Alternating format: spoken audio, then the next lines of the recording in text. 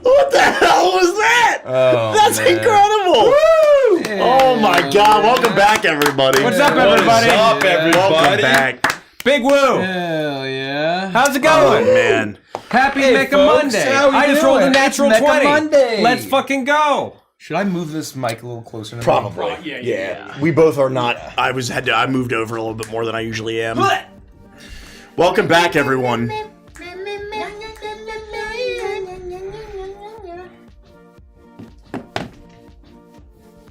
Hi, everybody. How's everybody doing? We're Legends of Avantress. Tonight we're going to be playing some 5.5e Dungeons and/or Dragons. Yeah. I mean, yeah. The fuck did you just say? The fuck? 5.5e Dungeons and Dragons. What the But more importantly, that's what it's called. It's 5.5. But more importantly, I want them to. If people get mad at me for saying 5.5, I got a picture. Show them. what kind of picture? You know. And it's not the same picture anymore. It changes. Oh, really? Now it does. It changes. It evolves. Do you take a New picture year, of it every single day so that new we year, can animate it over time? New year, new picture. Oh, new year. New year, new picture. Well, that's New a me. nightmare. You know what they say? Folks, if you haven't heard, Neon Odyssey. What? Why are we doing all of this? Why is it Mecha Monday? Why are we breaking ourselves? Why are we breaking ourselves? Why are we breaking to ourselves? launch 60 to launch campaigns? a million campaigns that are, I gotta say, they're all pretty fucking peak and key. Oh my God, are you kidding me?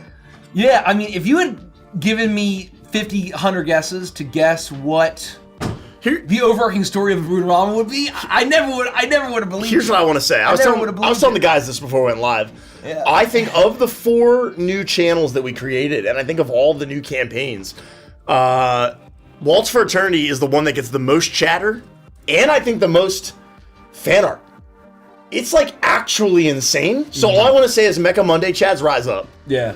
If you're a Mecha Monday Chad, rise up. We're Mecha Monday Chads. Yeah, I mean. This is it's just peak. I've been saying this for a long time. Behold the power of Yowie. I've heard you say that. Behold! I've heard you say that. Sure. Look upon my works in despair. Look upon my Yowie in despair. Oh my. I don't know how to reply to that. I mean, it's true. It's true. God, Rich was on one that. this What was is- the one where we were running the obstacle course? Yeah, he was And like, Rich was saying something. he was like, oh I my forget god, I'm not an anime twink. Yeah, he was like, they're Curse probably. my chest circumference. Yeah, I'm a beefy boy. No, he My said lord. like, but he was saying, they're very easy to throw. They're anime twinks. Yes. Like, Yeah. Mecha Monday. Nothing. everyone else but him. If Nothing leveled me like Mikey being like, Oh my god, that was so funny. If where he was we like, ever did the head have turn? to, Yeah. if this ever came back, not saying it ever will, because it won't, because it's going to end. If it came back on Fridays, it would be renamed to Fujo Friday. oh Jesus. Oh my god. Fujo Friday. Oh my goodness. All good endings are immediately retconned and stories are continued. Yeah. Look, I know that we. The Twix. The twinks. Dishonorable. Yeah. God, you were on one. Varys is my God. favorite. That was the funniest Varys session of all time. I have to say though, boy. thank you. I have to say, I forgot about that. I keep saying that I don't know how I'm gonna go back after all of this. I don't know how I go back. And I was listening to the Midnight Song Obsession, Loving You is Oh Fatal. yeah. There's a line. There were a couple of lines in the song that say, because once you've tasted flight, it's hard to spend the rest of your life back on Earth, grinding gears, dreaming about better years. God damn! And, that hits. That's how I'm gonna feel about all these campaigns. How do I go back to Earth? Now, Mike, you should quote the lyrics from Losing It. Oh my god. What is it? Better to have oh my god, what is it? I can't remember. Look it up. I'll pull it up. Yeah. I used to know the whole thing. Sadder still to watch it die than never to have known it. For you, the blind, who once could see, the bell tolls for thee. Damn. The bell tolls for thee. Darth Fenrir 861 became a VIP. Gotta give it up. Damn. Gotta give it up. Cool name. Gotta give it up. Gotta give it up. We're just gonna be the Folks- ones back on Earth grinding gears. Folks, VIPs have slowed down. I think it's true. There's no other way to say it. There's no other way to say That's it. just the nature of things. It's the nature of things. There's a Death Valley for everything. We had it too we're there. good for too long, and Death Valley comes for all of us. But you can help us fight back against the dying of the Death Valley by telling your friends and family. by telling your friends and family. That's true. By And I'm telling. becoming a VIP today. Tell your pets. Tell your Rich will put up the Schoolmates. VIP tell your extended family. and Use your medias that are also social. It's ruined, sir. It's ruined. Disappointed. disappointed. Oh, I noticed too. I called this out. We have to change at the top of that page. We have to change it to 5.5. It says 5e. What? Yeah. I noticed it while we were busy on Oh, the Saturday. Kickstarter. Yeah. We launched and announced, and then literally, I think it was like less than a week later. No, it was less than a week. They were classic like, Crooked It's like Moon. 4 days later. oh, Yep, by that's the just classic Crooked way, Moon. we're changing 2024 to 5.5, and this whole thing where you're saying, oh, it's not 5.5, it's 2024, and then it's like, actually, JK, you're an idiot and an asshole. Yeah, we look like dumbasses. We didn't know. There we go. No, of course we didn't fucking know. What a life. If we knew, What a we would have. life. It would have been nice to done know. it. It would have been nice to know. It would have been nice. It would have been nice. It's Mecha Monday. Mecha Monday. So I had to. Is that the shirt we got this year? Yeah. Mine is still in its wrapping. I haven't unwrapped it or washed it nice. yet. 20XT6! Jinx. Oh my god. Guys. Twin Brain. good. 20XT6. It's a Homestar Runner reference that MagFest did. Oh. Wow, really? I was gonna say, how the fuck did you know how to read that as 20XD6? It's 20XT6. It's a Homestar Runner. I thing. never. Yeah. I was like XD. I was like, I thought I was. 1936. 20XT6. 1936. 20XT6. Oh my god. Okay. Good. Anyway. So become a VIP at neonrpg.com. It is a 1,400 plus page trilogy for Space Opera. 5.5. I need to actually get a short up. I forgot about it. Mike! Oh, I suppose. We can vamp. What were you Yeah. saying about it? We can answer Patreon questions. Yeah, thank you. 1,400 plus page trilogy. For Space 5.5 opera. D&D. 5.5. What does it mean? Tons of options for players and GMs To be alike. bickling. An entire galaxy to explore. 30 plus species, 40 plus subclasses. What? A new class in the Machinist. Unbelievable. 200 plus monsters. A brand new space combat system. I'm reading off my list here.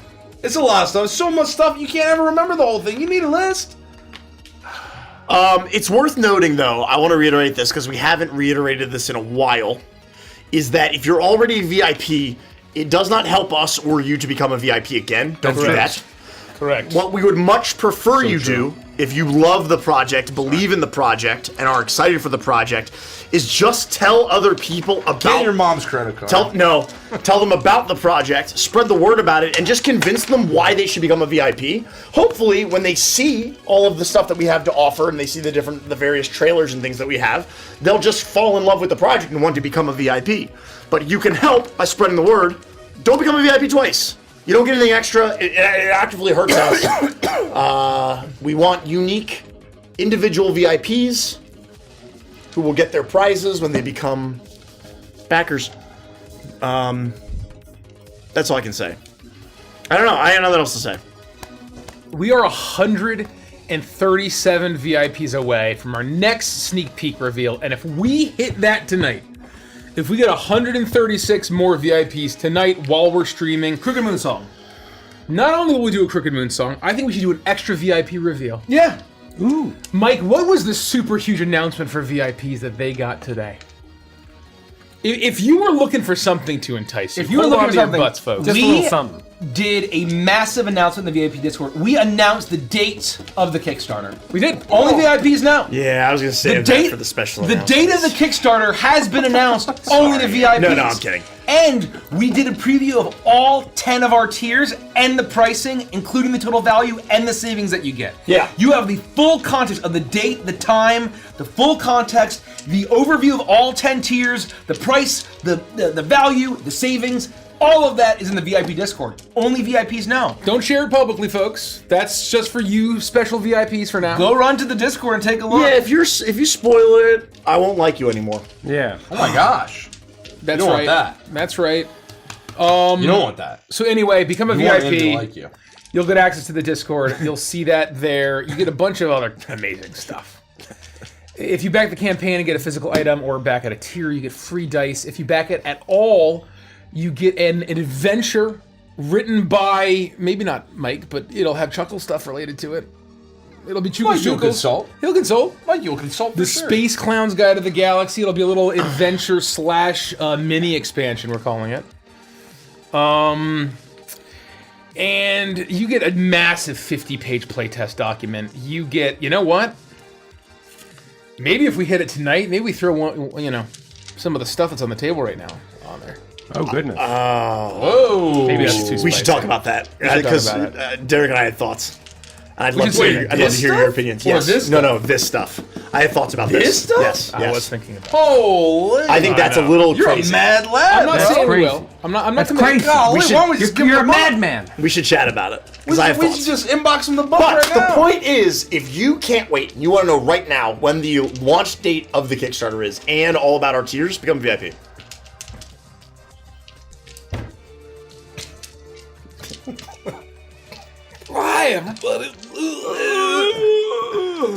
Well. Good night, everybody. Good Good night, everybody. It's been Thanks for fun. hanging out. That's life. We'll see you Wednesday.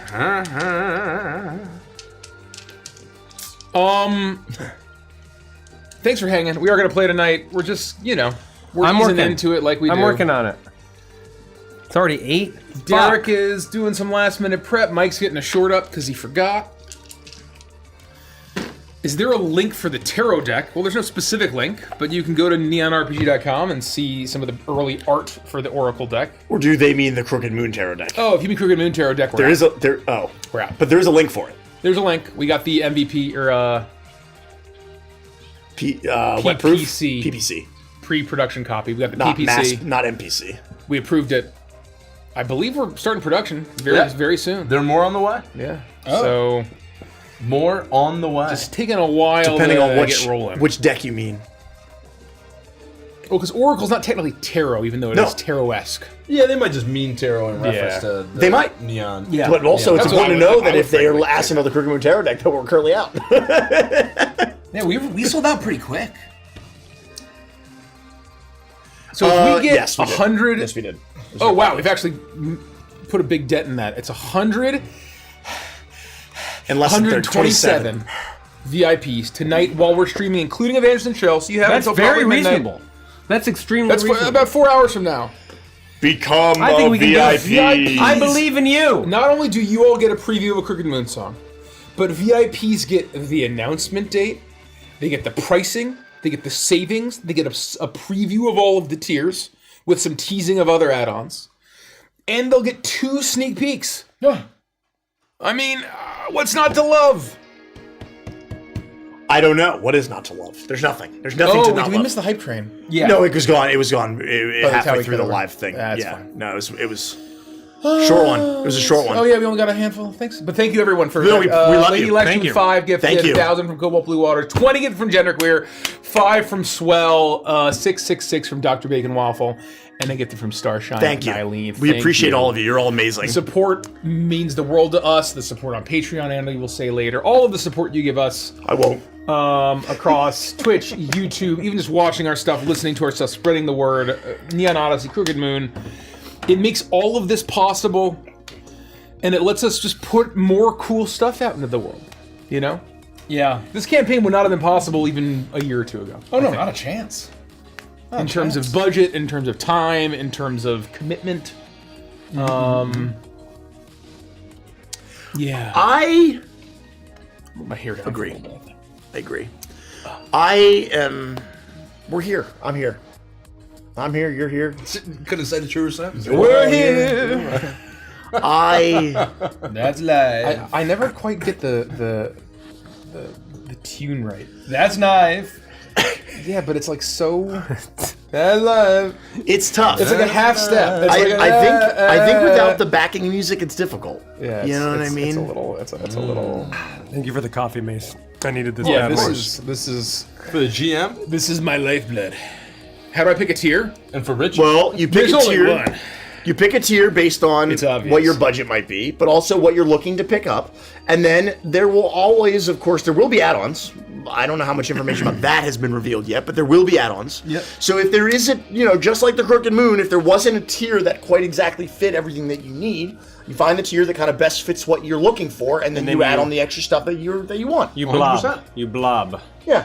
You can kind of do it all. You could also do the whole thing a la carte if you wanted to by just getting a PDF and then tacking on a million fucking And things. if you're but that would be really expensive. waffling, just pick all in, because then you don't miss out on anything. That's right. That's true. All in means all of it. I can't That's it, express to all you of the how much things. money you save if you get the all-in box. It is immense. Did we put the math? Because I was Yes. looking at Oh, math. yeah. We put the math. I put in the math update, out right? there. Yeah, the math is actually crazy. I when you don't look at think it. people realize how much I had to go to bat with our ops and finance people to get the prices where they're at. But Mikey, Oh yeah. you've got ants in your eyes. You I couldn't fought possibly. for you. Well, think about it this way. Unironically. I can't tell you This how many isn't me times being I- a shillmeister. I am the shillmeister. I know but it sounds wild, but our prices are ridiculously pro-consumer. How many times Ridiculously. the sentence was uttered? We simply can't afford that. No. I mean, like, Simply actually. cannot charge those prices. We're finding a way, folks. Have you lost your mind? it's like, Mikey, are you a fucking psychopath? I'm like, oh yeah. I got Mine 7 around. Yeah, I got there's over 7 around. It's worth We gotta lower mentioning. the prices even fucking more. It's worth mentioning that if you go look at, or if you're just familiar with the Crooked Moon pricing, right, and look at the packages there, and just kind of see like what the difference was between max value saved and everything, and now think about it being 3 books, right? Like, just how much more value is going Yeah. to be in the all-in box. It works out in your favor. That's all I can 100%. say. Dr. Slim Jim asks, I'm answering questions from Patreon. Bingo.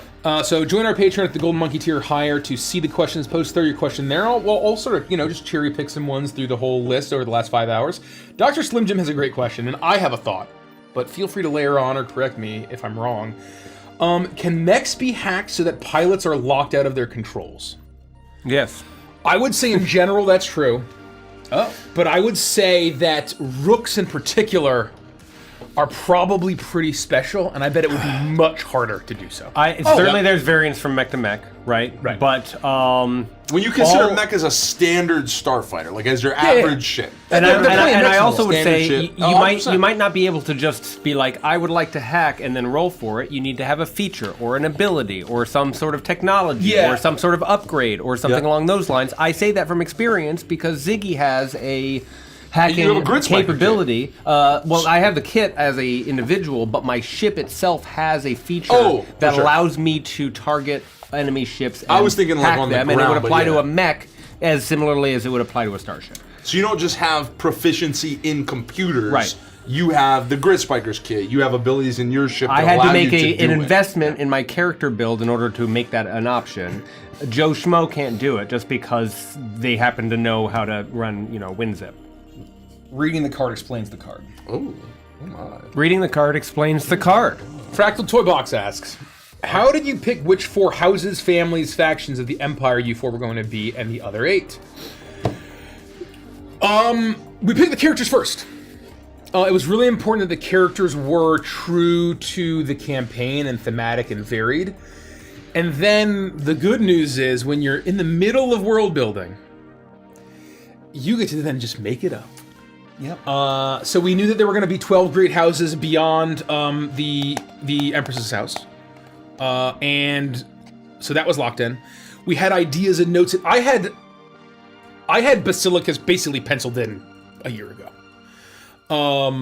But I knew that I wanted to play Varys, and I knew that it would make sense for Varys to be from Basilicus. And I think in other cases, it was just, hey, what's a cool homeworld that could be invented for this character?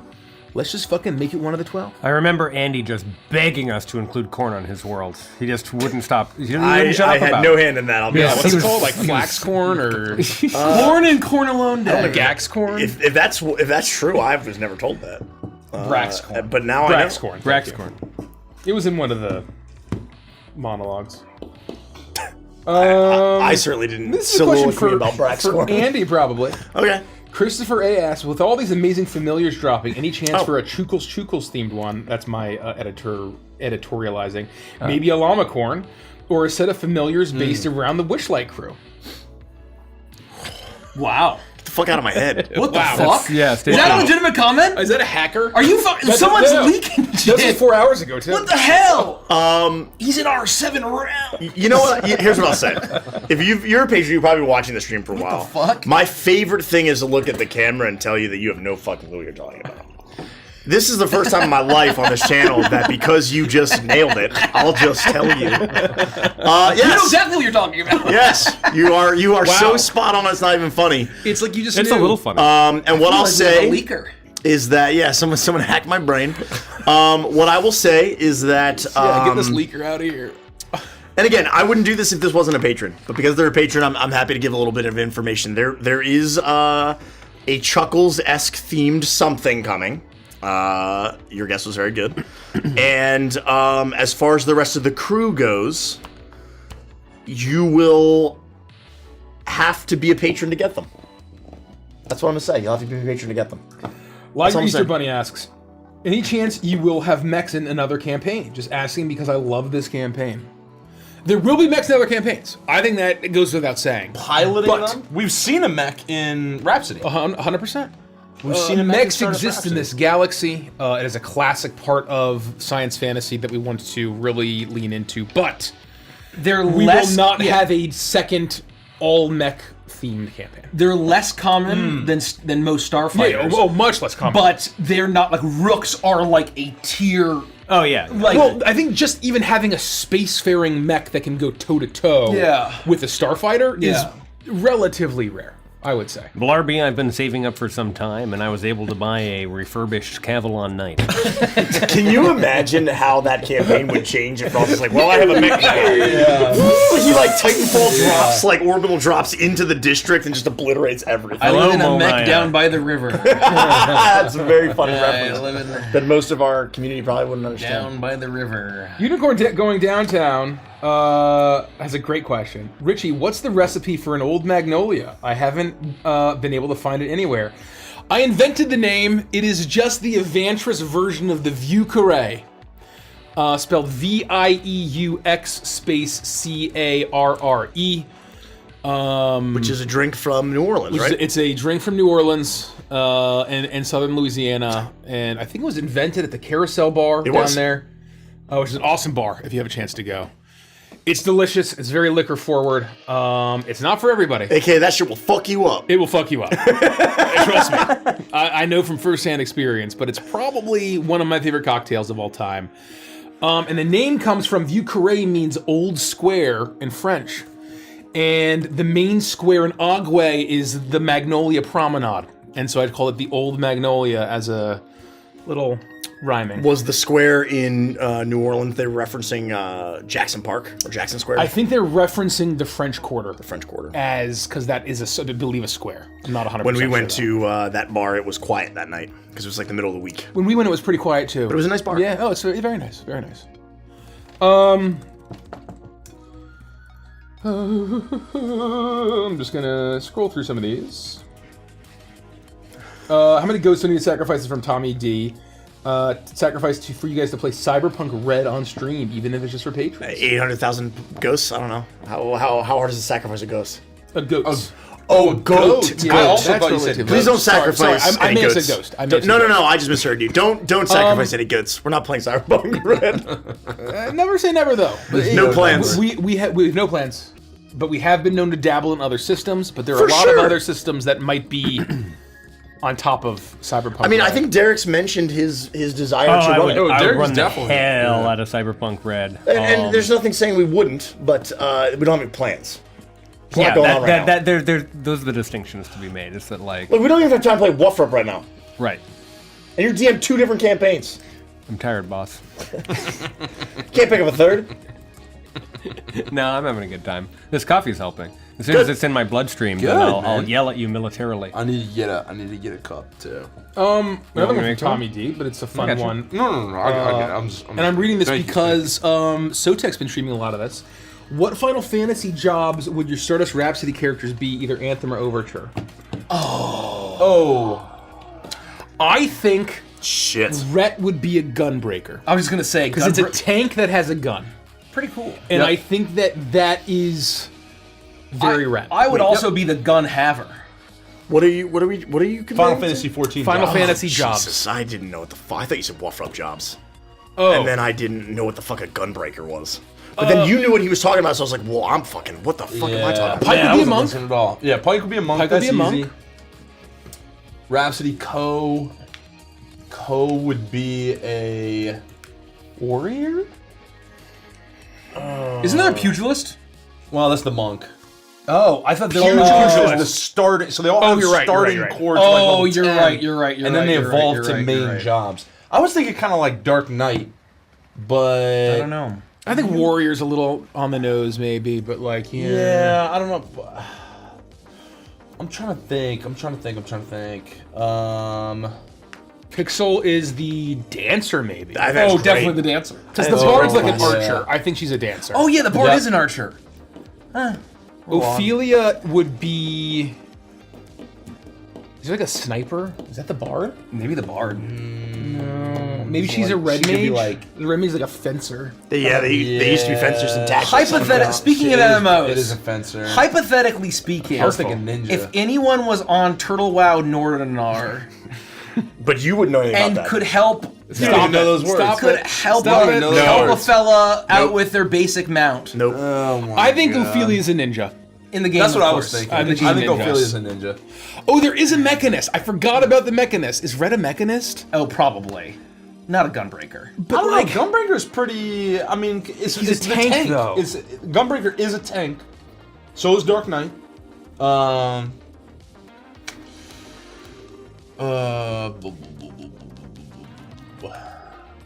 Ziggy would probably just be straight up Black Mage. I don't even know the machines. What activities would, this is from Soren, would the Waltz cadets enjoy most at the Cavalon Empire's equivalent of a Renaissance fair? So maybe a tourney, or like a festival. I think Milo would love all of like the deep fried sweet food. I think that would be his favorite. Honey sticks. He would also love the joust. Those would be his two favorite by a wide margin. That's very fair. I think he'd get really into it. He'd have like a giant like deep fried peasant bread, some sort of thing, and then just like go absolutely bananas at the joust. God, what would Varys like?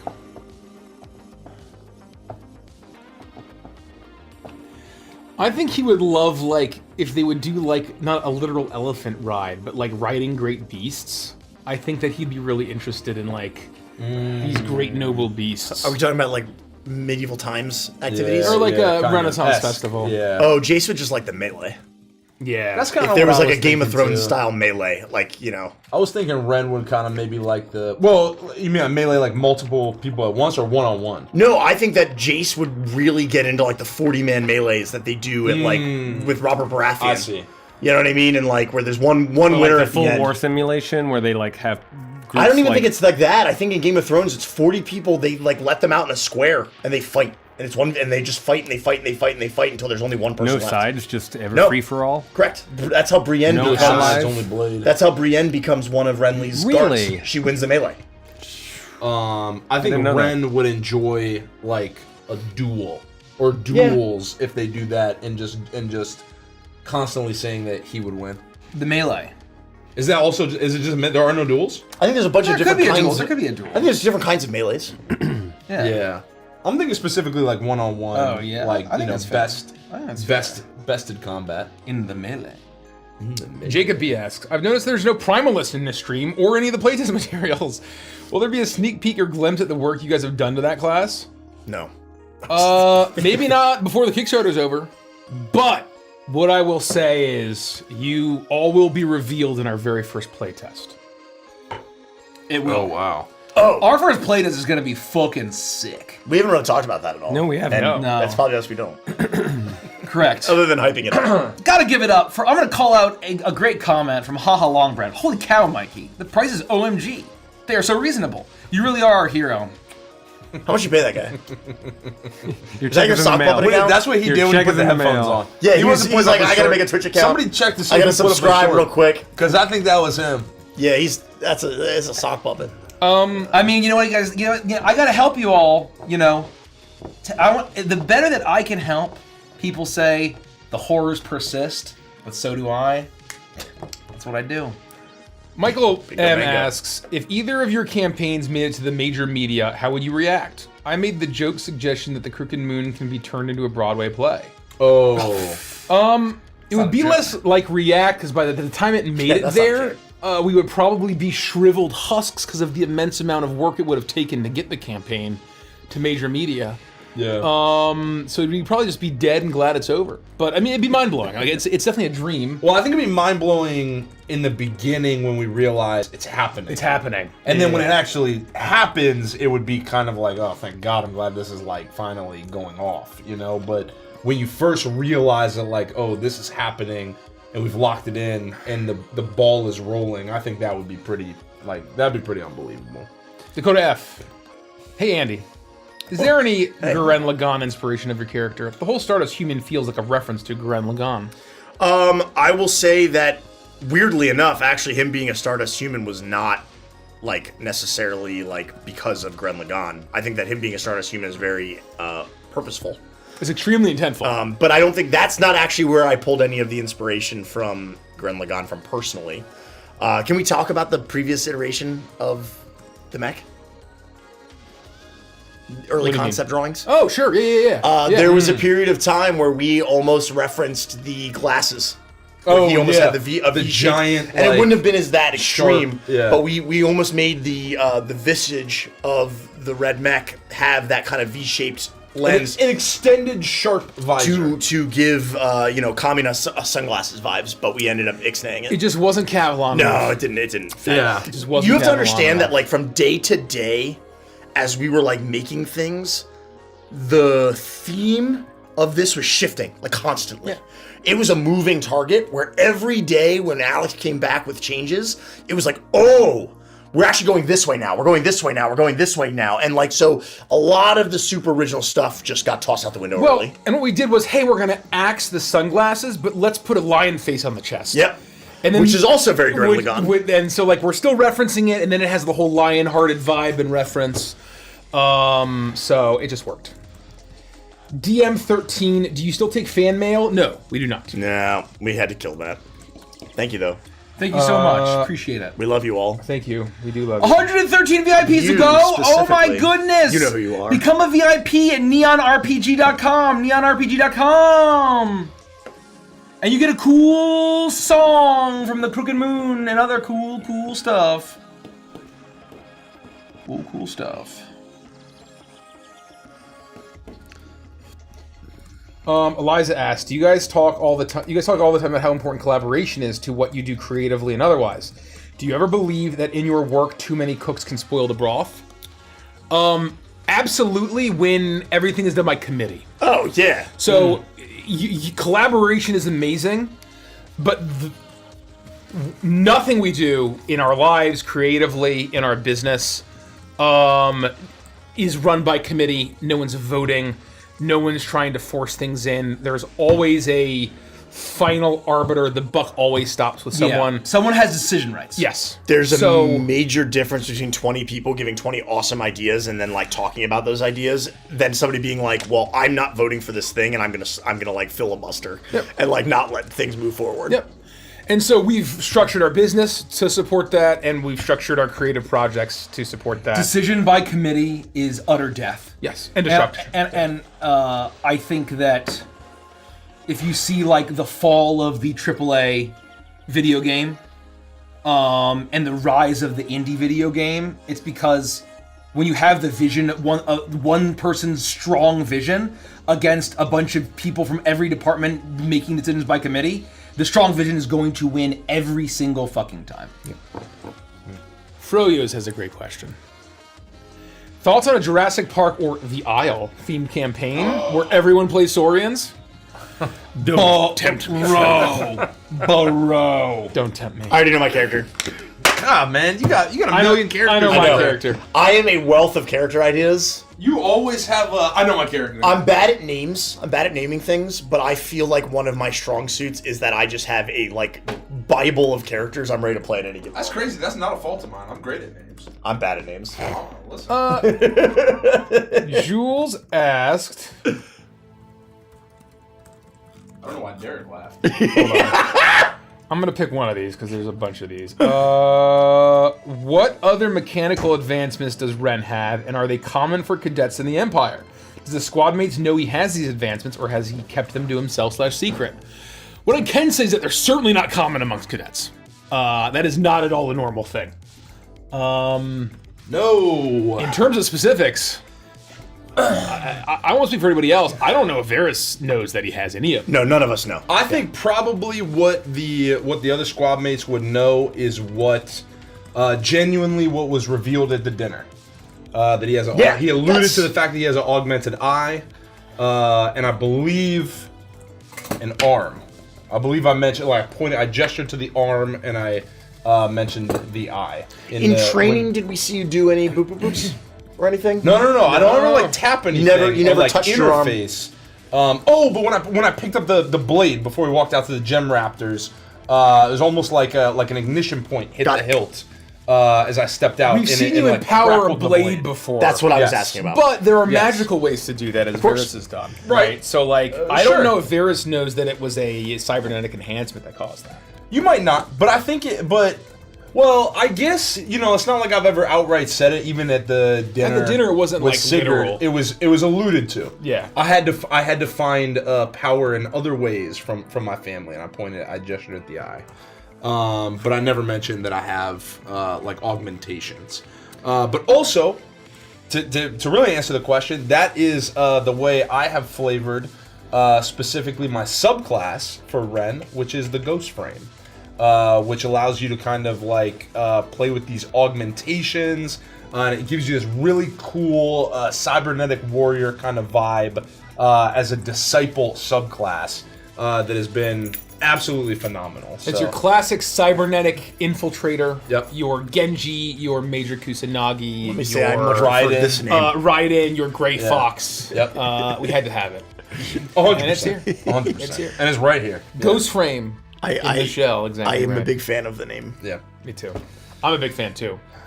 I snapped that off randomly. I didn't think anyone would like it. And I'm Really? Like, this is good. I thought it I was think shot it's- down fucking immediately. I was not. I I know. thought Ghost was a great inclusion Yeah. in the name. Is like Ghost being in it was fantastic. It was one of our many subclasses that got a rename for a whole variety of reasons, right? But we renamed at least 5 or 10 subclasses throughout the process.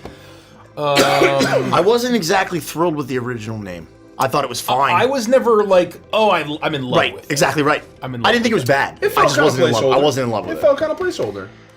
Ghost Frame just feels right. We were trying to reference the wrong things, Yeah. and Ghost Frame is referencing the right things and hits the vibe better. Well said. This is a good question, and I have thoughts on this. Mr. Red Guy asks, out of all your guys' mecha, which one was the most complicated to design?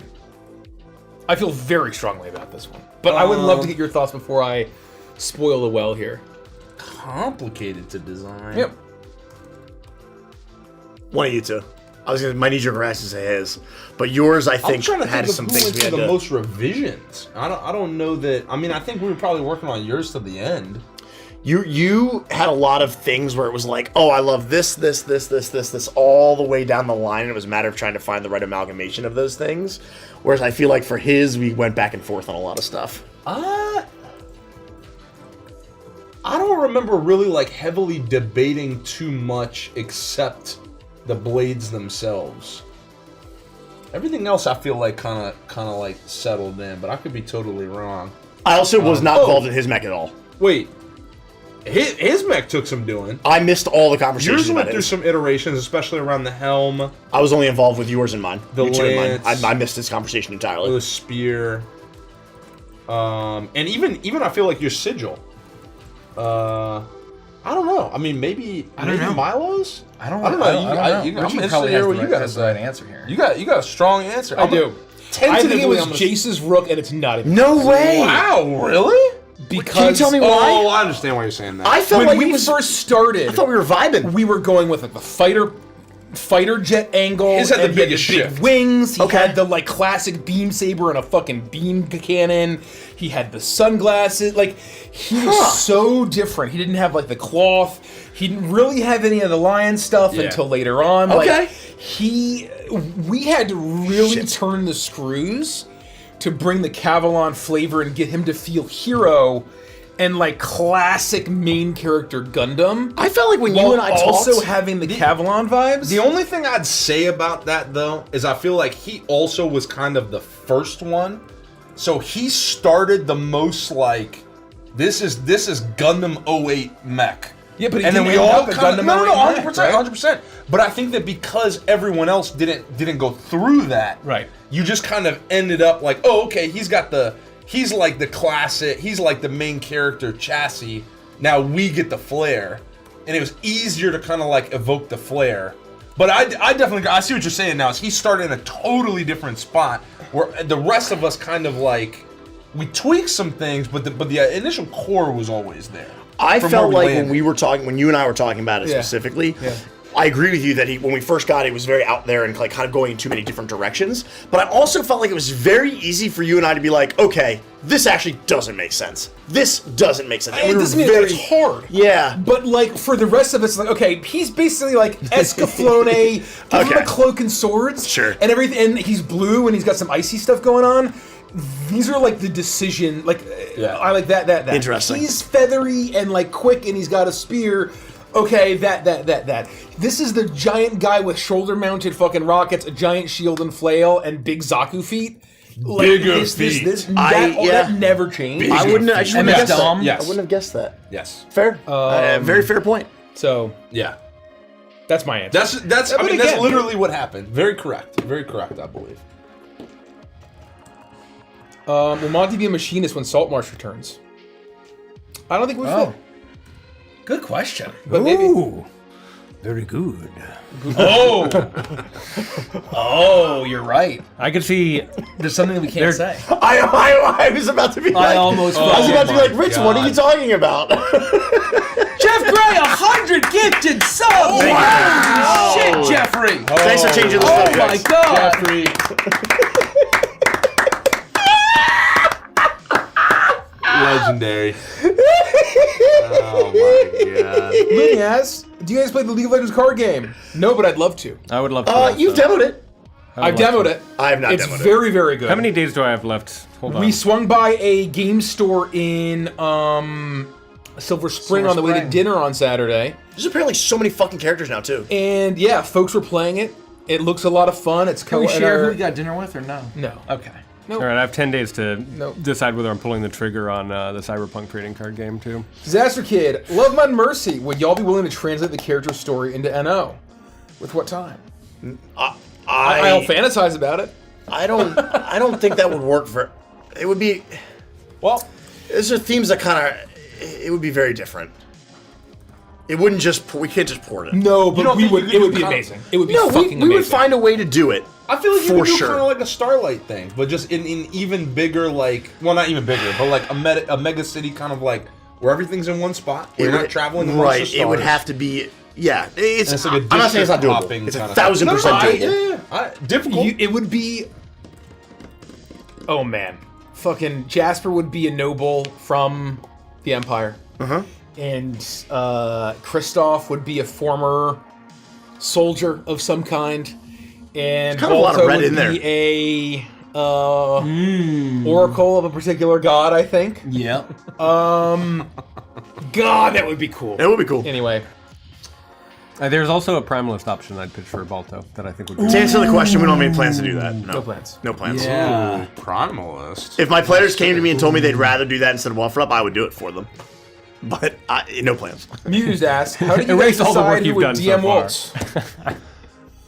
Waltz? We knew that it definitely wouldn't be Mace because we wanted to give Mace an opportunity to play in the setting. So he was out. And we were also, Andy and I were also like, when we started talking about mechs, we were the ones that were like losing our minds. Right.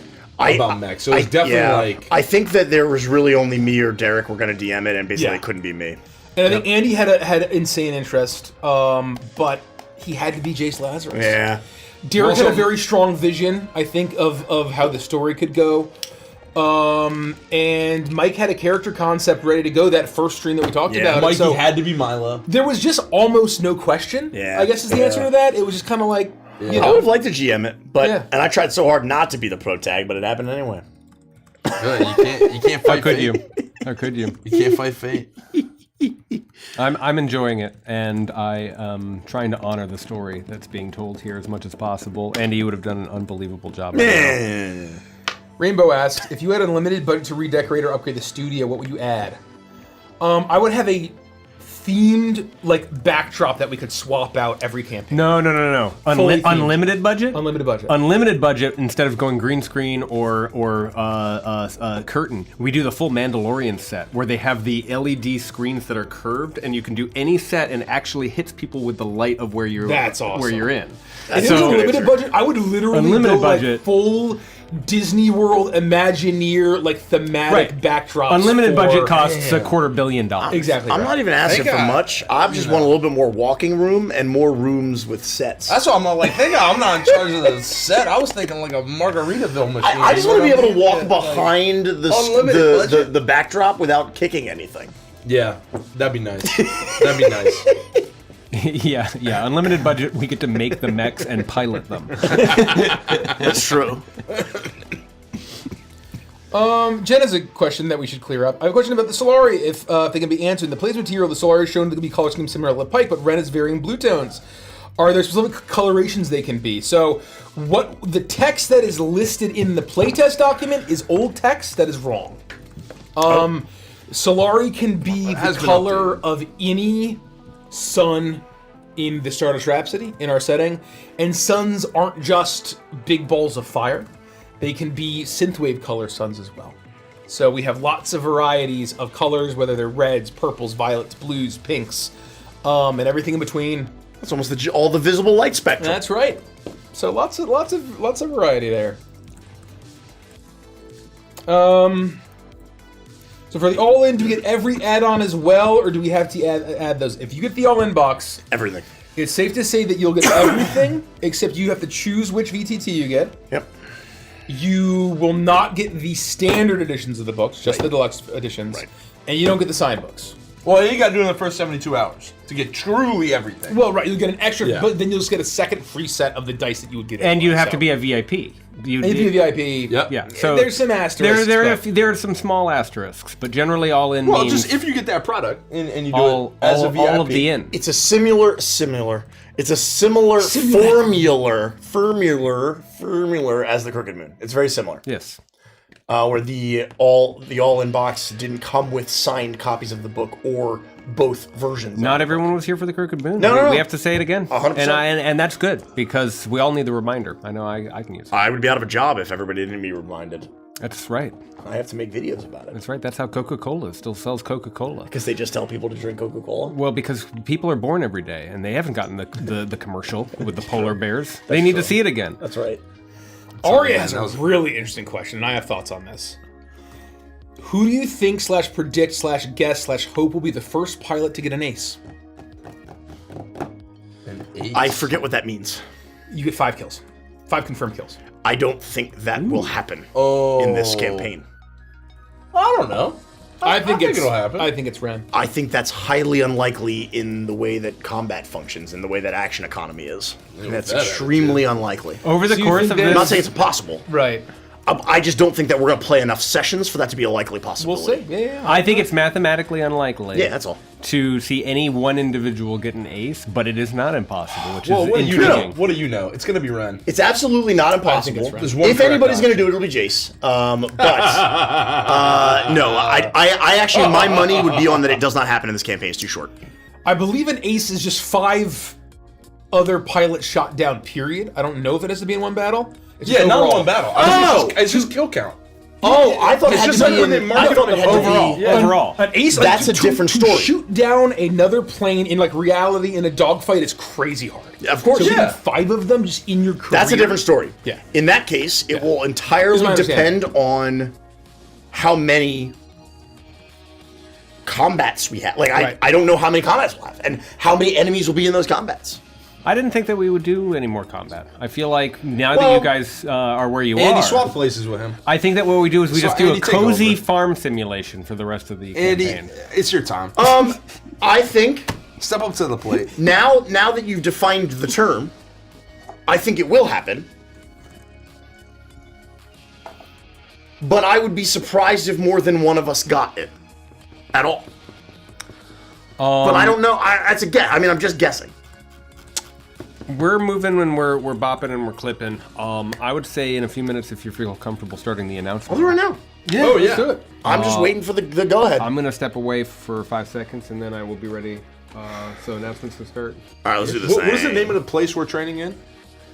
Castle. Castle. Castle Ascalon. Okay. Ren's about to become the ghost of Ascalon.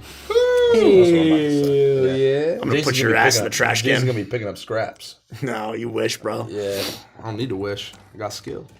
I've seen what your fucking mech does, and I told Dan to nerf the shit out of it. I forgot you have that power. No, I don't. No, I don't. I'm gonna start cheating off my. Suddenly I have this other thing. I wrote Dan a check. rook wrong. That's a joke. I wrote Dan a check, and I said, please ruin Mace's time. Whoa! Dan says I have an ability called immediate. Jeff Ace. Gray with another 100 gifted subs. Oh Thank my you. Kill 5 enemy ships. Unbelievable. Jeff. Thank you. Jeff Gray. the legend themselves. Wow. Cow. I Are you made kidding? If you read really closely on your sheet, it says that if you take any action, your mech explodes. What is it? But this one says Ace Maker. Immediately kill 5 enemy ships. Become the ghost. of Asgard. No. It says pacemaker. It says your mech's heart fails and the core explodes. I forgot I couldn't read. All right, let me do these announcements. yeah. Let's stop jawing at each other. Can we just get along for once? Can we just be friends? We'll see. What are you doing after the stream? Yeah, you wish. We're Legends of Adventures, and as always, this is a mature stream. We do have a merch store. You can go check that out if you want. But you should really become a VIP at neonrpg.com. Go check out the amazing new Kickstarter that we're doing called Neon Odyssey. If you're interested in being eligible for free dice when the Kickstarter goes live in May, then you'll want to be a VIP because that is the only way to get those dice. We'll never sell them or reproduce them ever again. And right now, VIPs are aware of our tiers, pricing, and launch time and date. So become a VIP today. Go check it out. It's the #1 way that you can support the stream right now before the campaign goes live in May. Then we have a Patreon, which is an awesome way to support us. We also have a hype train, I think, going thanks to our buddy Jeff. Oh my god, we're already level 8. Thank you, Jeff. Goodness. Well, it's worth saying, if we hit level 15 on this hype train, we're gonna do a reveal of a Crooked Moon song, and maybe we'll just do an extra fucking VIP Yeah, why not? sneak peek. Screw it. If we hit 15, we'll do a VIP sneak peek. We have a month to go, and we have a lot to show, so I'm going to start ramping up the sneak peeks in the VIP Discord. You want that. That's right. That's right. Patreon's one of the best ways to support us because you get a lot of really. Thank you, Genderqueer, for 20 gifted subs. Thank you. You get a lot of really awesome stuff in return. You can ask us questions like the one that Richie's been reading all evening. If you become a Golden Monkey or higher, you get access to unedited episodes of our sessions. It is the only way to watch Adventures and Chill with us live or after the fact. You cannot enjoy Adventures and Chill if you're not a patron. You also get access to 2 exclusive campaigns, a hangout, a movie night, the book club, and so much more. The Scarab Plus movie night is the 17th of this month. We are watching The Empire Strikes Back. We are continuing our Star Wars journey, which I'm very excited for. Then we'll be back 2 days later with the Scarab Plus Patreon hangout on the 19th. We've got Nikki's Nook book chat on the 26th. The books this month are 10,000 Doors of January by Alex E. Harrow and One Dark Window by Rachel Gillig. You can also go to the Book Nook chat section of our main Discord and find a list of books for the remainder of the year. So if you'd like to read ahead, get ready to go, you can do that. Whoa. Pretty cool. Then, of course, as always, I'd like to give an extra special shout-out to our Emerald Lion tier patrons and higher, because they are kind of the elite tier patrons that support us month in and month out for, ever. It's been awesome, so thank you. Please, if you could, put your Emerald Lion thanking hands together. Let's thank AJB, Atticus H, Brandon R, C. Blake Smith, Dakota K, Dave, Drastic Dragon, Echoes in the Dark, Ellipsa, Fruit Loops, Insane Inkling, Genderqueer, Kelly Bean, Kala, Lord and Lady Deathstrike, Matty Malice, Max B, Mick Bleakdeck, Ophiaria, Palo Meme, Real Gamer Kev, Ryan the Right, Spartan Hats, Thrack Mortem, Unlikely Nick, and Zephyr T. And at the Ruby Dinosaur tier, we've got Chase T, Fletch B, Mommy Shark, Moonsun162, Mystic Ermine, Nosferatu, Rocket Raccoon, Sloth with ADHD, Varus Knox, and Veldrexen.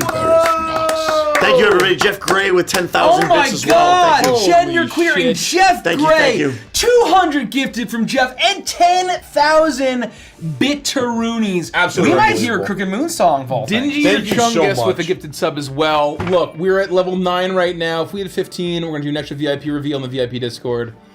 We're flying, folks, on these VIPs. See, we only need 106. So if you're watching right now on Twitch or 106. YouTube, summoning all the lurkers. If you're not a VIP, go to neonrpg.com. It's only $1. Check it out. For all of our socials, like the Discord, the YouTube, the TikTok, the Twitch, all of that good stuff, the podcast, go to checkoutOurShit.com. For our upcoming schedule, the next episode of Stardust Rhapsody Anthem is April 11th. That's this Saturday. 5 days from today? God. Striking distance. Yep. It's this Saturday. We're playing all day, 2 p.m. Tuesday, Eastern, Wednesday, Thursday, Friday, Saturday. Yeah. until after midnight, probably. Voidbound will be May 1st. It's a month. That's actually less than a month. It's A little 4 less. weeks away. Less than a month. May 4 weeks 1st away. is Voidbound. We're obviously back on Wednesday with more Starlight, back Monday with more Uprooted. You know the pattern by now. Didn't we just do Anthem? Yes, we did.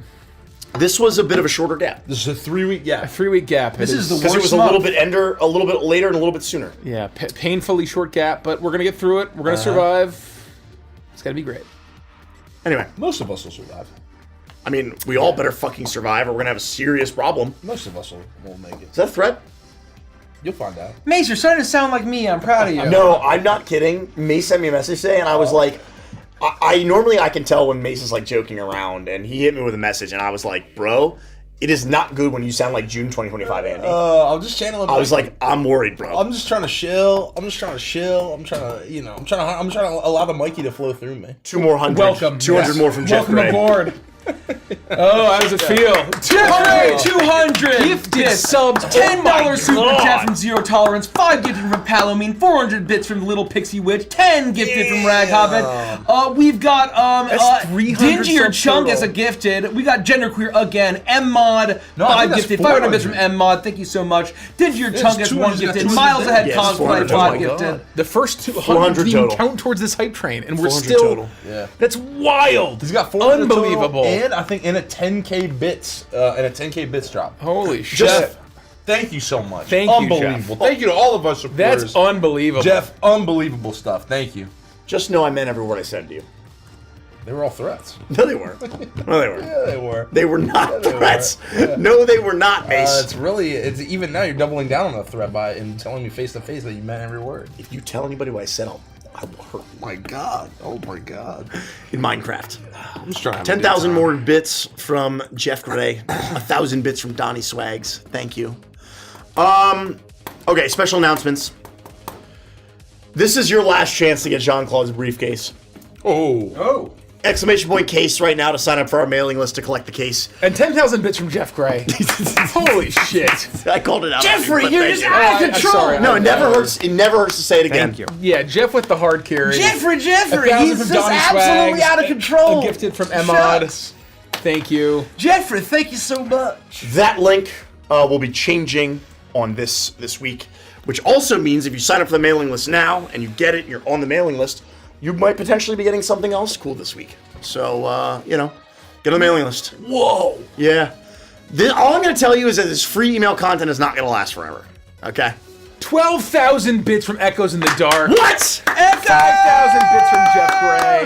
What? 10 gifted subs from Genderqueer. 500 bits from Donnie. Genderqueer. It's Mecha Monday, Oh everybody. my gosh. There's Mecha something in the Monday. water. There's something in the water. Level Thank 14 you is so complete. much. That means we just have to get through this level. We just need to complete 15, folks. We just got to get through this level, and we're there. That is wild. Wow. Thank you all for your you. wonderful support. And once again, we are And we're 101 101 VIPs away from our goal. We might have some mega reveals today. I'm gonna go crazy. We might. Let's go crazy. Just like how I went to war with our ops and finance folks to get these prices. He did. I'm going to war to spoil the entire book. Because at the end of the day, it means what? 100 gifted. That'll do it. That'll do. From Jeff Gray. Thank you, Jeff. Jeff. I think Earl Grey is actually named after Jeffrey. I think that's right. I think he's got to be an Earl. He is the now. Earl. He's the Earl. He is now. 1 from Digier Chungus, 10 from Swellatini. We got 5 from Cobalt. We're like halfway to 16 almost. Gosh, I think it could have been, maybe it's the work of that dang old homunculus. What if we do a new reveal in the VIP Discord every 5 levels? How does that sound? After this? After this, at Yeah. 20. I mean, as long as someone keeps me honest. that would be wild to 20 tonight. Let's do a quick poll of the song. We've hit it. Okay, we've hit it. We've hit it. We're doing a poll of the song. You set up the poll. I'll set up the poll. Trying to dictate it is just a nightmare. No, I'll do it. Okay. Well, thank you, everybody. I'm gonna real quick get through the rest Do I of do the slash poll and it does it? Unbelievable. Go to like tools or something. If you click here. I'm gonna blitz through the rest of these special announcements so we can focus on the hype train. Yes. Go check out the Among the Stars fully animated music video by Shucharu. Did that work? Simon's the GOAT. Go check out the awesome fully animated Among the Stars music video. And then, of course, we have neonrpg.com. We've been talking about it, shouting from the rooftops. Last thing that's worth saying, though, is that if you go to neonrpg.com and you become a VIP right now, then you will know the launch date of the Kickstarter. You will know the tiers, their contents, and their pricing. The only way to know is become a VIP. That's all I have to say. I've made my announcement. Folks, we're I came and I 101 made my away from announcement. our nightly I'll come and goal. make an announcement. I also arrived. I'll do a 2-minute poll. How does a 2-minute poll sound? Yes, that's great. I think 2-minute poll's great. We're going to do a poll, and we're going to keep focusing on the type train.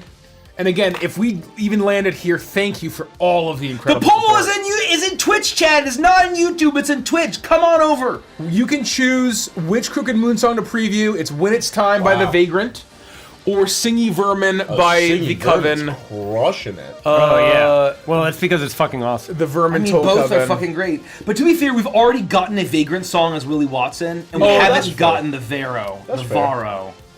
Vero. So it's kind of a very new flavor. Scarlet Prince, yes, the dates for the Kickstarter have been released on the VIP Discord. You But only VIPs know. Yeah, only the VIPs know. Only VIPs now. Only VIPs know. Lady Leshy with 5 gifted subs, 1 from an anonymous gifter. I think that's called. Bro, it's not Donnie, even do we get fucking you remotely 1? 5 from close. I'm gonna pull Cobalt. up. Thank you, thank you, thank you. We're Okay. exactly 100 VIPs away. So that's we've already unlocked 1 extra sneak peek tonight.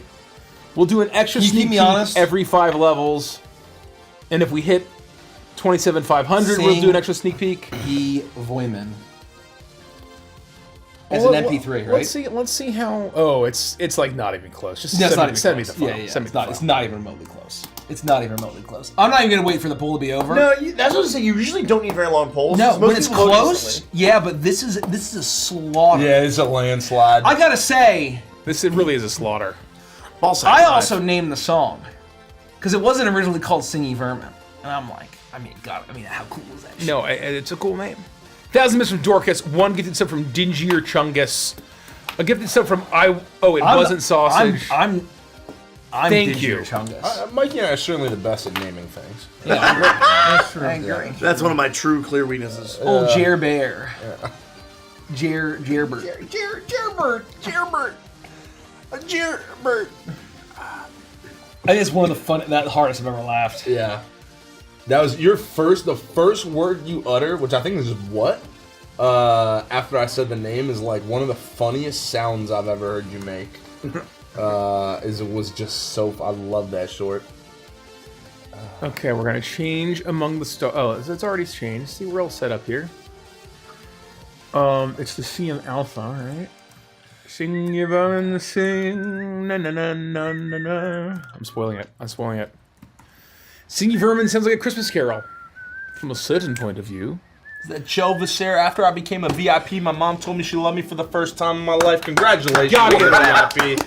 Congratulations That's on what the happens. VIP. What the fuck? Matt, can we get some 07s in chat for... 07's in chat. 07's in chat. You two could know For love the first Empress. time. 07 for the Empress. You can know Based, unrequited love based. for the first time if you two become a VIP. That's a hidden effect. I also want to share something My God. that I tweeted. That, there are some times that you just can't believe. That there's this Disney mobile game called Disney Heroes Battle Mode. Oh no. And they revealed 2 characters that are the dynamic, iconic duo. Benjamin Franklin Gates, also known as Nick Cage from from National fucking Treasure, way. and Scuttle.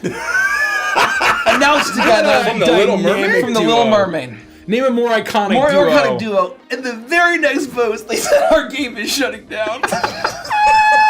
I shit you not. Wait, what's the time between those posts? Like a day. A day. One day, they announced that Benjamin Franklin Gates and Scuttle are coming to the game. They want the everyone next to day is the game is That was commitment. They wanted everyone to know what they were missing out on. Yeah. They're like, we know This is what they're taking from you. That is like the Onion level, like a Yeah. shit. I went to, it's organic, no one set it up as a joke, it's not ironic. I just can't looked at make it, that up. I'm like, this is the funny thing, and I'm the only one in on the joke. I'm the only one who gets to share in this joke. It would go Brutal. viral if you posted about it on Twitter. I literally can't believe that's real. That's crazy. It's nuts. Okay. Thank you for the hype train. We're gonna Good play. God. I know it's almost 9 p.m., but it's been a long day. Just another day that ends in Y, folks. Everybody cancel your Are we morning ready to meetings. go? Yes. We have some promises to deliver, but then we can do have go. A lot of promises to deliver. Tee this song up, Michael. This is a very unique song. It's not a single, but it very much hits the theme of the Crooked Moon. It's one of our most folk horror songs. And I wasn't sure how it was gonna, hey, how are we gonna have a witchy vibe? I don't know if this is gonna work. How are we gonna have a coven singing over a bubbling cauldron as vermin skitter throughout the walls? And the Blasting Company again said, hold our beer, and they found the band Varro, an Irish folk band. On their trip to Ireland. On the trip to Ireland, they found them, and I mean, I don't even know what to say. Oh, is this the Elan Pipes player?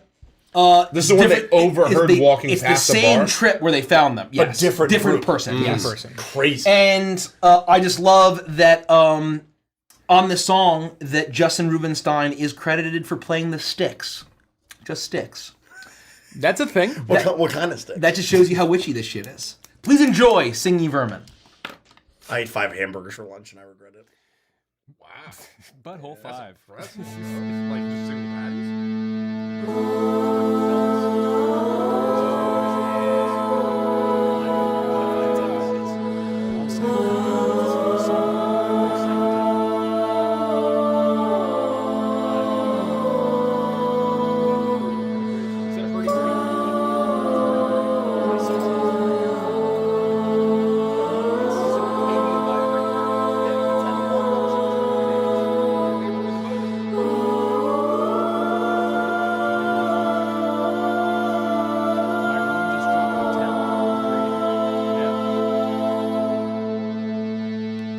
Answer us, ye messengers who scrape beneath the soil, where mortal dreams are choked by roots and shrivel, shrink and spoil.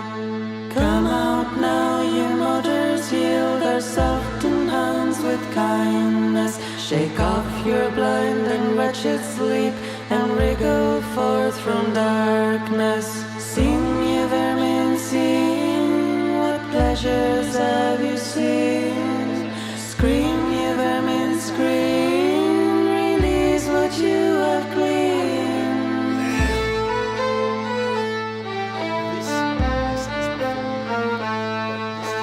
Tell your mother, have you felt the throng of children's laughter? Tell me what new melodies are sliding through the rafters.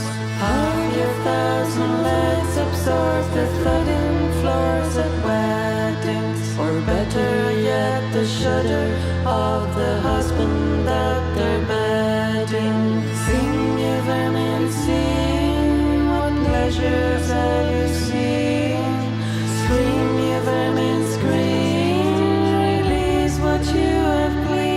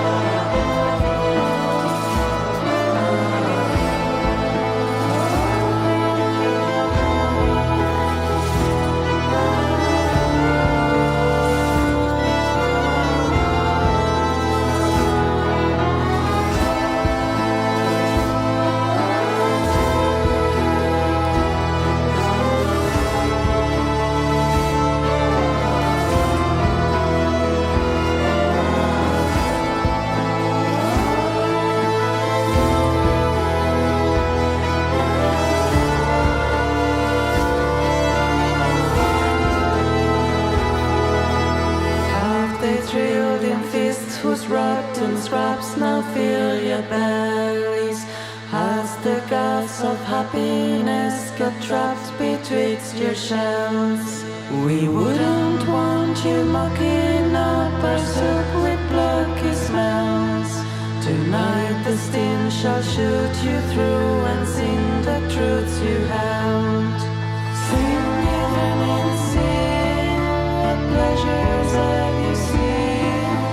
Scream, ye vermin, scream, release what you have gleaned. Sing, ye vermin, sing, what pleasures have you seen? Scream, ye vermin, scream, release what you have gleaned. Sing, ye vermin, sing, what pleasures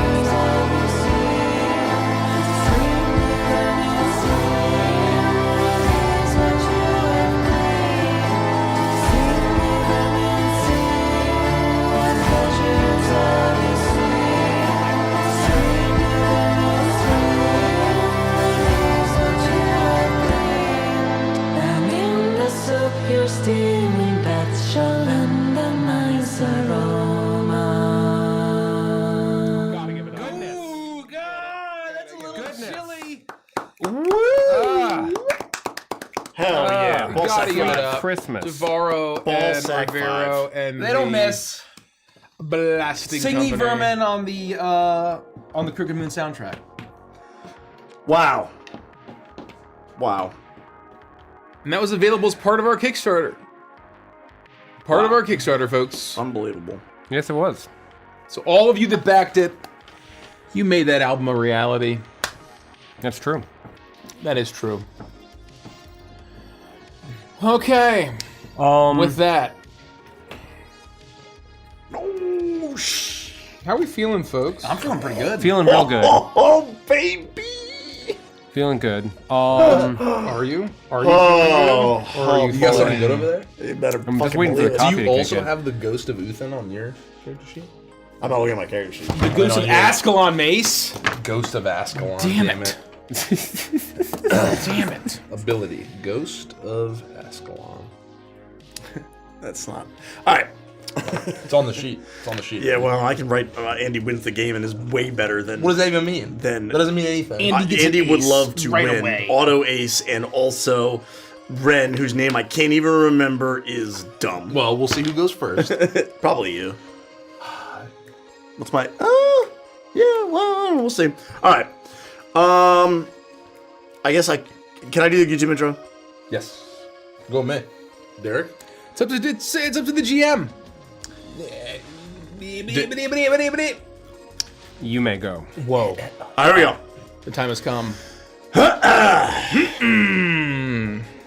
Welcome back to another episode of Waltz for Eternity. We would absolutely love it if you'd like this video, subscribe to our channel, and check that bell so you never miss an episode. And of course, while you're doing that, I'm going to read some comments from last episode right now. Comment number 1. I fear what Yucharu will do with Milo has a surprisingly masterful arch, end quote. The big arch burger. Comment number 2. My headcanon is that Ren wakes up an hour before everyone else and practices his snarky comebacks in the bathroom mirror.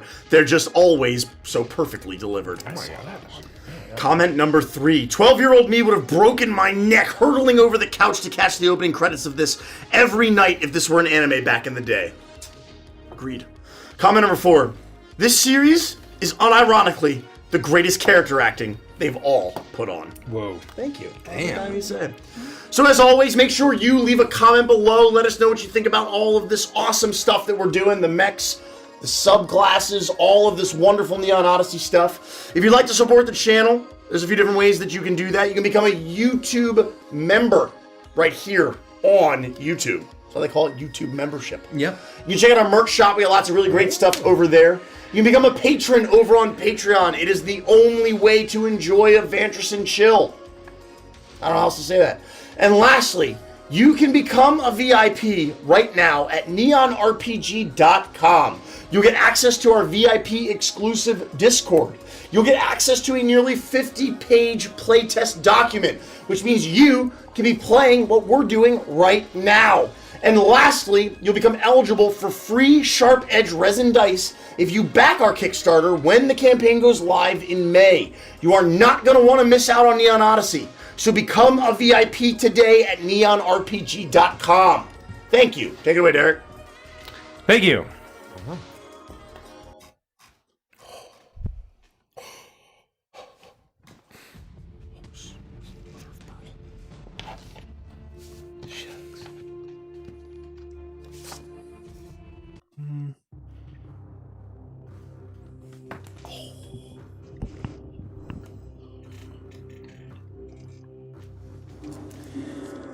Twelve cadets stand in a line in the highest hangar of Castle Ascalon, with spotlights illuminating each one of them.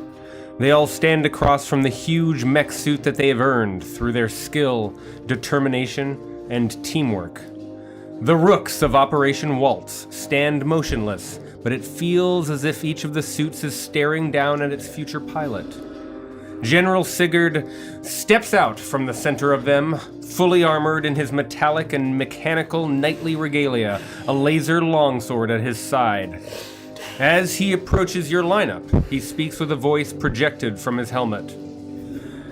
1200. Where there were once 1,200, now there are 12. You have risen to the top. In order of magnitude of an order of magnitude. I stand before the best of the Cavalon Empire. Each and every one of you have earned your place in Operation Waltz, and the rook that you will bond with, pilot, and wield like an extension of your own body. And now, kneel. You will say the words, make the oath, pledge your lives, and become true knights.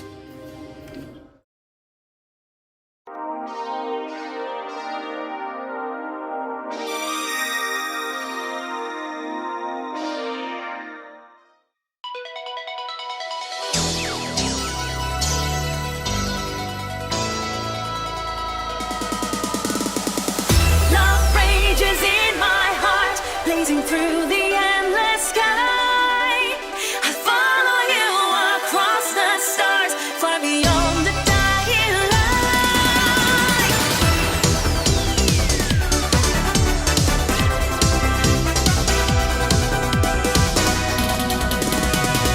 In a flash of armored wings, our souls encased by steel, fighting on the edge of fate for a love no war could kill. Our hearts awoke in shattered skies where angels fear to fly. There I saw a fire in your eyes as we dance through starlight in a waltz for eternity.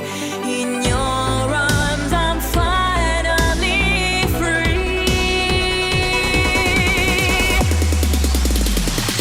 Love rages in my heart, blazing through the endless sky. I follow you across the stars, far beyond the dying light. Love rages in my heart, yours until the end of time. Ready for eternity, our love will never die.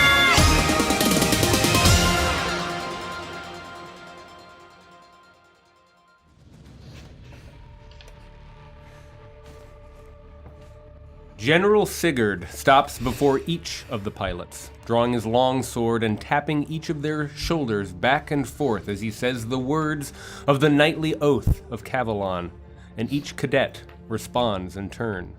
First, he knights the Oak Squadron. Zaro, Kaith, Daga, Lorimus. Then he knights the Ash Squadron. Reyna, Pate, Durgan, Oline. And now he knights the Elm Squadron. He stands before each of you. One after the other, he says the words, and you respond in turn. In the name of the Paragon, I charge you to be unyielding. I will be unyielding. In the name of the Lightbringer, I charge you to be ardent. I will be ardent. In the name of the Celebrant, I charge you to be exultant. I will be exultant. In the name of the Hearthmother, I charge you to be merciful. I will be merciful. In the name of the Architect, I charge you to be disciplined. I will be disciplined. In the name of the Dealer, I charge you to be cunning. I will be cunning. In the name of the Navigator, I charge you to be daring. I will be daring. In the name of the Codex, I charge you to be wise. I will be wise. In the name of the Clockmaker, I charge you to be certain. I will be certain. Be certain. In the name of the Maelstrom, I charge you to be unbound. I will be unbound. In the name of the Wildfather, I charge you to be enduring. I will be enduring. In the name of the Faceless, I charge you to be measured. I will be measured. In the name of the Heroes, I charge you to be chivalrous. I will be chivalrous. And in the name of the Empress, I charge you to live, fight, and die for the Cavalon Empire. For the Empress! Now, rise Knights of Cavalon, and take up the rooks of Elm Squadronin. The energy in the air is absolutely electric as General Sigurd finishes the knighting ceremony and returns to the center of the hangar. He steps onto a riser which takes to the air and levitates to the head of each of the huge mechs that stand before you. He moves beside a heroic mech of bright red and white with a lion's head in its chest, a wild mane at the back of its helm, and a gleaming longsword at its side. Sir Jace, I bestow you with the Rook of Corsica, Bright Roar. Sir! Next, he moves beside a graceful mech of light blue and white, with large, elegant wings, a core of soft green, plumage that extends from the helmet, and a gallant spear. Sir Milo, I bestow you with the Rook of Altaria. Sir! Valor Wing.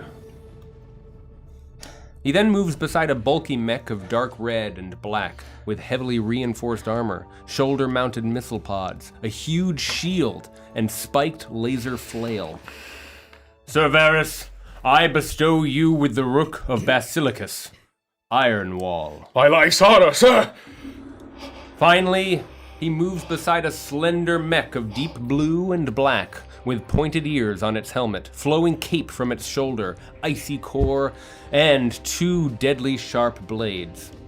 Sir Ren, I bestow you with the Rook of Scathy, Bitterfang. Sir. He returns to the center of the hangar as his levitating riser lands, and he steps forth once more. Knights of Operation Waltz, you have earned a moment of victory and glory, but this is just the beginning. Your initial training is completed, and now you prepare for war. While each of you is a critical member of your squadron, battlefield training means nothing unless there is a leader among you who serves as the clear authority when you cannot reach high command. Oak Squadron, your leader is Sir Zaro. Ash Squadron, your leader is Sir Reyna. Elm Squadron, your leader is Sir Jace. Yes, sir! Remember, you have been selected for this operation not for your individual talents, but Sir Jace. for your ability to operate as a team. You will fight together, or you will die alone. Now, your cockpits await. Get acquainted with your rooks. Take the night to celebrate. Tomorrow, we are back to war. You hear the heels of the general click as he turns and exits the hangar. You watch as the other squadrons all take in the event that has just happened. They, many of them race, ascending the ladders, ascending the scaffolding, getting up as quickly as they can to get to the cockpit. What do you all do when the general finally departs? I would take a moment to take in everything that has just happened. Especially that incredibly badass knighting ceremony. And just like take it all in, and standing in front of and looking up the absolute grandeur that is Bright Roar. And feeling the weight of the general's words that I'm the leader of our squadron, and really let it all just kind of sink in, as this is so much before I start to make my way up to the cockpit. I will eventually, but I'm taking a moment to just take it all in, because this is everything that I've worked for my whole life. I knew my life had to come to this moment. It is a moment of unreal, surreal reflection as you look around this hangar. Right now, with the banners of the great houses hanging from each of the rafters, the Operation Waltz insignia being cast as light against the wall behind you. The mechs stand at their gantries looking down at you, totally still. They feel almost more like the statues you've seen in reliquaries than an instrument of war. But they are yours. You feel almost as though you were looking in the mirror now that they are bestowed upon you, now that you've been endowed with this tremendous responsibility and power.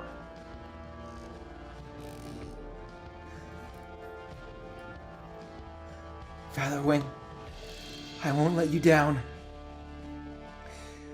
There could have been a lot of other pilots that would get to wield you, but I'll make sure that I earn this honor.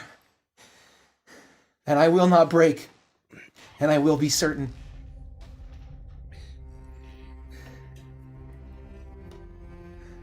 Do you say this out loud? Oh yeah. Okay. All right. It's a little soft. Sure. I wasn't sure if any of us heard you.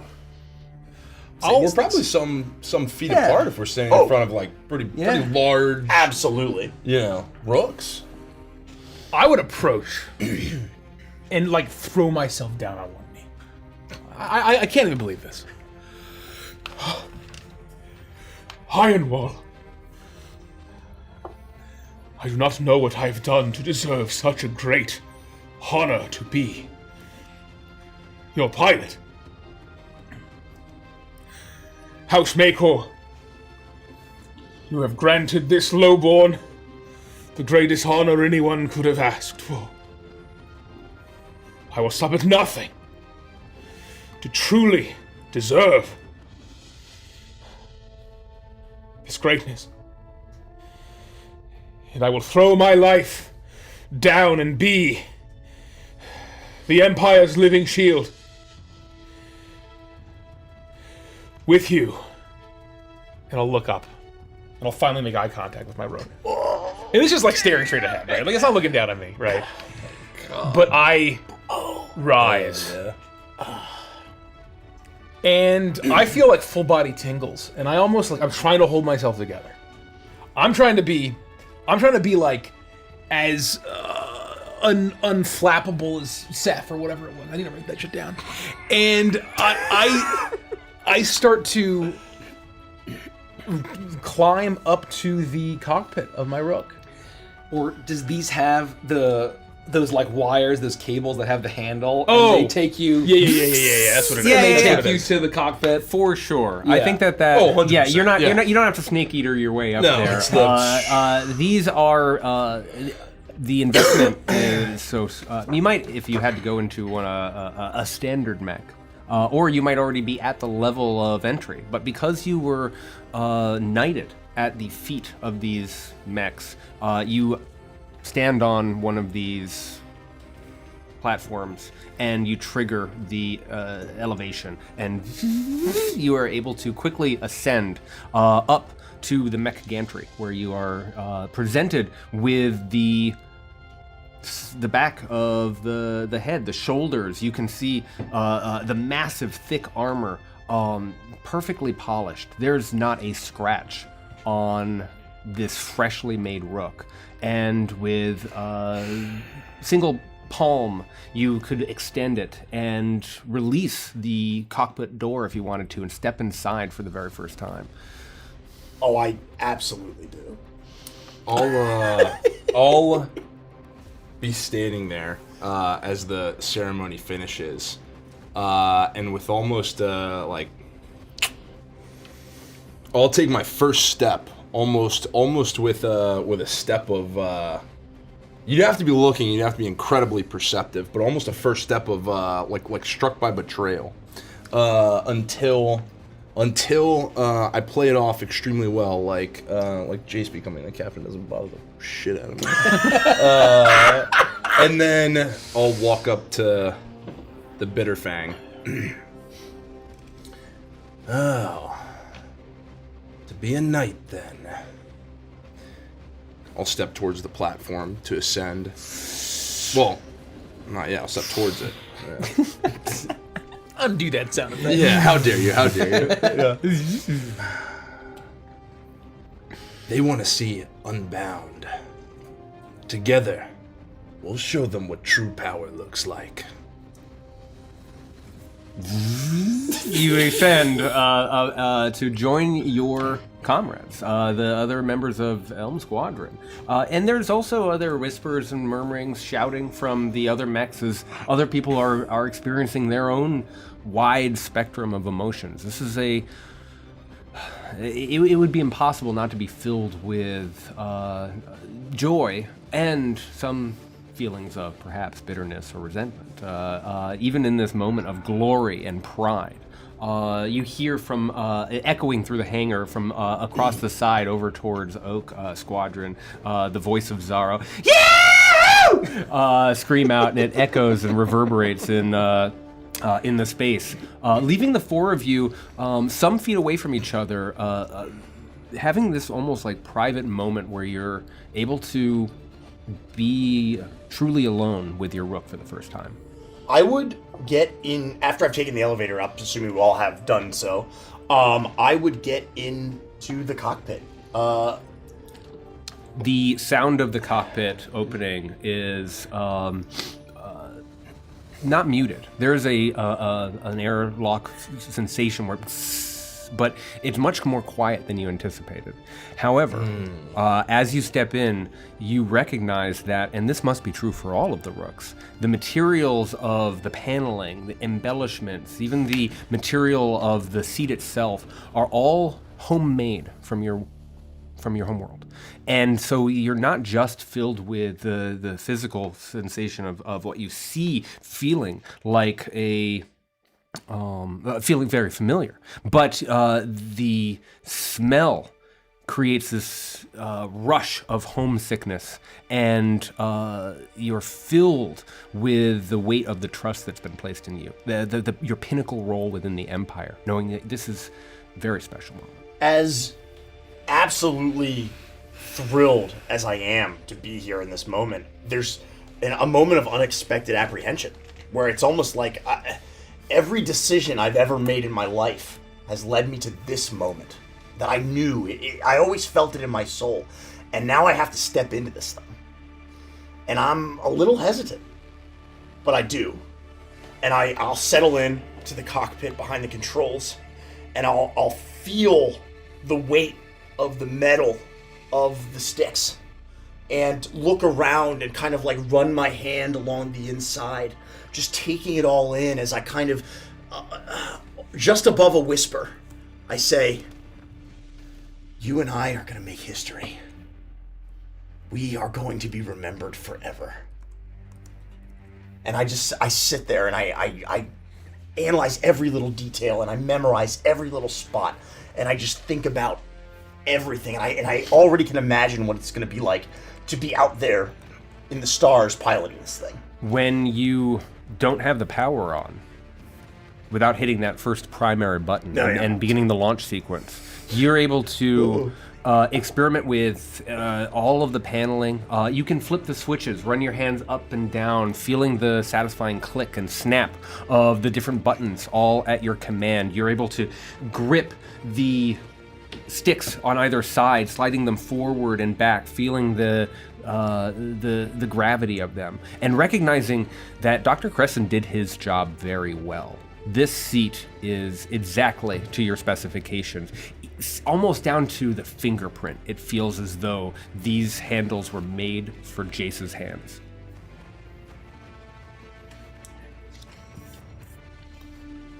I will be kind of, everyone else has gone up, and I'm still standing in awe of Valor Wing, and I kind of like hold on to my chest and say, "Thank you, Hearth Mother. I'm not sure why I'm here instead of the other 99. 99. Please look after those 99. If they're still here, or in the Harmony, or with you, or elsewhere. I hope I deserve this." And I'll look back up, and I'll look over to Reyna, if she's there kind of with Ash Squadron, and if I can kind of catch her eye, I'll like, Congratulations, Reyna, you deserve it. You're gonna be a great leader. You're gonna be a great Ash 1. Great Ash leader. Your voice carries easily within the hangar bay. She had ascended to the height of the mech and had been clearly perhaps saying her own private prayer, her hand extended to the side of her own rook. And immediately when you start to yell out, she sort of breathes out a sigh, not of complete distraction, but she looks up, clearly pulled away from whatever reverie she herself was experiencing, and gives you a sweet smile and waves. And she doesn't respond back. You don't hear her voice in return. She is too caught up in the moment.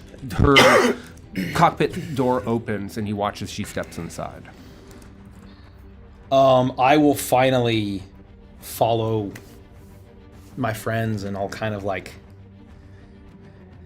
we'll hesitate, and then I'll finally kind of grab on and ride up, and then press, whatever hatch that opens Valor Wing. As I will hop in and kind of sit down in the cockpit, and am, being considerably smaller than most of the other pilots, I'm surprised that Valor Wing's cockpit is perfectly accounted for me. There's a room where I'm not sitting on my tail awkwardly. Yep. That it is made perfectly for my proportions. Is that Dr. Crescent did an outstanding job, presumably. Not just that there was a size for the cockpit and they fit a Milo-sized seat within that. That would create odd gaps, perhaps, between the side of the cockpit, or perhaps make the console a little too far away. No, everything was brought into consideration, with your arm length being what it is. Even your finger span was seemingly brought into detail. It feels as though this is an extension of your body the moment you sit in, and as you breathe in, it almost feels like you're back in the skies of your homeworld. It is an impossible sensation. It's just like riding a cloud, Wayne. Wow. Incredible. As I think I'll close the cockpit. I know probably shouldn't turn it on. But basically, maybe even where the buttons are accounting for the claws that I have as Claudera, and feeling how natural, for I've not even sat behind this thing, I haven't used it, but I get a sense that that I am more comfortable with this than the Esquire training mechs that I spent 3 months. It's a stark operating. contrast. Oh yeah, absolutely. And it's instant. It's instant, yeah. Almost as if whatever kind of bonding that General Sigurd had referred to has happened, and there's some sort of unsure if it was Dr. Crescent's specifications or just whatever it was. I'll kind of sit and I'll say, "Well, remember those 99."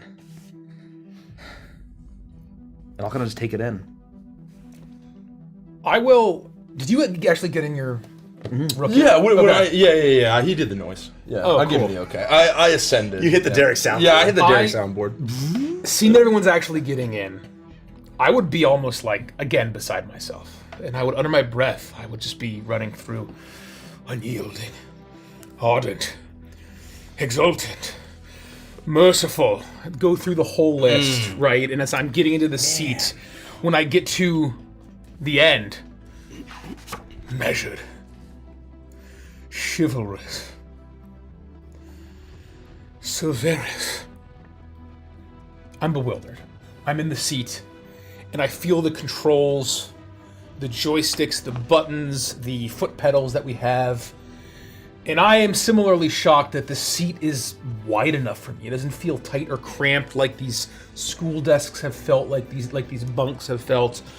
It feels like it is perfect for me.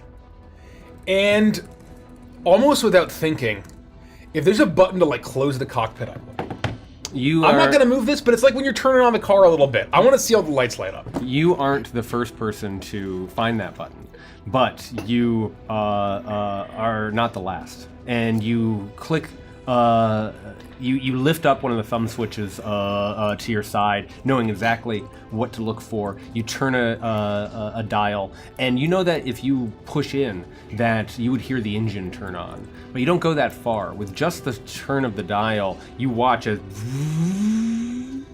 you are illuminated in light, and even the color of those switches that surround you are evocative of your home world. I will just take it in, and there's that familiarity of the simulations. And maybe this feels almost more familiar to the simulators when I was on Basilicus training. Because it has that element of being home. And I'll sort of hit some switches and flips, and just kind of like when you sit in a car and you're like adjusting the mirrors and you're like, checking the dashboard for the check engine light. I'm checking everything. And then I'll see like the communicator panel.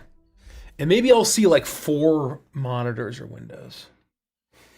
And I will flip and I'll turn on the comms. And I'll say, "Helm leader, do you read me?" This takes me by surprise, assuming that it activates in my.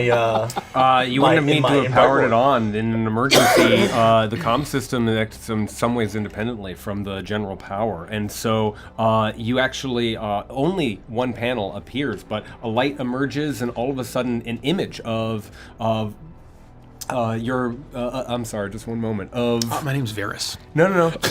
An image of Elm 3. I was gonna ask. If he had a title. Appears as the little placard illuminates, and Varys' face confronts you.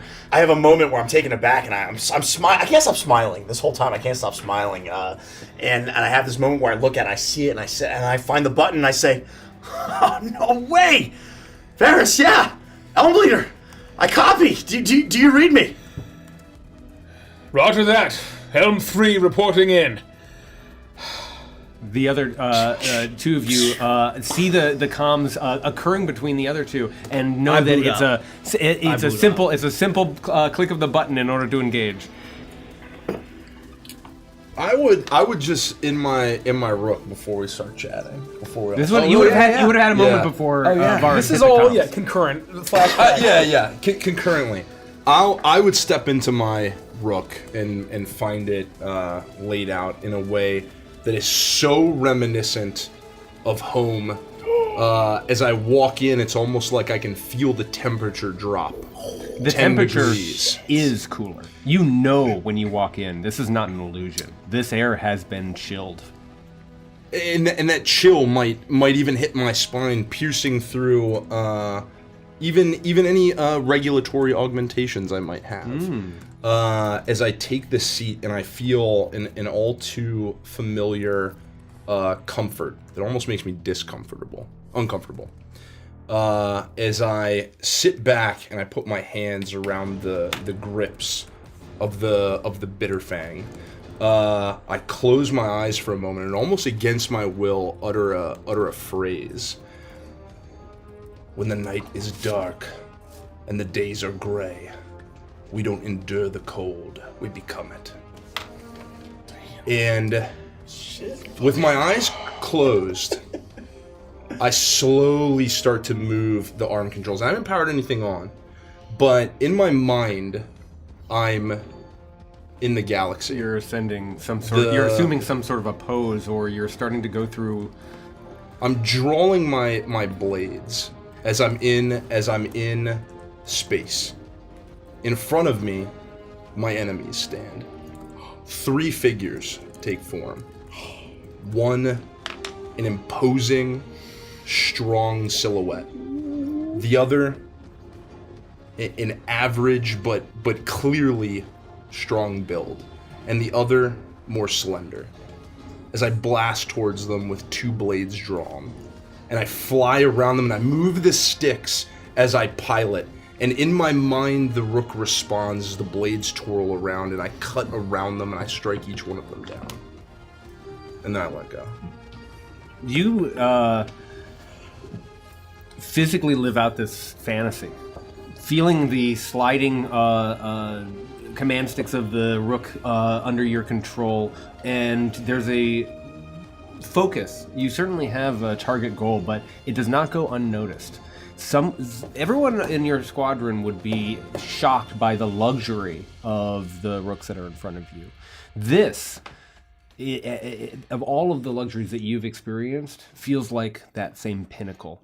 It's not unusual for you. This is not a new thing, but you are impressed with the quality and the Oh, I think this would still be beyond anything I'd experienced. Absolutely. This is the height of that. But it has all the ear markings of the home that I am. Exactly right. Exactly right. And so you can appreciate its luxury perhaps more than others. And you go through this simulation, and it's as you cut through the third target in your mind and start to think about what you might do next, you hear the comms interrupt your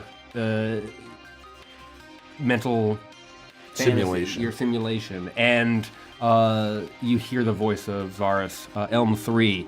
Then you see Elm Leader pop up on another monitor to your side.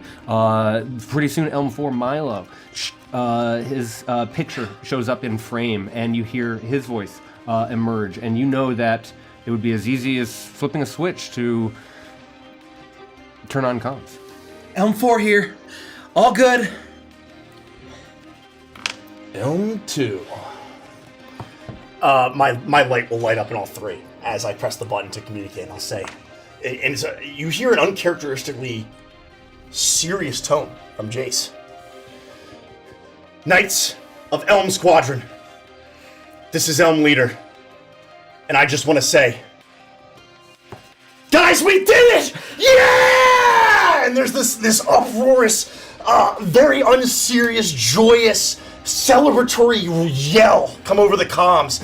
We did it, guys! I told you we would do it! We banded together! We did it! We did it! We did it! We did it! We did it! Yeah! We did it! We did it, Sir Jared! We're knights! Sir Jace! Sir Milo! Sir Ren! Elm 4. That's a lucky number, I think. The evening passes in celebration, and we could just stay here for another 2 hours. And I'm not kidding. kidding. It feels good. It feels real good. But for the sake of actually having a session, I will have to scoot us along, as they say. You enjoy that evening. You spend some time in your cockpit alone. You spend some time communicating over comms. I would say there are almost certainly moments once you've taken 30 minutes, an hour, however long you would have really, really familiarized yourself with this mech for the very first time, walking down to see what each other's cockpits have in store for each other, and what that might look like. Admiring how clearly a ton of data was collected, not just to your specifications, but your personal fighting preferences. Some have controls that are in totally different places, specific and unique to your fighting style. You leave.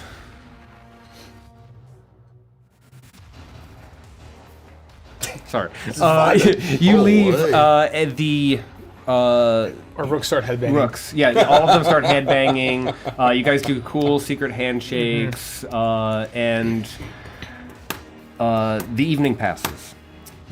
The next morning, you watch as the academic and training levels of the castle are cleared of those who didn't ascend, who didn't get knighted, who did not see their dreams fulfilled.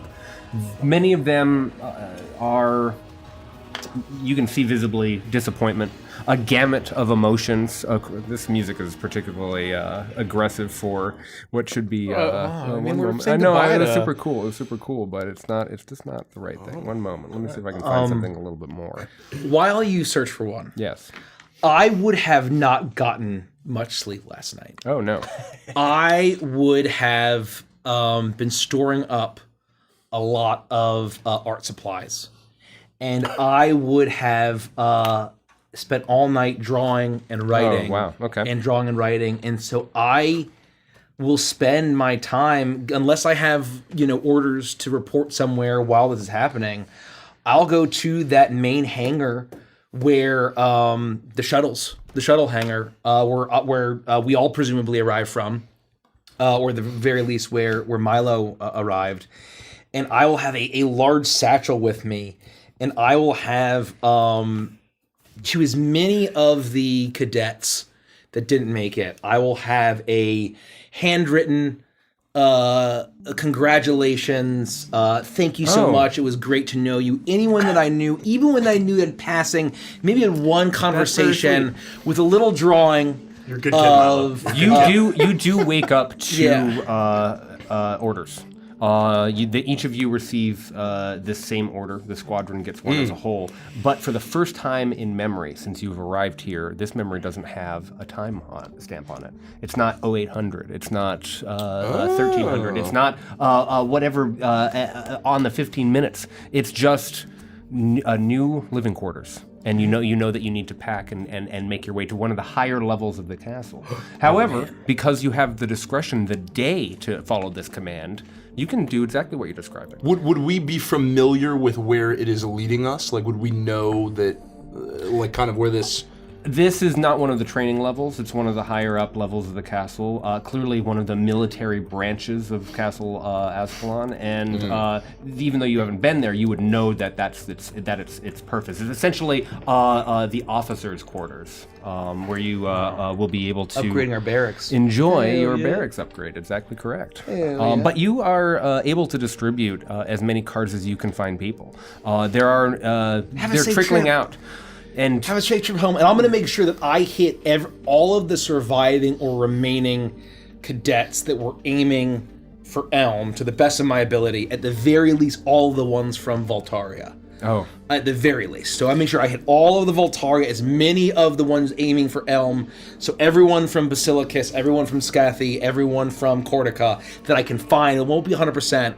And then basically everybody else that I know and that's leaving. And I might not be able to find everybody, but I'm going to try to just do my best to basically, give, say, a safe trip, I'll be praying for you, the Hearth Mother's embrace. And I'll just be, saying, oh, it's so good to know you're going to have a great military career. And I'm going to try to give words of encouragement and try to make them soothe whatever bitter sting that I can. Perhaps naively thinking that it means nothing, or perhaps is even probably seen as not a great thing for the person who made it to be doing that. You did your best. You did great. There's a range of responses to your effort.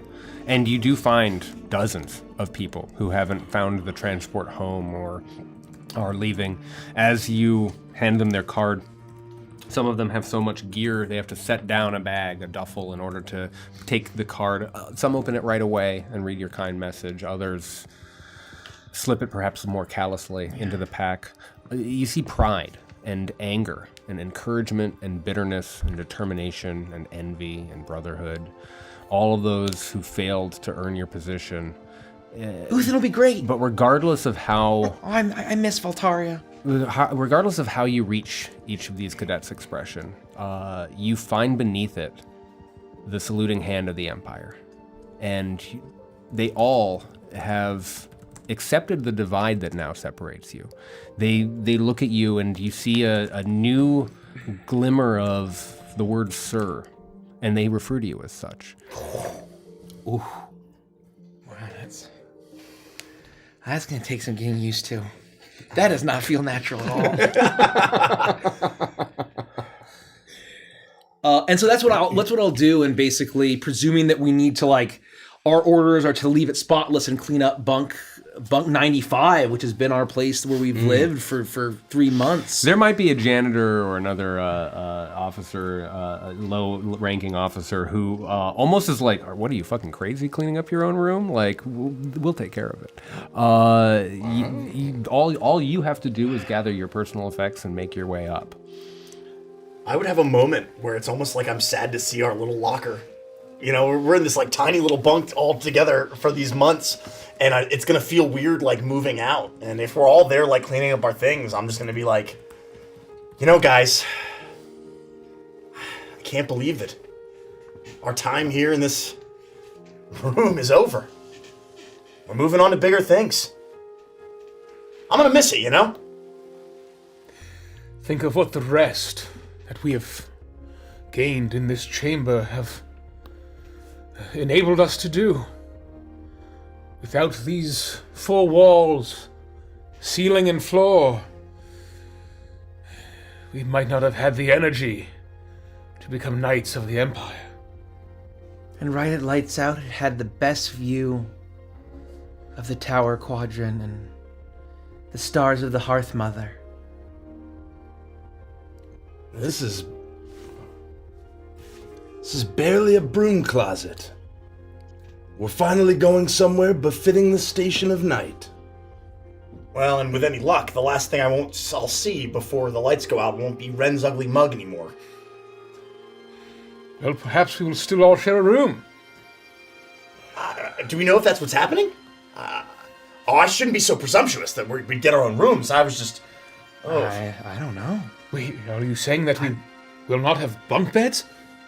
I mean, anything's possible, Varys, but the bunk beds are a little impractical, don't you think? I do not see why. Were you not all able to gain some rest? Well, I don't know if anybody ever told you this before, Varys, but you snore, man. I didn't mind it. I do? It was like white noise. Why did you not say anything? Well, what's the point, you know? I mean, we didn't have a choice, and besides, like Milo said, it didn't bother me that much. You're gonna find out soon what it's like to deserve more and be given it. Well, it is not Varys that deserves this. This is all for House Maycor and the Empress, so... But, if through them my will gains larger sleeping quarters, then I will not deny such an honor. I don't necessarily agree with the way he said it, but in a twisted way, he's kind of right. We did earn this. We worked hard for this. We worked harder, and we piloted better than everyone else here. We're the best. That's why we're here. That's why we were chosen by the gods. A lot of people worked real hard too, and we're here and in Bunk 95, and they're on their shuttles back to Uthan. Maybe they're already on transports on their way to their home planet. Do they leave now?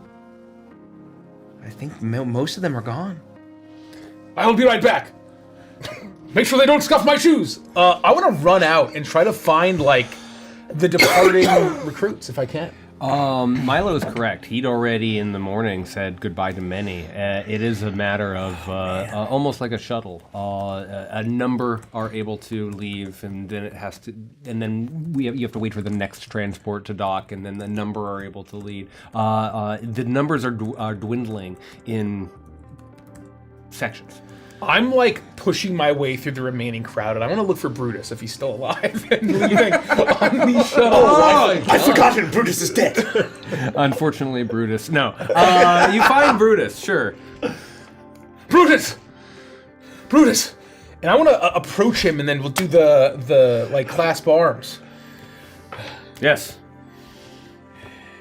It's been an honor to represent Basilicus and House Maycor by your side, and though you did not make Helm Squadron, you are a noble warrior of the Empire.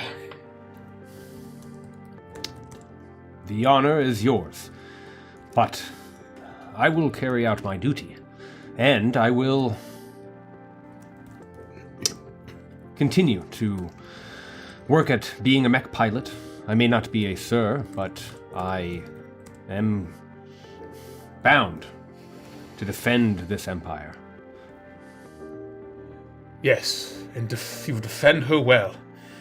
Give our Lord Father and Lady Mother my love. I miss them dearly. And in my stead, protect Basilicus. Please. She will be well armored. Safe travels. And I'll give him a hug. I'm gonna reach out. I'm gonna try to embrace him. He gives you one of those hugs where he like puts one arm up and Yeah, like it's does like- one it's of a these. really, like, bro It's a bro manly man hug, hug, 100%. and he slaps you on the arm as you release each other. A moment of understanding that though you've been able to take the higher station, both of you would have attacked this duty, this responsibility with equal fervor. And I'll sort of like nod without a word. And I'll turn and I'll return to my squadron mates. He steps off onto the shuttle, one of the last of this particular batch. And you even have a moment before you return where you can look and through one of the windows watch as it I'll stand there watching it go off. departs. This is kind of melancholy. Will be a fine officer, Brutus, of House Maycor. Definitely completely forgot what voice I was doing, so I think that'll be a good... And sorry to put you on the spot, but I No, appreciate you're it. right. You're fine. You're fine. The sound of shuffling feet gets quieter and quieter, dimmer and dimmer. The shouting that's filled these halls is gone completely. Barking orders. The stress of everybody trying to keep up with classes, keep up with exercise, eat right, follow orders, adjust their uniform, and survive the terrible trials of what you've experienced over the last 3 months is replaced with the droning hum of machinery cleaning and a few officers stepping and discussing paperwork as you start to make your way up towards your new quarters. You know what I imagine it is like? If you've ever been to your high school on the weekend when nobody's there and the lights are off. Oh my Or like Wow. the next day after a convention. Yeah. And the convention hall is like absolutely Yeah, silent. absolutely. And you've got It's these this wistful throngs of melancholy. people. Yeah. And like you're happy Bro. you're still there, but you're like, this place 12 hours ago was a bustling hub. And it's even these massive hallways to accommodate the foots like echo through the so the many halls. people. It's like being at the Gaylord the day after MagFest. Yeah. Oh man. God, that is exactly right. And so I would have this I'd be absolutely brimming. I wouldn't be able to stop smiling, but I would still have this melancholy wistfulness about me where I already miss the other, people who were from my homeworld. You could never have imagined what this feeling of achievement is. This has been your sole focus, but now that it is here, and you know there's much, much left. The general made that very clear. But the transitional point that you are here now, having crossed this milestone, having taken your oath, and having been knighted, is profound. And that comes with more emotion than not just the fist pumping, yeah, we did it, and screaming and celebrating as you did in your cockpits all together the previous night, but also the experience of seeing other people who you've competed against, who you've had rivalries with, who you've trusted in some exercises, all departing, leaving just you. There's a loneliness and a melancholy for sure. If we, if what you said is true, that we have new living quarters, presumably we've received directions on how to get there, then I would either find the rest of Elm Squadron or head directly to my room. I assume we go together. Either the four of you go all together. Yeah. I would be in the bunk, and I kind of take some like last time. I would do a walkthrough. Whatever we have access to, the hallways, the mess hall, like the training areas for the cadets, like not knowing what to expect for a night, not knowing what to expect at a barracks, right? I'm used to these bunks. And then I'll go back to our bunk and I'll open up the like locker in there and I'll see what I have with the magnets of the four of us from the very first day that we have that haven't been taken down, of us holding hands and the This time is almost dolphins certainly that a are still leaping in the frame. rainbow. It's a still frame photo that they play during the credits. That's been colored in sepia tone with like the white gradients all around. Oh my god. That's the image that you look at and you pull it free. As I'll pull it free and I'll take it and I'll kind of look and I'll see the a wrapper of a Fluffy Puff brand sweet cup and cake underneath Ren's bunk, and I'll say, I know McGruffy says that he would take care of it, but I'll help him out a little bit, and I'll pick up the trash so that McGruffy doesn't have to the janitor. Sure. That has to clean it up, and I will. kinda grab McGruffy my believes thing. in this empire.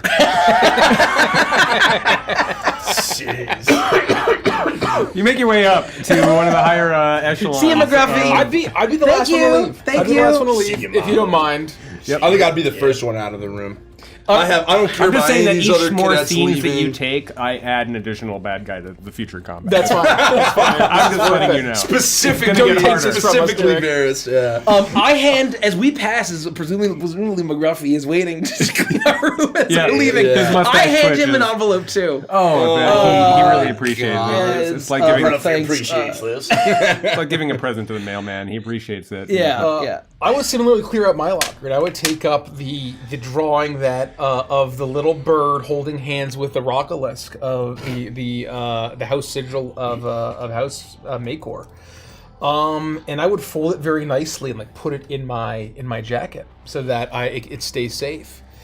And I'd be the last one there, and I would linger. And I don't know if anyone else does this, but like whenever you move or you leave a place for the last time that like you spent a long time in, you sort of just like stop and you like look around and just take it in. I think reflecting on the last moments that you'll be in this space, probably ever. And I would like hit the lights and look at the bunks, and I probably spent my entire life sleeping in bunks, right? So I'm very comfortable in these sorts of rooms, and I don't know what to expect. But this definitely feels like an ascension and a life change that might even be more different than being chosen on Basilicus and joining the program, now that he's leaving this kind of militant past behind, perhaps. We'll see. And when the lights are off, I'll do one last look. I'll close the door, and I will join my friends. When you close the door, McGruffy is there not just to clean, but he pulls a small instrument out and a almost like a stamp, and above the door into the frame of this particular bunk, you watch as he hits the end of it 3 loud knocks, and when he pulls it away, an insignia of Operation Waltz has been put, a reminder that a winning squadron once bunked here. That added psychological pressure for the next round of cadets. Damn, that's And you continue to ascend. I would say all 4 of you are able to grab your personal effects and make your way up to the living quarters that have been arranged for you. When you walk in, you are surprised by the single king bed that sits in the center of the... No. It's more space, certainly, but it is mindful of the...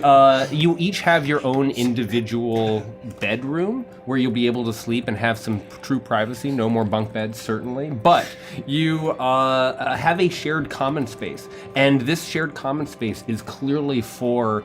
not just enhancing the camaraderie that you enjoy, but also making sure that you have your mornings to look over reports, look over your commands, review what needs reviewing. That space has been prepared for you. There's much more space. I would say it's 5-6 times the size of your existing former accommodations. So they're all attached to a common Exactly right. room. Okay, Exactly so it's right. almost like we've gone up to super deluxe college dorms. Yes, absolutely, absolutely. And I would say that it's Commons. it's like the Elm Room, and you know that somewhere on the same floor there would be the equivalent accommodation for Oak and Dash. Exactly. Correct. But there's only 2 bathrooms. Oh yeah, absolutely. Derek, don't make this canon. We can't all get our own bathroom. No, it's Cavalon nice made college. Nice college too. There's 2 rooms per bathroom. I do enough bathtub tobogganing in real life. I don't need it in my I'll let space everyone D&D but game. myself figure out the details. I would think that Elm 3 and 4 would share a bathroom. Oh, I don't like the sound of that.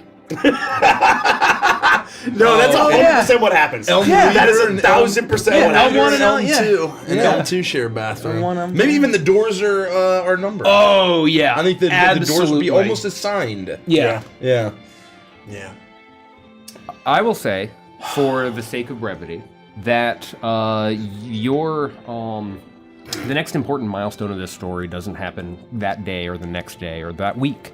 That there is another training. You've earned your place here, but exercise, and time to get familiar with your rooks. And so 3 months, 3 whole months, as long as it took you to earn this place, pass before we transition to what's next, what's to come. I would ask how you spend those times, because certainly much of that time, especially during the waking hours, you would be getting in-space experience with your rook, powering it on, piloting it, experiencing it, training against other mech pilots who are there to test your limits in every way, shape, and form, just to make sure that everything is exactly where it needs to be and to make sure that you are truly familiar with these instruments, running routine exercises. It feels very familiar, but there's no point system anymore. The pressure of earning your knighthood is no longer on. Only the trust that they are putting in you to be your absolute best.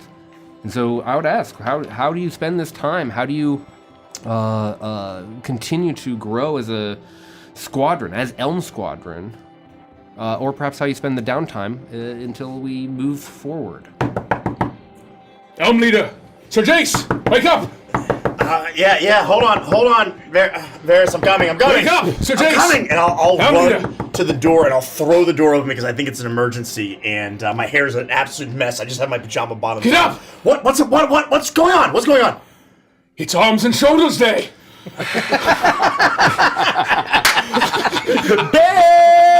I'm ready. Get dressed! And so, absolutely in that vein, Varys and I are lifting every day. Hell yeah. Every morning, Varys makes sure I'm slow to get up, but you make sure I'm awake. I would make sure that we eat well, and I would be taking time to not be killing myself, trying to recover, get lots of sleep, eat tons of food, but still maintain a routine, and at the very least go with Jace to the fitness facility. You still have to fight to get all the calories that you want. And even though they are trying to give you, there's a dietitian. There are people who are monitoring your physical well-being, and you're always just another bite or two or a scoop. Exactly please. right. And we're doing the Blarnold split, so. But presumably, it's probably a lot less regimented, and now that we're knights, we kind of get to eat more of what we want a little bit. Oh no, right? absolutely! Yeah. You have Almost our run of the almost place. full reign. Yeah. It's just that even with almost full reign, someone's looking at him and being like, As you guys are leaving to the gym, Milo is sitting on his bed, his legs folded, and a giant stack of pancakes. He's already befriended the griddle guy. Yeah. And so he has Jingles Jangles pancakes that are shaped like monkeys, with like symbol monkeys with the big smile from the very well-known Jingles Jangles theme park brand. Mm-hmm. And he's got just covered in syrup and butter, and he's like, have a good time at the gym, guys. It's nice to meet you. You're having a lot of fun. Can you believe we get to eat as much as we want? And I am just housing stack after stack of pancakes. they're made just to the way that you like them. You've gotten to become such good friends with Grisby that you are Crispy makes them the best. that you're able to know how thick you want it, how fluffy, how burned on one side if you're here for it. My mouth, the top of my lip, gets the little nya ooh face. As I'm up against the glass seats of the griddle. Yeah. My tail's wagging back and forth. Absolutely. Eat well, Milo. Life and death await us out there, and you need to be ready. Yeah, I guess. Whatever you gotta do to get more pancakes. I would definitely be in the library. I think a lot of the time. Classic. I think if we have any kind of inclination on where potential mission could break out, I would be studying planets, surrounding planets, enemy forces, anything to possibly give a tactical edge. And I think perhaps I'd be refreshing on the Sorok Dynasty in a book. And I'd sit in the library, and if there's any kind of like viewport, like window that stares out at anything particularly nice in terms of the rhapsody I might see outside, I'd sit in the windowsill, one leg hanging off, almost dangling there, reading a book. And anyone in the vicinity might very occasionally hear the crinkling of a wrapper as I lift a single cup and cake to the mouth and take small bites at this serviceable caloric intake. Exactly, but it was sit on the side of me, between me and the window, so it's not visible to anyone. No one would know the wiser. You take to those books, and you are, I don't know if surprised is the word, but even at your new nightly position, the information that's available in these libraries is not that much expanded. They were being very transparent with anyone willing to risk their life to become a knight of the Cavalon Empire and go through that education, get that strategy training, talk to Dr. Crescent during all those many mornings of academia. You're looking to see, now that you have access to the full library, what else is there to know? What secrets can you wrest that they might not have taught you when you were forbidden section, a simple cadet? Where's the forbidden knowledge? And you find no additional classified or top secret documents in this space. You do find a wealth of information, and you study it, but that additional, like, very up-to-date information eludes you. I would probably spend a lot of time in the library too, in the chapel. Sure. Presumably that there's a chapel at most, like for most levels. Yes. I would spend a lot of time praying to the Hearth Mother and praying for those 99 and other people that I care about back home and here. And I will try to be studying, but less about like the places we're going to fight and kill. But I'm learning about the Sorok dynasty. I'm learning about trying to learn about the homeworld of Kreta, trying to learn about the peoples, their histories, and those that we might be facing off against to get an understanding of who they are as people and communities. You do that. Already stated, every day I'm in the gym with Varys. He's stronger than me. I've said this before, this is nothing new. We continue our routine that we've been doing this whole time. I want to be as strong and physically fit as I can be, and so I'm spending as much time in the gym every morning with Varys as possible. I am eating like Milo. I am just inhaling this food right there with you, like, anime style eating as much as I possibly can. He's so good! I am harassing Ren for every opportunity to duel and spar, because he's better with a sword than I am.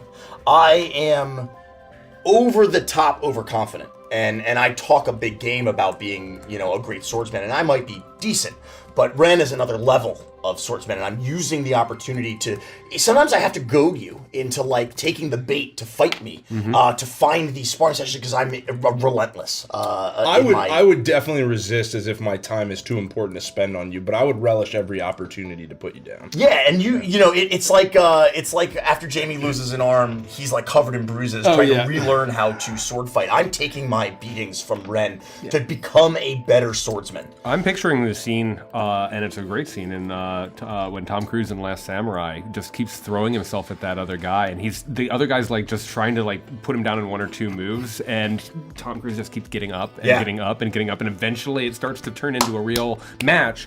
And I would say over time, I don't know how you would feel. I'm not going to put thoughts in your mind, Ren, but he is getting better and better.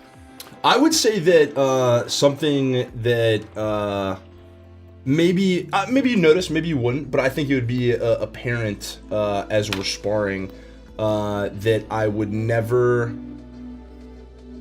unless you say any kind of bullshit to me, I would never use an augmentation against you in sparring. No, in which case, I believe potentially there may come a time where we are almost evenly matched. I would verbally joust you and definitely try to get under your skin just because of the relationship that we have. But I would never push you so far as to like truly upset you. It would never be my goal. But most importantly, I am taking my position as Elm Leader incredibly seriously.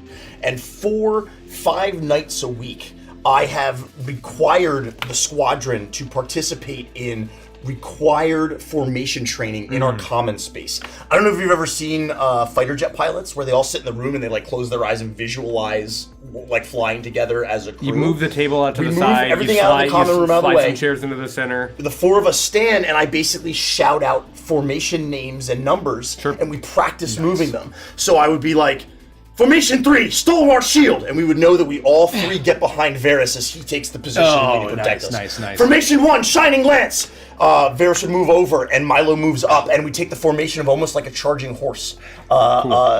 Formation 2, Storm of Blades! Formation 4, Blazing Heart! And this goes on every night as we start to become a well-oiled machine, practicing and learning these formations that we've been practicing for months and months and months and months. But we visualize it and we act it out as we are standing and moving around in our common room. I love that. I'm writing that down.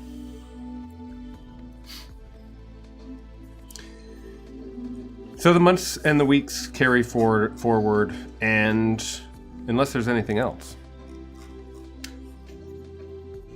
I would be warming up. I think initially it would have been weird to treat Jace as the leader.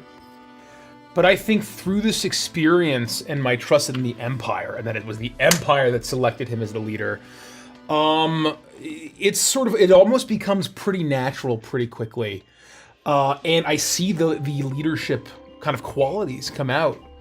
And Varys is a natural follower. And, maybe I feel like Jace would remind Varys of the guard captain that Varys served on Basilicus.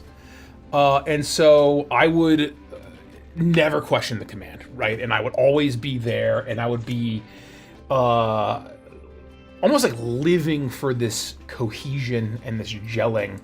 And it kind of reminds me of home a little bit with the drills and kind of the military structure that I had. And maybe we do like a late night lifting session. And I would think to myself, I would approach you, perhaps while I'm spotting you. So Jace. Yes. Your parents must be proud. This is a long way from Braxcorn. I didn't have any parents. Well, I guess at one point I did, but... No parents? No, not for most of my life. I am sorry. What happened? Were they slain? No, it's a lot more mundane than that. We were just a very poor family. So you are not seeking vengeance, or... No vengeance. Look, there's nothing to be sorry for. It's what's done is done. It was a really long time ago, and I didn't even really know them that well, and these things happen. But I've known my purpose for forever, and it's not vengeance. It's to be a true knight. Well, every day I see it. Not just a knight, but a leader. I appreciate that. Varys, I know I was a little rough around the edges at first, and sometimes I don't even really feel like a true leader, but I think I'm only as good as I am because of all of you. Well, certainly it is on your own strength and merit that you've achieved what you have. And don't tell Ren I said this, but despite his noble birth, I believe they made the right choice. I just wanted you to know that. You're not here. Betrayers. Disappointment. No, I look at you and I have a moment where I take what you're saying very seriously. I don't laugh about it. I don't mock Ren about it. I say, I appreciate that. I really do. I know that he's also a little cold. But I trust my life with each and every one of you. And I think when it truly matters, he's got the skills. Oh, that is unquestionable. All of us do. Especially Ren. His training is... I spent most of my life in the Great House, but even still, House Gorma's training is unparalleled. He must have surely had a highly skilled man-at-arms. I rub my shoulder, and you can see there's like a deep bruise across my arm and my shoulder, and I just say, yeah, he's well trained. and I think I can melt that icy exterior yet. Well, I am sorry about your parents. If there's anything I can do, let me know. I'll clap you on the shoulder hard, but you're a very sturdy individual. You can take it. And I clasp your shoulder and I say, Varys, keep doing what you're doing. Be the shield. I will. You have my word, Helm Leader. Now, last set to failure. Come on. Yes, sir. And I jump back in. You can do one more than just and two more. We start cranking. Come on, 3. I think I see one more than 2. There we go. All right, one more. Oh, I've got it. Like, and then as you hit failure, I grab it and I... For the Empress. We clasp hands. For the Empress. We're sweaty. It's awesome. Oh, it's awesome. It's great. That's what I do. Thank you for indulging me again, Derek. I would probably take the time to also kind of read over everything that I can and reread the fine print to the application for Operation Waltz and kind of realize that a lot of it's vague, especially understanding it, but kind of discovering some of the stipulations and some curiosity that I had that, Ren is not very forthcoming about. I think I would take a time when both of us were like reading quietly in the library. It may have been like 3 hours. We're all just sitting in comfortable silence. I think also you would probably, I would be in almost like a remote area of the library, and I think that you would walk into almost an empty room. Oh yeah, that's extremely large, and it's so right I would be on one side. So I would be on one side of the corner of the thing, and then you would walk in, and I'd be like, and I see you walk across the other edge of the library. I'm like, okay, and then 10 minutes later, I move like 2 seats over, and then like 10 minutes, I move 2 seats over. You pretend to look for a book that's like near his section. This one was pretty good. I haven't read that one. And then after about an hour, I'm like just slowly creeping over, and suddenly I'm in like the seat next to Red. Pretty good one, huh? That's oh man, military massacres of the last century. I don't know why you're reading that. I don't even look over at Milo, but your mouth is covered in cup and cake. Oh, sorry. I mean, even though they let us eat whatever we want, I still need Raina to smuggle me in the sweet cup and cakes. I don't know how she gets them. God, she's the best. Isn't she the best? What are you doing in here, Milo? Oh, I'm reading just like you. What are you doing in here, Ren? Well, I'm just studying. Well, why don't you ask me what I'm doing here? We're both in the library to read. There's no librarian to tell us to shush either. What? Are you okay? Yes, I'm fine. I like quiet moment. I like space. Okay. And you have all the earmarkings of someone whose parents tucked you in until you flew here. Oh yeah, they did. I really like getting tucked in and getting smooches and bedtime stories. Milo, you're a knight now! Well, yeah, who's to say that a knight can't get tucked in and have smooches? Smooches? I miss all my cuddly Cinnabunnies, though, back home. Oh, my. Oh. And I miss my sisters, and I miss my parents. And don't you miss your family? I know you have brothers. And you only talk about them. And, okay, I have to come clean. This isn't just a friendly how you doing. I'm sorry, I feel really bad about deceiving you. I I really deceived you. I'm sorry. I read into it, and that this program is. And I pull up like this sheet of paper that I printed out on like the janky printer. That's probably about like The business center. of the knight's quarters, and I'll say, and I read in here, Will, that nobles are encouraged. Anyone of noble blood is encouraged not to apply, but exceptions could be made. But you need to forfeit your land, your titles, your inheritance, everything. You only get to even keep your name if you swear off everything.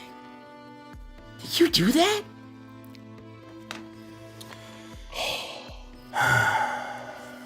I'm sorry, I was really curious. I'll shut my book. I'm curious like a space gibbon.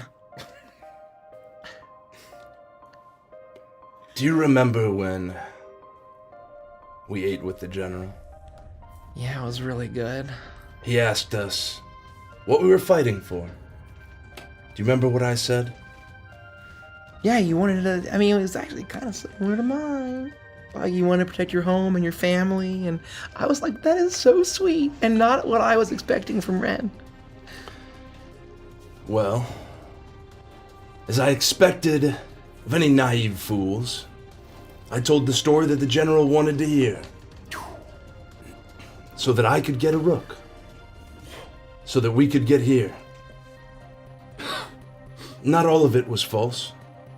I have 3 brothers. We were close once. So long ago, I can't remember what it was like. But each one of them, in turn, they grew to strength on Scathy. But not me. That drove a wedge between us. I studied the blade every day as long as I could, until I was capable. I foolishly thought that power would bring us closer, but Gale, he's power. Lucien, an unparalleled mind. But Alaric, my eldest brother, no one was as cunning as him. Or as mean. He taught me that when you learn to love, it's not long before you must also learn how to hate. What? And so, when it became clear that I wouldn't awaken the powers of the House of Gorma, they turned against me. They cast me out. And those I once called brother, my parents, stripped me of everything there. I didn't forfeit anything coming here. I don't fight for my house. I don't fight for Gorma. I don't even fight for the Empress. I came here so that I could carve a path for myself. So that I could fight for me.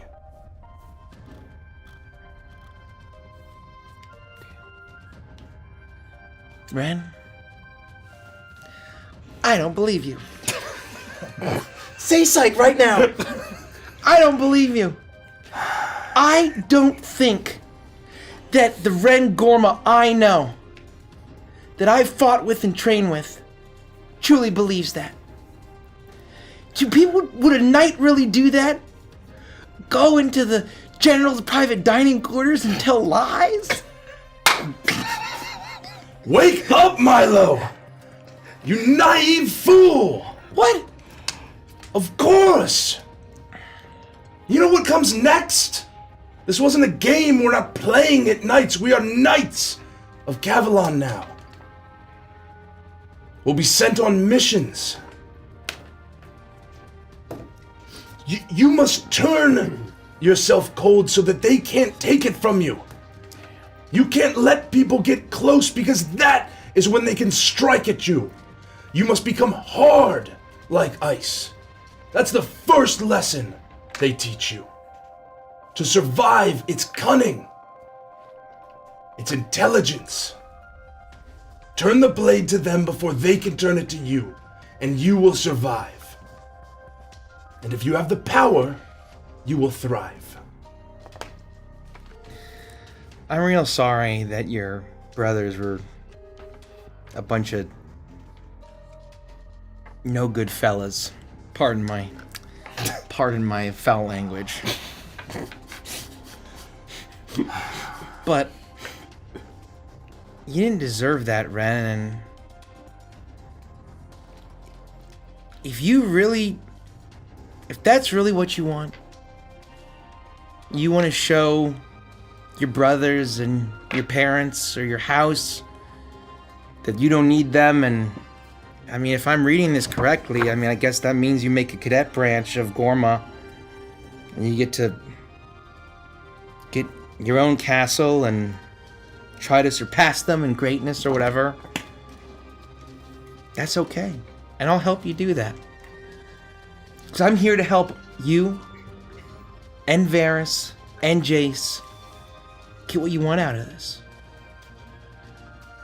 And I never had a brother, ever. But my life wasn't super easy, but, I've always been a little different. And, my parents didn't really get it, my pa especially, but my sisters kind of helped, bring them along. And, I'm real lucky that I got people to fight for and people to protect and my Cloud Wings and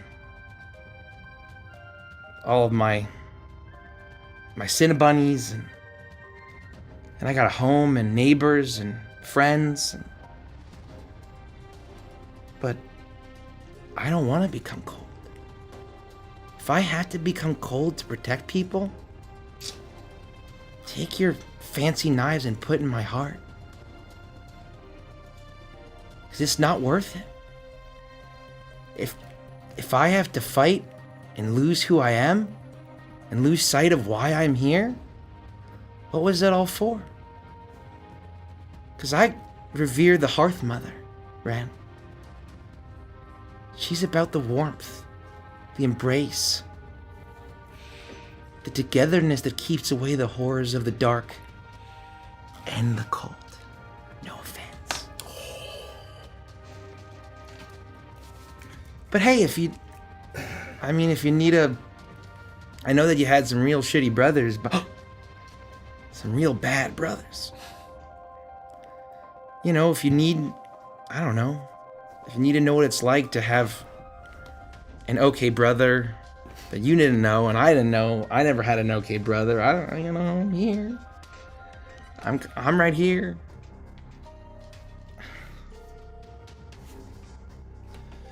I can say, hey, it's my turn on the cube of game. Mom says it's my turn.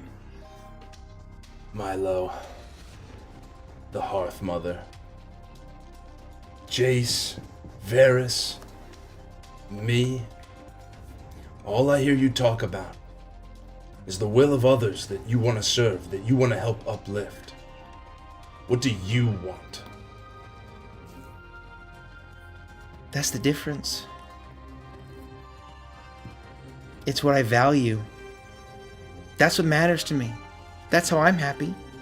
It's the people that I love and care about, my home, my community, my neighbors, my friends, my family, my Cloud Wings,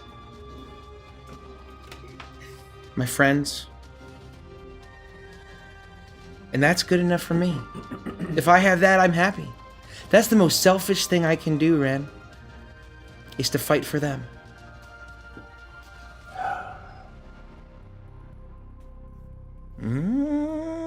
Yeah, I'm starting to make sense. by the way, I had some self-control and I didn't eat all of the last fluffy buffer and sweet cupcakes. And I'll reach into my pocket and I'll pull out another wrapped duo. Well, I skipped lunch. Yeah, whatever you gotta tell yourself. You can have a special treat for you whenever you want, no matter what your bad brother said. Okay? You can have a treat just because. A little sweet treat as a treat. There's nothing wrong with that. I'll stop at nothing. Nothing. To prove to them that I've ascended beyond. Well, Ren, and I'll kind of stand up, and I'll my ears will be down like a little bit, and I'll say, I hope when you get your own castle, and it's out on whatever kind of rocky mountain that's best for surveying battlefields, and it's cold and it's empty, that you get everything that you wanted.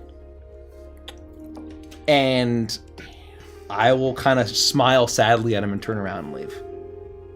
I'll look out the window into the Rhapsody and turn slightly and just say, Milo. I'll stop. Don't tell Jace. Oafish buffoon wouldn't understand. Oh, come on. I mean, he wouldn't understand. Promise me, Milo. I'm going to make a solemn vow that's as grave as the knightly oath we took. And I'm going to walk back over to him. Pinky promise. I'll look back out the window.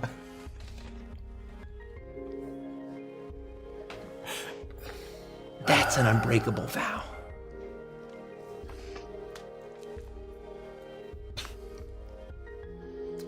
Milo, you recognize the cybernetically enhanced Pinky as...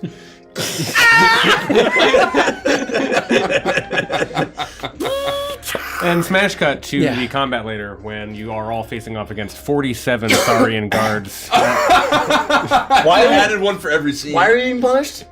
I don't think we're done yet. We're going to keep this running. We're going to I'm not going to stop you. I'm not going to stop you. As you turn to leave, This is the hardest I've ever had to DM. and your face and your eyes start to leave Ren, the light coming in from the galaxy hits the iris of his eyes just in a certain way, and they just they glow different than what you would expect. That's just the little director's cut. cut. Yeah, exactly right. And very I'm full. going to stop as I'm getting ready to leave. Sure. And I'll say, I think you need to cool off. I know that's your whole thing, but Jace is a good leader and he's a good guy and he's not your enemy. And I'm going to turn around and leave.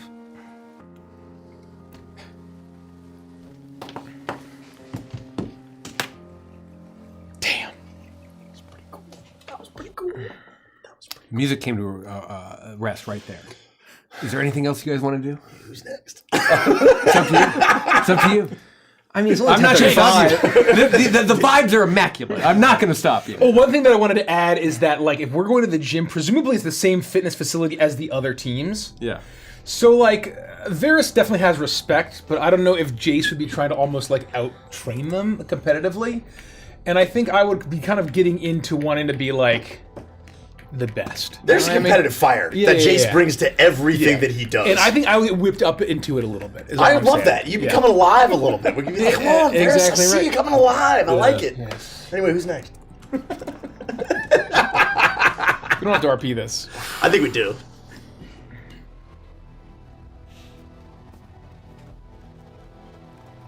I go to the chapel. How much time we got? Not a lot. We got all the time in the world. We got all the time in the world. I'm not going to stop you. I'm not gonna I stop. would, I think, The frequent. playlist tells the tale. Not nearly as much as Milo, but I would also go to the chapel occasionally, and say my prayers to Seth, and I would be full reverence, full prayer. I wouldn't want to disturb Milo ever, but we would occasionally probably cross paths. It's not like I'm a super devout worshiper or anything, but I think that with my particular connection to the harmony and to Seth and to being faceless, I would find myself at the chapel occasionally as well. You always find me there a lot. I would be deep in prayer, and I'm imagining that this is like very high budget chapel. Like they put a lot of money into this, And, right? and this is actually Extreme voltage. Yeah, I know I'm game constellations master. carved in or lit up in the ceiling. I know I'm game master, but I have to ask for my own head mind pictures. Someone who's been so responsible for what the Rhapsody setting looks like and feels like, Mr. Creative, is a chapel like this on a military station that the Cavalon Empire would reside. Would there be different chapels depending on different faiths or that sort of thing, or does it seem like there's a chapel that has that casts a wide enough net that you could go there to worship any of the pantheon? I don't know. I mean, I feel like there might be a variety of chapels, but like there probably is like a general, this like a non-denominational. It's still denominational. It's still like the 12, but I think there might be like other areas to kind of let people, observe whatever faith it is that they have. Okay. Is what I'm kind of thinking. Okay. Those facilities aren't just available, but to your point, they are grand. This is no expense was spared, and so nothing, even especially in these upper tiers of the castle, feel like an afterthought or feel like it was something that wasn't a priority. In the same way that you are putting your best self forward into your training, into your coordination as a team, into the information that you're asked to memorize, absorb, and think upon critically. That is also the same posture, the same attitude, the same fire that every officer brings to their role here within the Cavalon Empire, and that's emblematic in this chapel as you are approached by Ferris.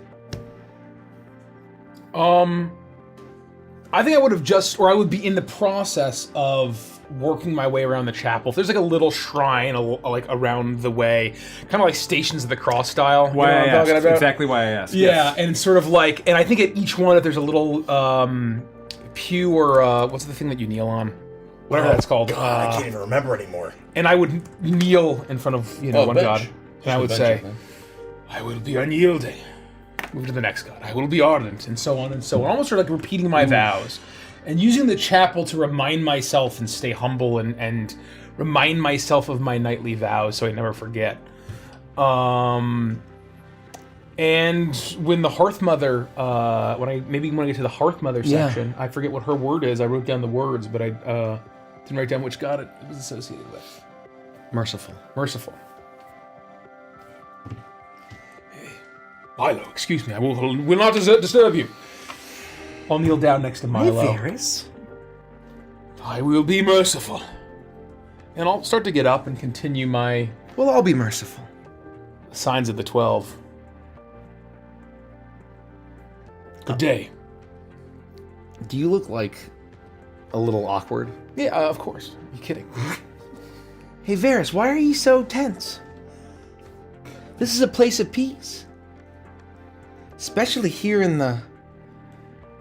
beneath the stars of the Hearth Mother. Warmth and peace and comfort in her embrace. Yes, it is calming. It is. But it is still new, revering all gods in this way. And of course, I respect them all, but So do I. We have our favorite, as they favor us. Do you feel like you're at odds with that now?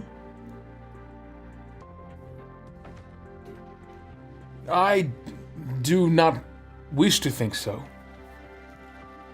No, but in House Maycor, the Guardsmen, we are taught the teachings of Seth.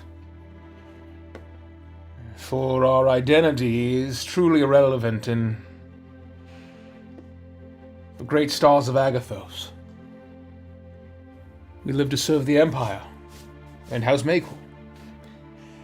And surely my Lord Father and Lady Mother worship beyond, but us Guardsmen, we were assigned the one. Do you feel at peace when you pray to the Faceless?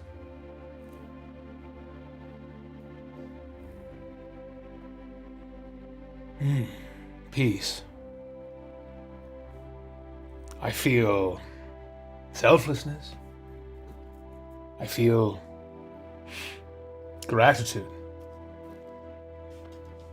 that I can serve as I do. Remember, it's a big galaxy, Varys. There are a lot of stars, countless. And there's 12 whole gods. Yeah. I found my calling with the Hearth Mother. But if I didn't find the warmth or being held tight to her bosom, the thing that brings me peace and keeps me waking up, there's always the Celebrant, the Wildfather, the Codex, the Navigator. It's about you.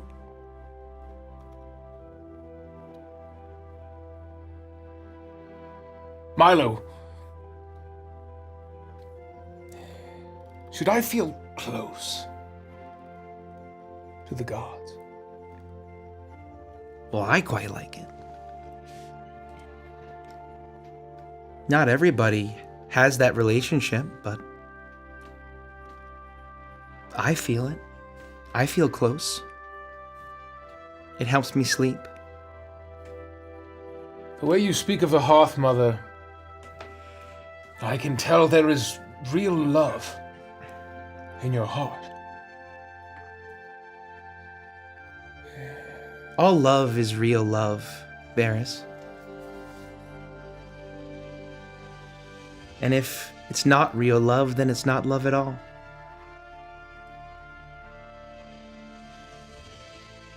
Seth cares not for love or hate.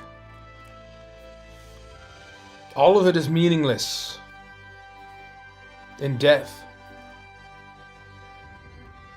And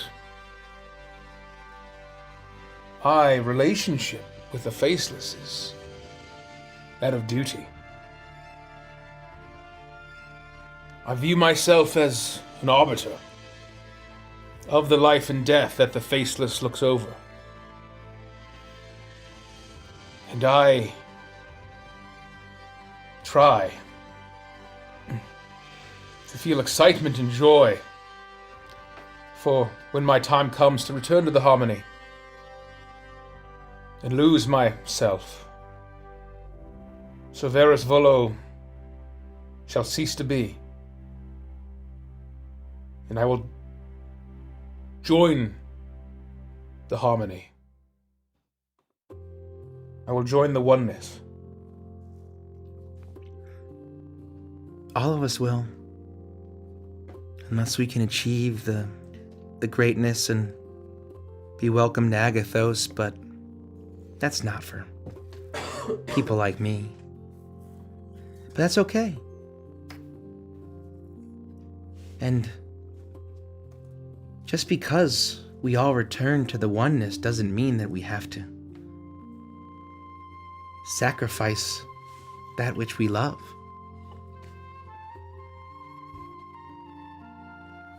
Do you ever have doubts, Milo?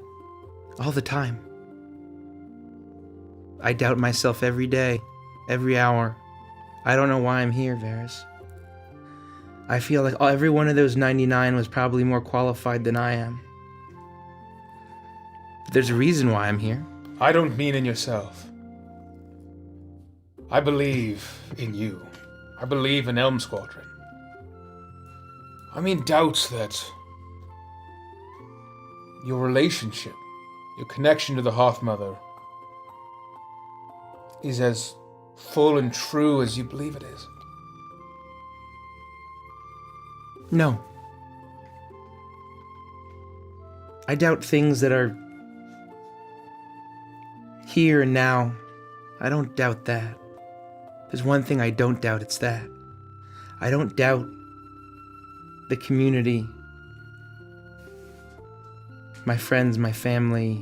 I don't doubt love. That's easy.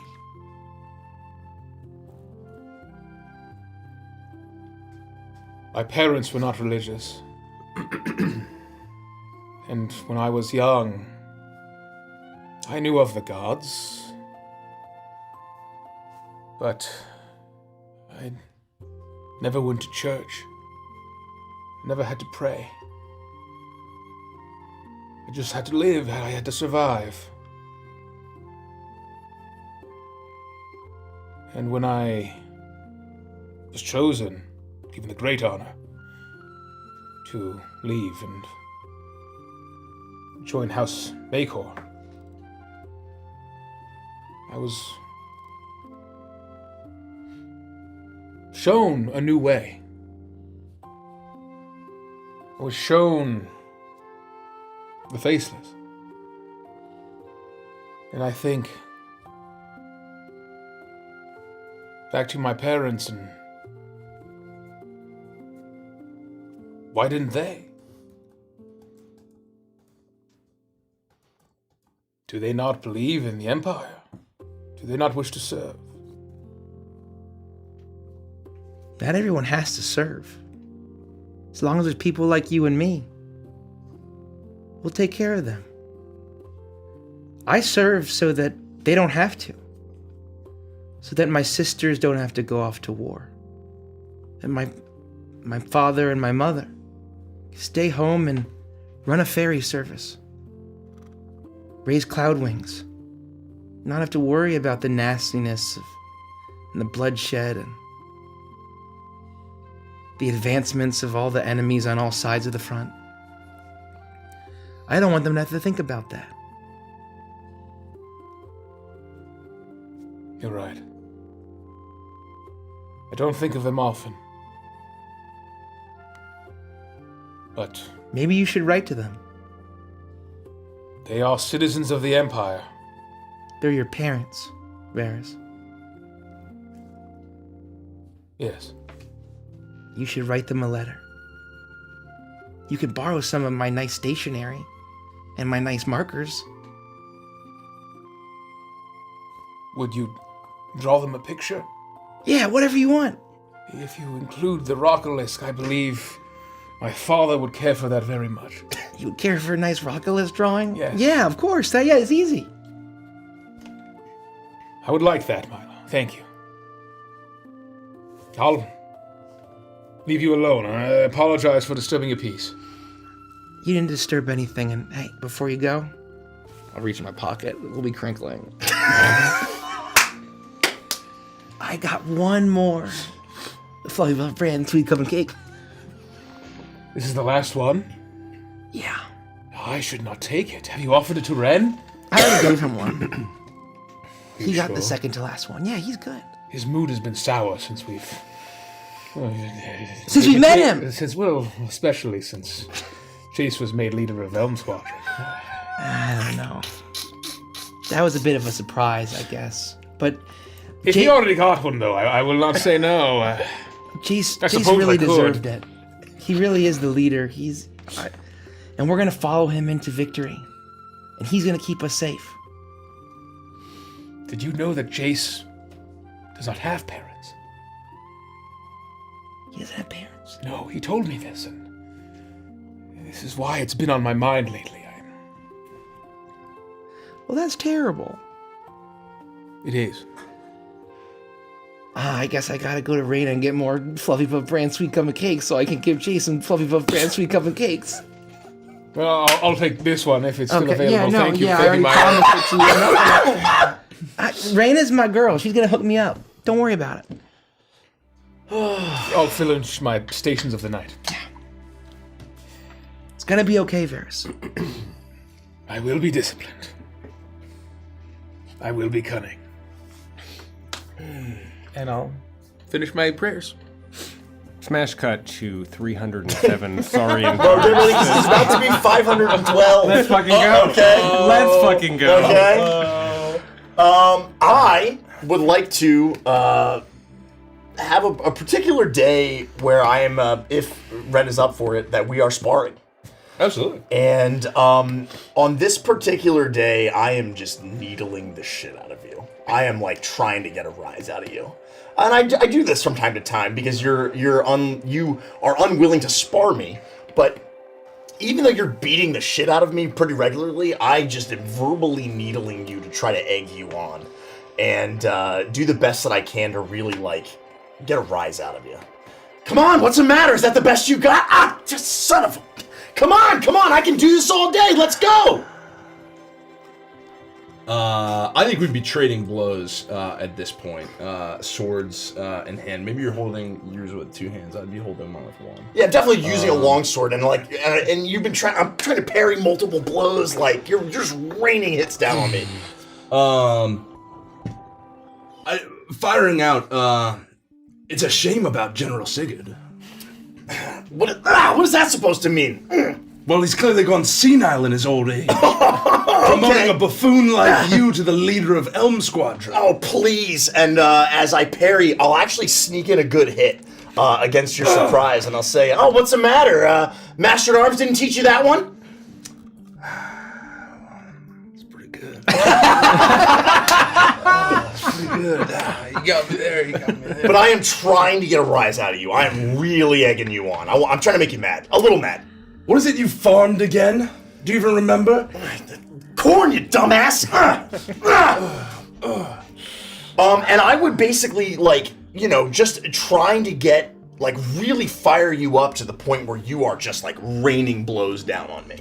Yeah, I mean, that last one. Yeah, I'm there. Yeah. The attacks are relentless to the point where my guard breaks and you just unleash on me. And I get to the point where I'll be like, whoa, hey, Ren, I yield, whoa, what's going on, man? Easy. What is your problem? Well, I guess those muscles are just for show then, huh? You mean these? Yeah. Yeah. What's going on, dude? You got a chip on your shoulder the size of Uthin. I'm fine. I just don't see why they promoted you to leader. What is it about you anyway, huh? Luck and a plucky attitude, I guess. This again. From a farming Brax corn to leading a Rook squadron. Qualifications? Muscles? What did you say? A fleeing athlete? Ugh. Make me laugh. Probably second string. Shit. You want the truth? You want to know why I think they made me Elm Leader? I'm indifferent. The truth is, I don't know. Okay? Yeah, you're more qualified than I am. You've got more technical skill than I do. I'm just a poor orphan from a corn town. What do you want from me?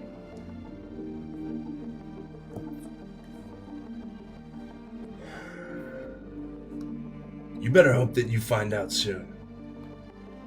Because when we're out there, and it's you calling the shots, doesn't matter if you're ill-equipped or you're underprepared, everyone's fate is in your hand. You think I don't know that? I think the only reason I'm here as Elm Leader is because of the three of you. The three of you make me better. But I'll make all three of you better just as well. Because we're a team. That's what we are. Look, man, I don't know what's going on with you, your family, what you got going on over there. But it doesn't matter. What did Milo say? Milo didn't say anything.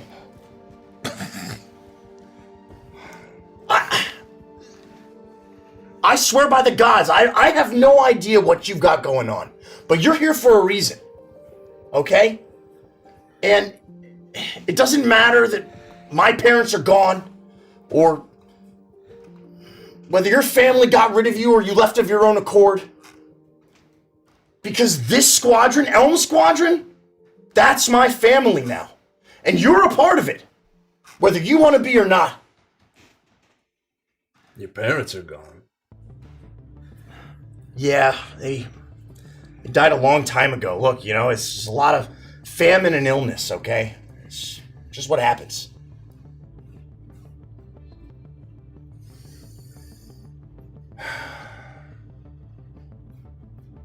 I'll follow your lead, Jace. Just know I don't do well with authority. And if you try and bark orders at me, from this distance, there are 127 different ways I could kill you right now. But the 128th is to poison your cup and cakes. Wow, that's a little dark, Ren. I don't do well with authority. I have a feeling that you'll listen to what I say. But that's because I'm putting my life in your hands. Enough of these sad stories. Pick up your sword. All right. But I'm not holding back anymore. Then neither will I. You come back on your bunk. There is fully for France sweet cum cake with a really nice note about like, hey Jace, you're doing a great job. Love, Milo. I have an ice pack on my face. Yeah. I'm like beat up. I'm like bandaged up, and I'm like, oh sweet, cup and cakes. And it's gonna show like a picture of Jace, and he's like has big muscles, and it says like Elm Leader, and you like got like a full like military general outfit, and it's like making it's like hyping you up. And it says you're doing great, love, Milo. I can always count on Milo after a tough day. And I just kind of like look up and I'm like, thanks, buddy.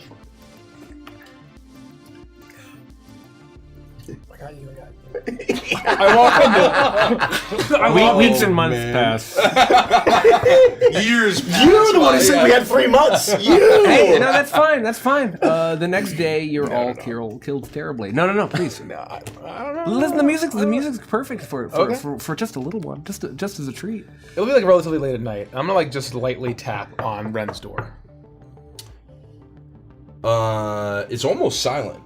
As the movement in the room as the door handle turns and opens. And I think I'd be standing there in probably like pajama pants and no shirt. Ren, do you mind? I have a favor to ask. Varys? What? May we do it in your quarters? Come in. Thank you. And I'll sort of look behind my shoulder. And I'll shut the door very... I won't keep you up too late, but... Would you like a seat? Please. I'll sit down. And I'll look at you and I'll say... Ren, you are a learned man, are you not? You read many books, as Milo does. Yes, I grew up with more education than most, and here I've kept it up. Well, I'm hoping you can help with a question that I have. Perhaps dispel some misconception that's been eating away at me for weeks. A fortnight ago, Milo said the phrase he was as curious as a space gibbon. And then he made several other comments that made me think that...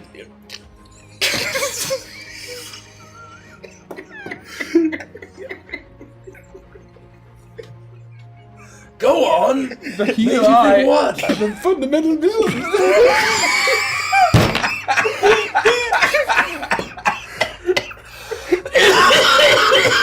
a fundamental misunderstanding of what a space gibbon is. For you see, I believe, or at least once believed, the foundation of my understanding is that a space gibbon was a small, spotted cat with little ears and hands. You're all dead.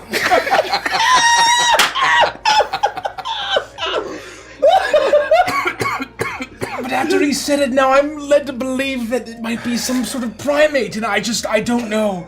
And I don't know what book I would look in and whether I could use the hypergrid. I just figured you might know, and I could go directly to the source. Well, of course. It's a primate. Oh. So it was I that was wrong. Well, I know I should have known. I should have known that Milo knows more than me. I don't know where I got that. the phrase made no sense as he said it in that way. But it is a primate. Are you saying that space gibbons are not curious? It's certainly not so curious as to warrant a funny phrase about it. Did you have many space gibbons on Gorma? God, no, they'd never survive. Sorry, on Scathia. God, no, they would never survive. We tried it once. We tried to bring them in once, gibbon popsicles. A lot of them, terrible what happened on the floors. I appreciate your wisdom. Twin-headed foxes ripped them to shreds. It was a brutal sight. Oh, Blood was everywhere. well, I'm sorry for them. They're with Seth the Faceless now. No, don't be. They were weak. They've returned to the Harmony. They were weak and food for better hunters. I would appreciate if you don't share this with Milo. I'll keep your secrets. In return, I'll reach in my pocket and you'll hear crinkling. And I'll place the Fluffy Puff cupcake that Milo gave me on the desk. For your silence. Varys, please, I couldn't. I know how much you enjoy them. Yes, but this is out of character for me, but I just feel like Milo might think less of me if he knew. What a fool I've been! No, don't. Well, By the gods. yes. But I know you care very much as well. No, for I Fluffy don't. Puff, I Random don't Cup and care. Cakes. Just when they're around, if I haven't eaten, you can take it.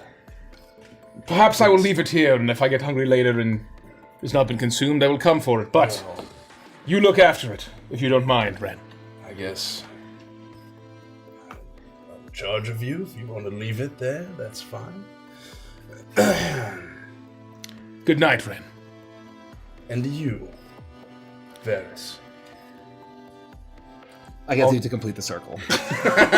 I'll get up and I'll leave. I'll only say before we complete the circle that this one cup and cake is never consumed. It just keeps rotating No, through mine's the groups. different. The one he gave me is different. I have my own cup of cake. I'm he just gave saying me. that this one... That's fine. This one keeps rotating as you keep making power plays every single day, having these same conversations, being like, oh, I saved this one for you. And then you It's go the and you... ultimate. It's the ultimate. It's the cigarettes ultimate and token of... yeah. Jeez.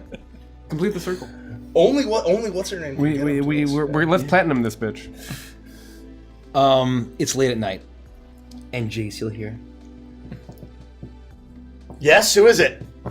I'll come over and I'll open the door. Sounds like pawing. And I'm in my PJ bottoms. Underneath the door. Oh, Milo, hey, what's up? Milo has he has his blanket, his sheets with him, and he looks and he's like kind of eyes. His ears are completely back. His tail's between his legs, and he's like, Jace, I'm sorry this keeps happening, but I had another nightmare. Oh, Can I sleep in here tonight? yeah, sure. Come on in. Hey, I was about to eat the cup and cake you left me earlier today. Do you want to split it? What? You didn't eat it as soon as you saw it? Well, no, I was pretty beat up from training with Ren, and then it took me some time to get ready and wind down for the night, and, I kind of lost track of time, and here you are. Well, I mean, it was for you, but yeah, okay. Well, I'd be honored to split it with you. Yeah, come on. And I'll open up the cup and cake, and I will tear it in half, and I will give you the bigger half. Here's the squad mates. Here's the squad mates. Elm Congratulations. Squadron, yeah. Thanks for this. I'm really nice how you think of everybody all the time. Well, yeah. Well, I mean, I want everyone. I mean, it's gonna be real tough, and I think it's gonna probably start getting pretty bad pretty soon. So we don't have much time, and so, we can enjoy Jingle Jangles and Curious Gibbons and Fluffy Puff Brand Sweet Cup and Cakes, and I don't think it's gonna be long. Can I ask you a question? Yeah. Do you think I've been a good leader? Yeah, you've been a great leader. I mean, I thought that the general made the best possible decision when he picked you. I knew he was actually gonna. I prayed that for the leader that the general would pick you. I prayed to God, please do not tell him. He's gonna be so mad at me if you tell him. Please don't tell him. No. I'm not gonna say anything to Red. Okay. He's pretty heated as it is. But that's why I ask. It's Ren and I are just clashing a lot. You just don't cup see. knock over in the shared bathroom. We just don't. A cup clatters to the ground in the shared bathroom. Look, and I know we don't see eye to eye, but Yeah, this has been brutal. I think that Ren is a lot of bark and not a lot of bite. I broke my arm. I'm not so sure about that. I think that he wants to be like, oh, look at me. I'm the pilot of Bitter Fang. It's a pretty good impression. I'm gonna go to Scathy and be in my ice castle. You been practicing that? While you was drawing and snuggling with Cinnabunnies, I was studying the blade. That's him. Yeah, that's It's like I'm looking right at him. Yeah. And I'm kind of like hugging my blanket, so I'm sitting like cross-legged on the edge of your bed. Yeah, absolutely. Yeah. We're chilling. Yeah. I think that he just needs. I don't think he's ever had a friend before. Wow. You think? Yeah. I just think that, he just needs some friends. He just needs some. It's gonna take him a while. He didn't have it as good as me or, people who had people. And so you just gotta show those people a whole lot of extra love. Extra Fluffy Puff Brand Sweet Cup and Cakes. I don't think he'd ever admit it, but I think he and I are a lot more alike than he realizes. I mean, the stuff that he says every day, I find myself agreeing with, but I don't agree with how he says it and the means with which he gets there. It's like we're two sides of the same coin, but we just have different methods. I want to be the best. I know we can be the best. He wants to be the best. But I don't agree with the way that he thinks that he has to be to get there. I don't agree either. I asked him what he wanted, and I'm gonna help him get it. And I'm gonna help all of you get what you want, and we're gonna successfully complete Operation Waltz, and we're gonna get our lands, and we're gonna get our titles, and we're gonna get our money. And I hope whatever he gets, that it makes him happy. That's all I want. Yeah. And what are you gonna do with your lands and holdings and money after this is all over? Are you gonna go back to Cortica? I gotta be honest with you, Milo. I don't care about any of that. I'm right where I'm meant to be. Man, when I first sat behind the controls of Bright Roar, it was just right. And I always said that I knew that I was gonna be a knight. And then it was real. And that's all I've ever wanted and all I'll ever want. I'm gonna be the greatest knight that the Empire has ever known. There will be stories about me. What comes after? I don't know. You're gonna be a legendary hero, Jace. But I can't do it without the three of you. There's nothing for you back on Cortica? There's no one that you want to go back to? No. Nobody? No. Just lots No one and waiting? lots and lots of cornfields. That's in the past. Cornbread is very delicious. Don't get me wrong. It's chief export's super important, but that's neither here nor there. All right. Well, thanks for letting me sleep here. I had some bad dreams, and I hope it's not. You ever think that your dreams are gonna come real, Chase? Oh yeah. I mean, every day of my entire life, I've known that my dreams would eventually come real. I don't want my dreams to come real, Chase. Do you mean the nightmares? Yeah. Do you want to tell me about them? No. I just want to go to bed. Okay. Hey, don't worry about it. You don't have to. Don't worry about it. Thanks, Chase. And I'm gonna kind of like curl up at the edge of his bed. This has probably happened several times. Where I'm going to curl up at the edge, and I have my little blanket, and I'm kind of gonna snuggle up. Hey, don't worry about it. Look, first couple of times I thought it was pretty weird, but the 12th, 13th time, I'm getting used to it now, so it's okay. Thank you. It means a lot to me. Of course. And maybe if we pray hard enough, it'll just be your dreams that come true. Okay. Yeah. Yeah, we'll pray extra hard. And only the good dreams will come true. Only the good dreams. Fluffy puff dreams. Fluffy puff. And I'll fall asleep. Good night, Milo. Once I hear him like softly snoring, I'll just good night, Milo, and I'll kind of like pat him a little bit. My ears gonna perk up and just kind of lay back with my arms behind my head as I think about what Milo said about dreams and think about and wonder why he's so concerned that his nightmares might become real before I eventually drift off to sleep. You do. And at some point in the middle of the night, an order is slipped underneath your door in order to be at a briefing the very next day, early. And that's where we'll take a quick break. well done, guys. Oh, we did it. We did it. Oh man. I have never seen any. Honestly, With who? The janitor? The Scruffs? McGruffy, there's a lot to learn about McGruffy. I McScruffy. did not know where the hell you were going, but as soon as you started to laugh, The space I was done.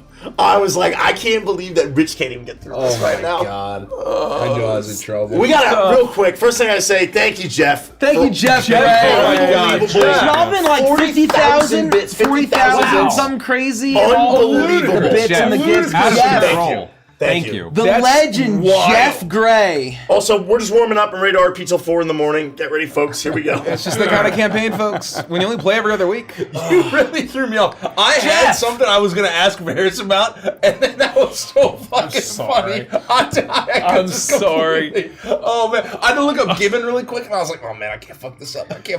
What's a Gibbon? Jeff, please, thank you. Please. He's With a another given 10,000. Another and- 10,000. Oh my God, Jeff. You guys are unbelievable. Thank you so much. Seriously. Good God. Folks, we are fewer than 60 VIPs away. Oh, yeah? 60 VIPs 59? away. Is As right long now? This 59. very second? Hold on. Well, we Let have to hit the I make cash refresher-tron. We're going to hit the refresher-tron. One moment. Refresher-tron, go. No, it was correct. These playlists did. We are 59 accidentally VIPs great away. work If we can hit it tonight, I'm very we're going to do a mega reveal. A mega reveal. folks. Oh, yes. 59 is pretty close. That's doable.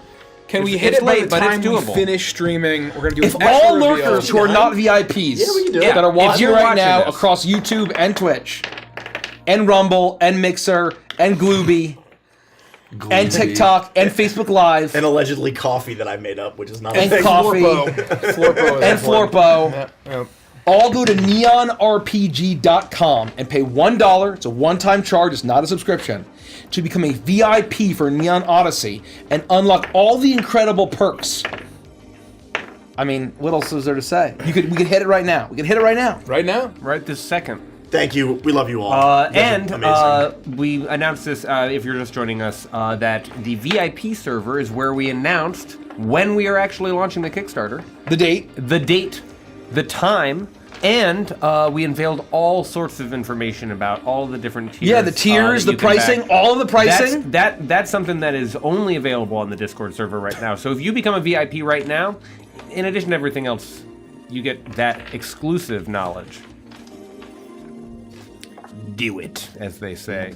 I haven't had to do a thing. This has been great. All I had to do was make you guys say some fucking. It's the best session I've ever run. Quiet. Yeah. I've ever run. Yeah. I'll hit the bathroom. Yeah. I'll be next. Yeah, No. we'll take bio I breaks can- here. I can. If you want to ask us questions, head over to Patreon. Go to the latest questions post over on Patreon. God, I love this campaign. I don't know what else to say. I love this campaign. It pains me that it's only a limited. We're only immortal for a limited time. Only for a moment. No, And it's the moment's just a blink, gone. man. It's just a blink. Yeah, I'm gonna take a look at Patreon questions. What's y'all's favorite part about the bi-weekly sessions? What I will say, There's a lot less pressure. there's a lot less pressure, and it gives the GMs kind of a break in between. Yeah. And it's nice to. I really like the bi-weekly sessions as a GM. We're tasting it for the first time, and I think that for me, I've always known that you have to treat monthly very differently because there's always a period of warm-up at the start of every session. This is true for our Saturdays and our Fridays, and anything else that we've done monthly.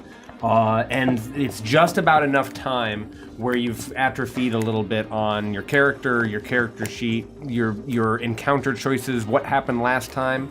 We're very fortunate that we record these. Sometimes I find myself reviewing old sessions just to remind myself of important details. So monthly, that's about as wide a gap as I want.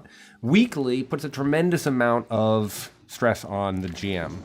It's a lot of work to, in 7 days, make sure that you have a full session prep every single even week just in perpetuity 3 weeks forever. in between Stardust is a fucking nightmare. Yeah. If we only have 3 instead of 4. It's a big deal. So You bi-weekly feel it. is working for me in a big way because it's nice to have that extra week, and you don't feel like you've lost the plot at the same time. It's striking a really good balance for me. I know next week in 7 days I'm going to be right back in Uprootorama's shoes, and it's going to feel great. And I had 2 weeks to prep this when one would have been a little too fast, too rushed. So that's my answer to that question. I'm really enjoying the cadence. Crimson asks, how does it feel? This is going to be the most missed campaign once all the NO campaigns are over. I don't know about that. I think that they're all going to be pretty close in terms of missed. Although maybe amongst us, this might be the most missed. I don't know if you were around when I was I saying don't know. it. Witchlight's really good. The buzz around this, though, in our main Discord shocks me. For it being in every other week, like bi-weekly, Yeah. the amount of activity in the channel in the Discord is wild. My only episode 3. hypothesis is that I think that different flavors for different folks. Yeah. But this one is the most different, and because it's not inhabited by characters with legacy concerns like Starlight's crew or Voidbound, where people have association, because it's so fresh, it's a more ripe field of discussion because there are a lot more details to unpack as opposed to assumptions that we can make about the other characters because we've seen them in other roles, even in Spirit. Yeah. I think it's really, really, it's striking a chord in me. I'm having a great time with it. I love it. I will say, once again, very selfishly, for me, absolutely, because once we kind of put a bow on it, that's the end of my first ever player character in the Rhapsody. I want to peek you. So I'll be very, very, very sorry and sad to see Ren go. I mean, look, I already said it once, I'll say it again. Now that I've tasted Flight, it's going to be much too hard to spend the rest of my life back on Earth grinding gears, dreaming about better years. I just had a new one of the new flavors. Just run me over with your car. Oh no, we got that. Fulcrum says, "Buy all the gods of Agathos." Literal chills. The same. damn. What a bunch of scenes there. Here you go, Rich. Does the all inbox include all the downloads? Yes. Yep. DM13, this is a quick one. Follow up on the fan mail question. Will you do fan mail in the future? No. We have sunset that phase of our history, our past. Yeah. And so moving forward. So say that again. Are we gonna? We said that we aren't doing fan mail currently. Correct. The question is, are we doing it in the future? And the answer is a no, we are not. We just weren't at a point where we could appropriately, ingest all of it.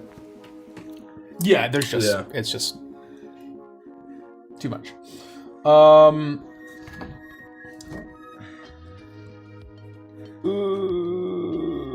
Just finished episode 2 of Voidbound, and now I didn't know how many voidlings the rooks could take on before being overrun. Oh, they would. I think they would slaughter. I mean, you got to think that being in a rook versus being on foot is totally different. Oh, yeah. 100%. Totally different. The scale's totally different.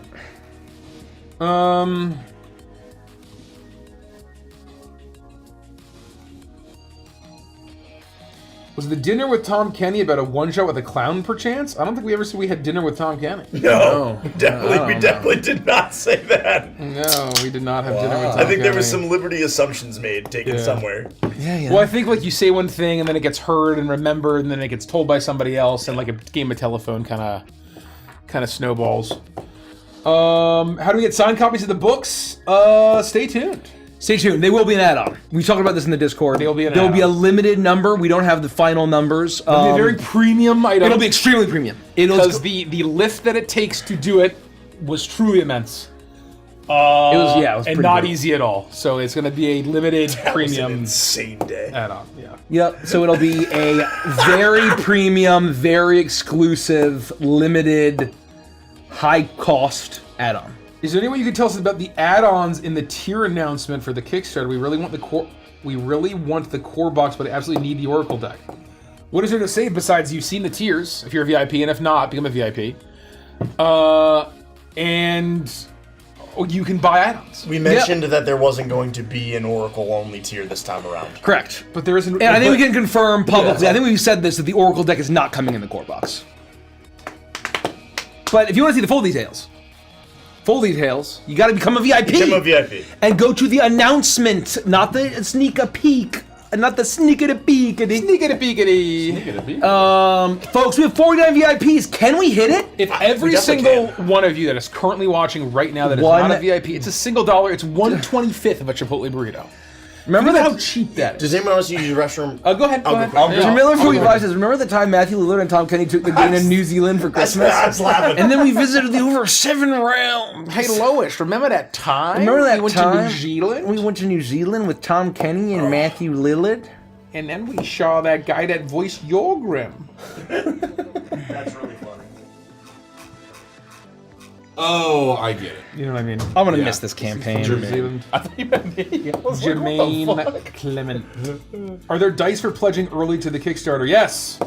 You will get a free set of dice if you buy a physical tier in the first The Synth Sunset Dice. 72 hours. Synth Sunset Dice. They are one of the add-ons. They are in the all-in box. There's one of our resin dice set. But you can get a set for free if you back within the first 72 hours. Oh, and if you're also a VIP, you will also get a free set of Neon Neon Knights Knights dice. Yep. And that's just if you back physically throughout the campaign at all, and you're a VIP currently. Yep. So if you are a VIP that backs something physical in the first 72 hours, you automatically get 2 extra free sets of dice that are pretty fucking stunning. Yep. What kind of career education would your characters be pursuing if there wasn't a war going on? I think he would just be Varys would just be a member of the guard, the personal guard. Yeah, I don't know what Milo would do. Would he go into the family business? I think probably.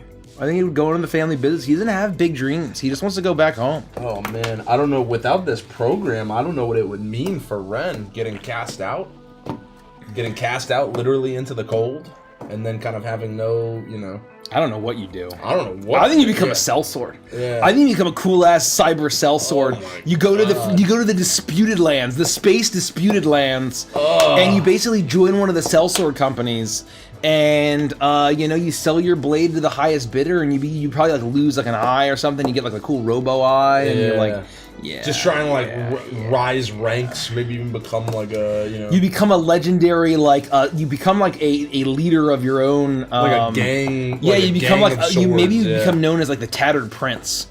That'd be pretty fucking cool. And I mean, damn, all right. I mean, and you lead. That's you lead something called the Second Sons. Tattered Prince. Is there room to leave the? I think. You would found it called the Fourth Sons. Oh my god! Oh my god! That works on so many levels too. Yeah. Mama Loralee asks, will the campaigns be done until the Kickstarter ends, or until once it launches and then X Creep Show layers on, and will they be halted immediately, or have they jumped to the conclusions of the story so there is an ending?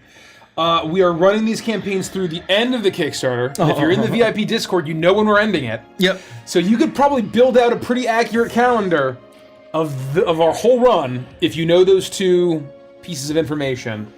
And all of these campaigns are being planned to end on the dates they are. Yeah. So it's not like we're just gonna like end we'll see what we get. or that we're just gonna rush it to the All end. of our GMs know the date. So it's not like there won't be a crafted moment stories. where we're in the middle of something and then it's like, surprise, it's over. Everything will satisfactorily end.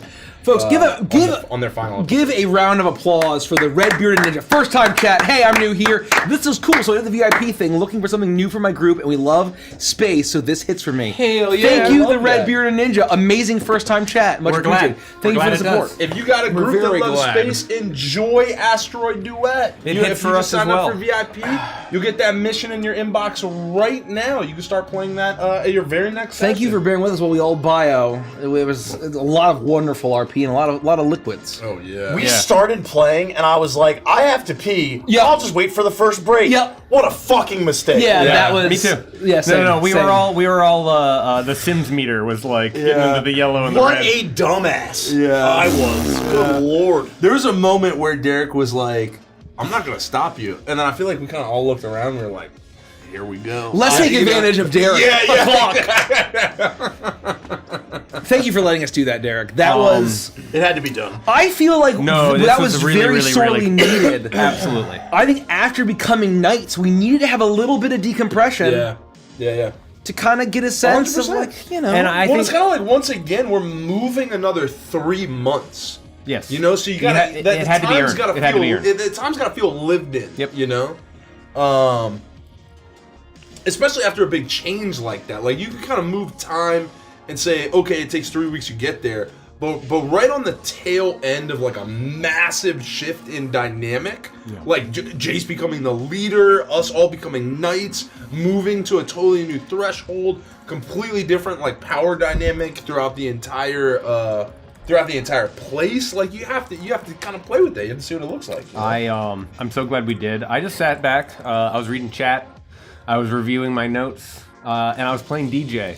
And when you are at a point where you're relaxed and all you're doing is just being like, what's exactly the correct tone for this scene? Thank you for DJing. There was some really The fun music scenes. was fucking great. Yeah. The music tonight is one of my favorite moments for Advanced and Chill. A little Hell bit of preview. yeah. Hell yeah. The DJing has been fucking flawless. Yeah. And I think this session, and many Adventure sessions, but this session in particular, goes to show the power of music.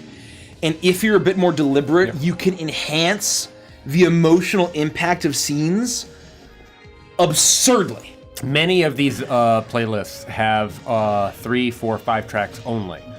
And so I targeted some emotional places and thought, oh, I'll have them if I need them.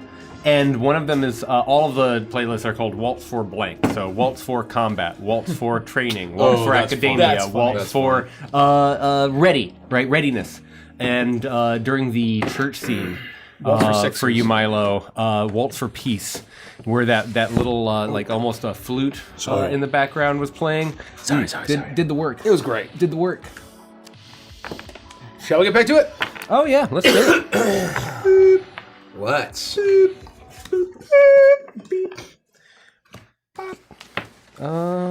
What's going to be the correct choice here? I think the answer is Wicked Games. Wicked Schmaz. Oh, Let's try it and see how we do.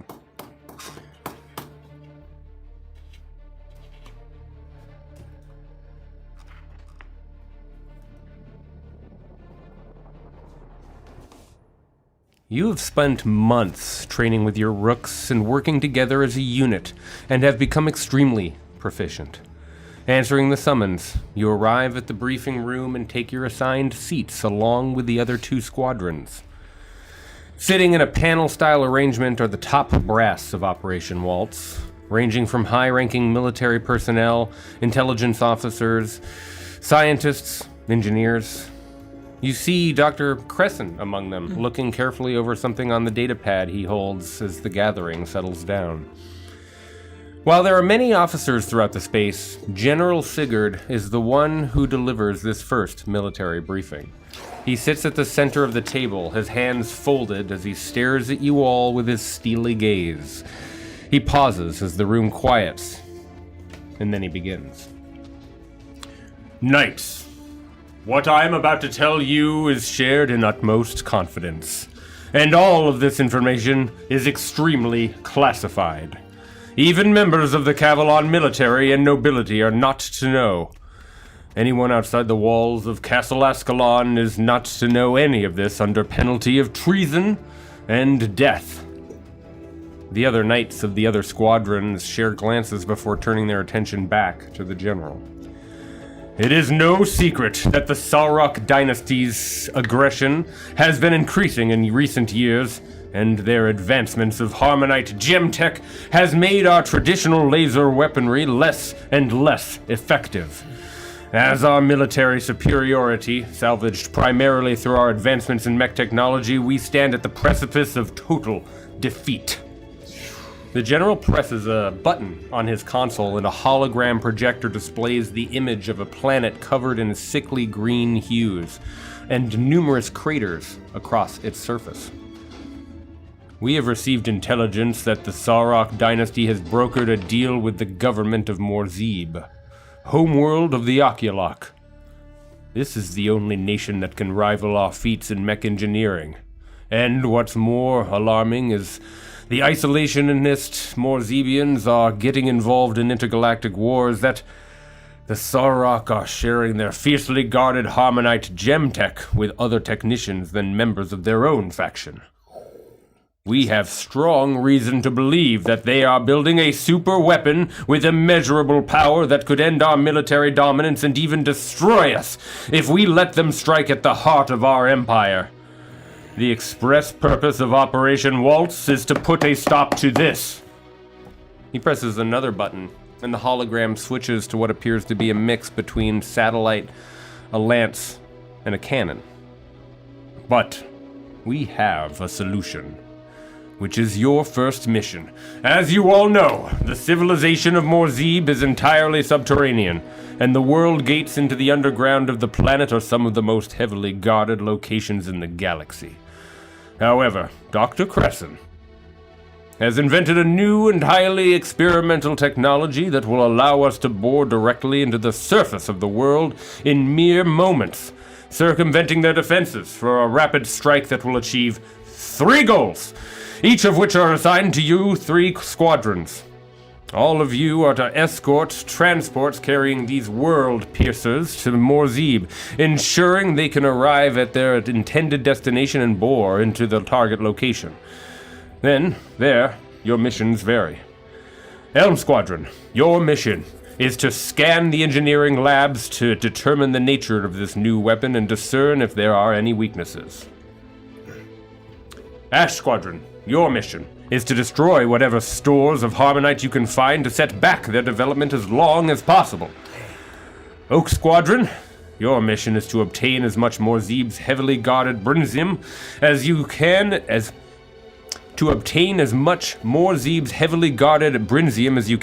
and return it to our baggage train and supply lines.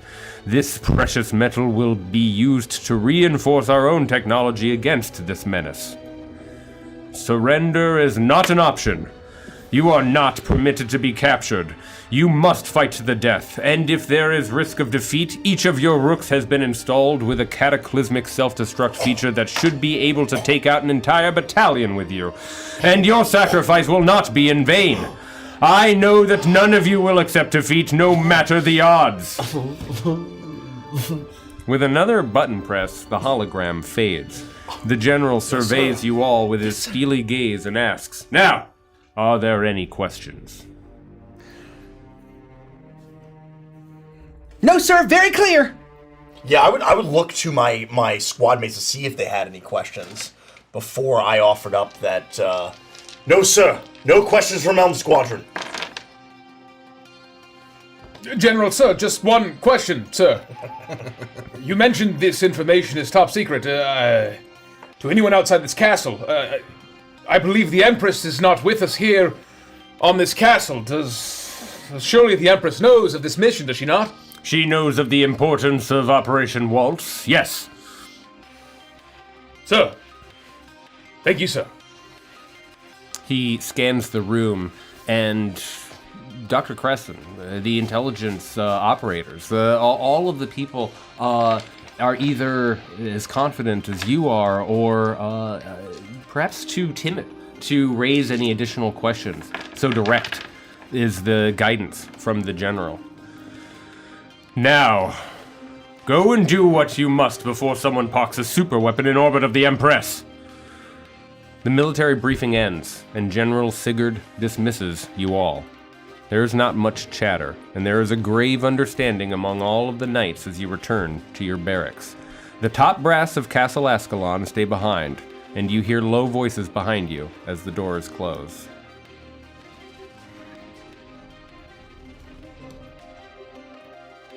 This is it. Our first mission. Yeah. And all we need to do is scan. That means that if we're lucky, we won't need to hurt anybody. We go in, we do research, and we get out. Perfect for Elm Squadron. Milo, I hope you realize that we are escorting these world piercers. They're most certainly going to have some form of defenses, and we're going to have to defend them against. They'll see us coming. Well, I'll do what I have to do, but maybe we'll get lucky. I'll pray extra hard. Did you hear what the general said? The Empress knows of this program. Perhaps she is thinking of us now. I'm sure she is, Varys. Do you think she knows our names? Almost certainly.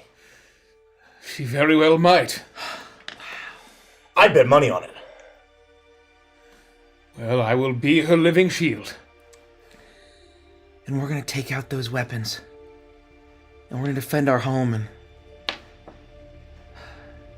we're gonna protect the Empire. Perhaps we are the only ones that need to know of the immense danger to the citizens of the Empire. We'll put an end to it. We'll succeed, and we'll save millions of lives. We don't want to cause panic. No. No. It's our job to shoulder the burden. We'll make the lives of all of the citizens of the Empire easier. That's why we're here. And it's truly alarming if this intelligence is true. I mean, the government of Morzib is incredibly totalitarian and collectivistic and isolationist. The fact that they would side with our mortal enemy, when the Cavalon Empire has done nothing to make them enemies, unless the Sorok dynasty is offering truly an offer they couldn't refuse. Have you ever read or heard of the dynasty ever sharing their technology with another civilization before?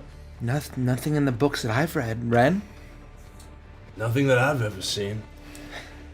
That's the strangest part to me, at least. Every attempt of the Cavalon Empire has made to reverse engineer Harmonite Gemtech has failed catastrophically. It hasn't even come close.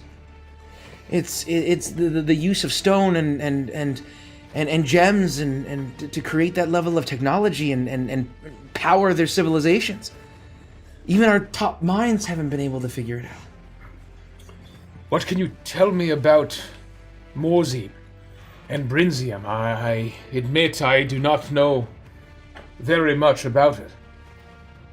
How much does Milo know that I might be able to share with my friends? Make a history check. Hot damn! Oh, I need my character sheet. Oh shit! I was gonna say I don't even have ice out. Oh my I god! mean dice. I think is this our first roll? Yeah. Well done, folks. I Well love done. Legends of Evantris. You're biased. I really am. You are I biased. fucking love this shit, man. History. Shit. With a natural 20. Ah! Oh my Lord. god. First of all, quab. Dear With a natural Lord. I'm not fucking with you. I love this die so much. It's a 23. 23. I would say that your knowledge of Morzib is extensive. I would say that you are free to share what, honestly, what any information that you would care to imbibe Milo with. And I would say that you could even go further and in the privacy of your own Elm barracks, go over to the screen, your own holographic display, and bringing it up, display Morzib, and it almost like splits open like an apple, so you can see a cross section of the world and what the Cavalon Empire knows about its subterranean layers. Morzib is the homeworld of the Oculok, and I mean, a long time ago there was a series of horrible accidents, and it completely destroyed the surface, irradiated it, and the species survived, but they had to go underground, and so they built this massive, wondrous civilization that's entirely subterranean, and while the core of the world is filled with massive caverns and tunnels and great pools of acid, there's also enormous beasts and mutants and monsters that lurk there. Some were natural, but others were horribly mutated by the terrible radiation. And as the general said, I mean, there's only a handful of world gates that are built into the surface itself, and it's heavily guarded. They're master mech builders, and they don't build the same kind of mecha that we do. But I mean, it's a wondrous technology. And to think that they could utilize the Sorok Dynasty's gem tech and make it entirely impervious to laser weaponry. And who knows what else? Gem tech mechs. No. Can it be? I don't know what else it could be. The general's really thrown us in the deep end with his first mission. This is a true trial by fire. Well, I mean, that's why it's been half a year of training and an order of magnitude to get here. The Morzibians must be a hardy people to have survived such deadly circumstances, but why would they be so treacherous to work with the dynasty? Purposefully turn their weapons against us. Well, they've sealed their own fate by doing so. And once we make our strikes, maybe they'll realize the folly of their ways and give up. Maybe they'll close their gates to the Sorok Dynasty, and we'll take care of it in one fell swoop. That's what we're here for. And we'll do this, and don't worry, I won't break. Even if we have to fight, I'm with you all, and I will not break. And I will not doubt. We all believe in you. We do. That's why you stand beside us today. Don't forget why we fight. For the Empire. And for the Empress. I am ready. Are you ready, Elm Squadron? I am ready! Yeah, I'm ready. Valor Wing, I know is ready. Iron Wall awaits. Bitter Fang, as cold as ice. The fire within me that I feel right in this moment. I can't wait to get behind Bright Roar. The day is filled with more mission details, briefings with other officers with their specialties, and a very short time passes as you train for the mission, understanding every attack vector and approach that you might need, looking at contingencies and similar plans. These details are fed into you. There's very little cross-pollinating. You know that the other squadrons are getting the same level of rigorous attention from the entire force here at Castle Ascalon before the day eventually arrives and the time for the mission comes. You all arrive at the hangar, this time not for training, but to finally embark on the first true mission of Operation Waltz. There is a frenetic but measured energy in the hangar as personnel move about, go through checklists, and prepare to mobilize. Elm Squadron has last clearance for takeoff. The transports carrying the World Piercers are heading toward the Warp Ring in Uthan's orbit, followed by Oak Squadron and Ash Squadron. You all get into your cockpits and power up your rooks. Oh, baby!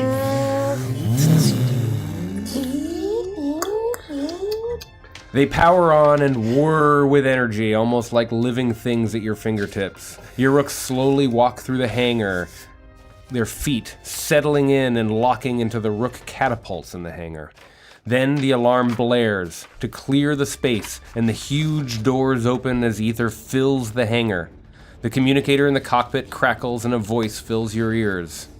Helm Squadron cleared for launch.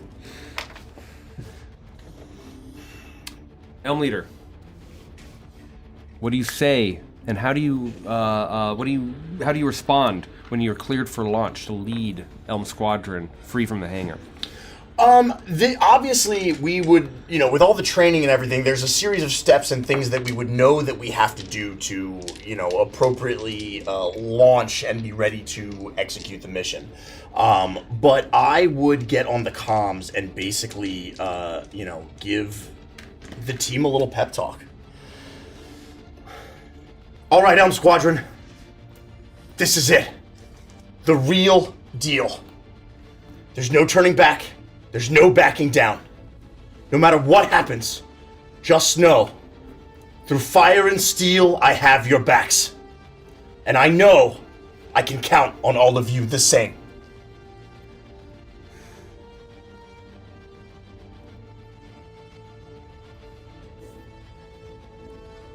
Elm 2. Elm 2. Oh, sorry. I thought you were blast off. No, I'm giving the opportunity to reply if you so would like to do that. I apologize for not teeing that up appropriately.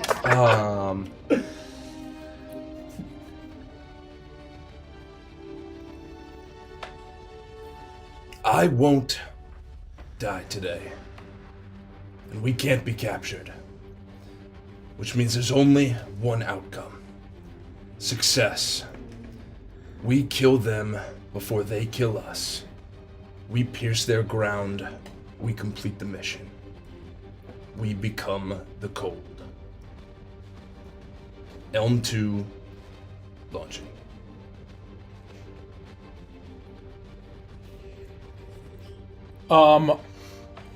Sort of under my breath, I'll say. I'll hear all the whirring, and I'll say, Iron Wall, I can hear you. Can you hear me?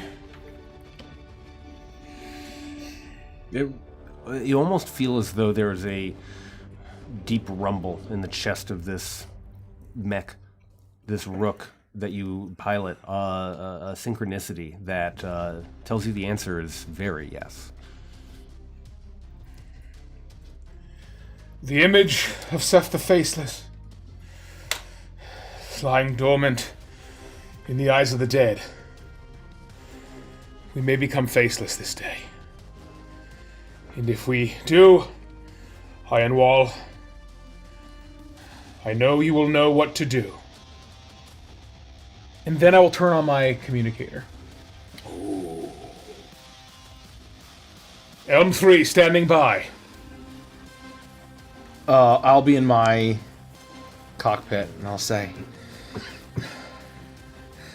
Jace's dreams will come true, not mine. Hearth Mother, it's your warmth that keeps away the horrors of the night, the terrors of the dark, and the death of the cold. We do it for the 99. We do it for them. Elm 4, ready to take wing. All right, Elm Squadron. We launch in 5, 4, 3, 2, 1. Deploy! The four of you are launched forward at an incredibly rapid acceleration. The 4 tracks forcing the feet and the back of your mechs forward and out through and into open space. You get into formation. Eventually, you catch up to the transport you have been assigned to escort. As the verdant green and oceanic blues of Uthen stretch out below you, your destination is the liminal ring above the capital of the Empire. This is the largest and most elaborately adorned of the entire network. The pristine white and vibrant shades of red and blue with the shimmering golden accents circle the warp gate. It is already open and surging with golden energy, flashing as each ship and rook ahead of you passes through and disappears from view. The 4 of you form 4 corners around the transport, carrying the critical drill, weapon, and research equipment, and you await the signal to go. Then 12 lights blink around the massive ring, counting down from 12 to 0. Then you get the signal, and the 5 vehicles blast forward. Your entire display is swallowed by golden energy, and in a flash, space disappears around you, and you are all within a tunnel of rushing energy on all sides as you head towards your destination.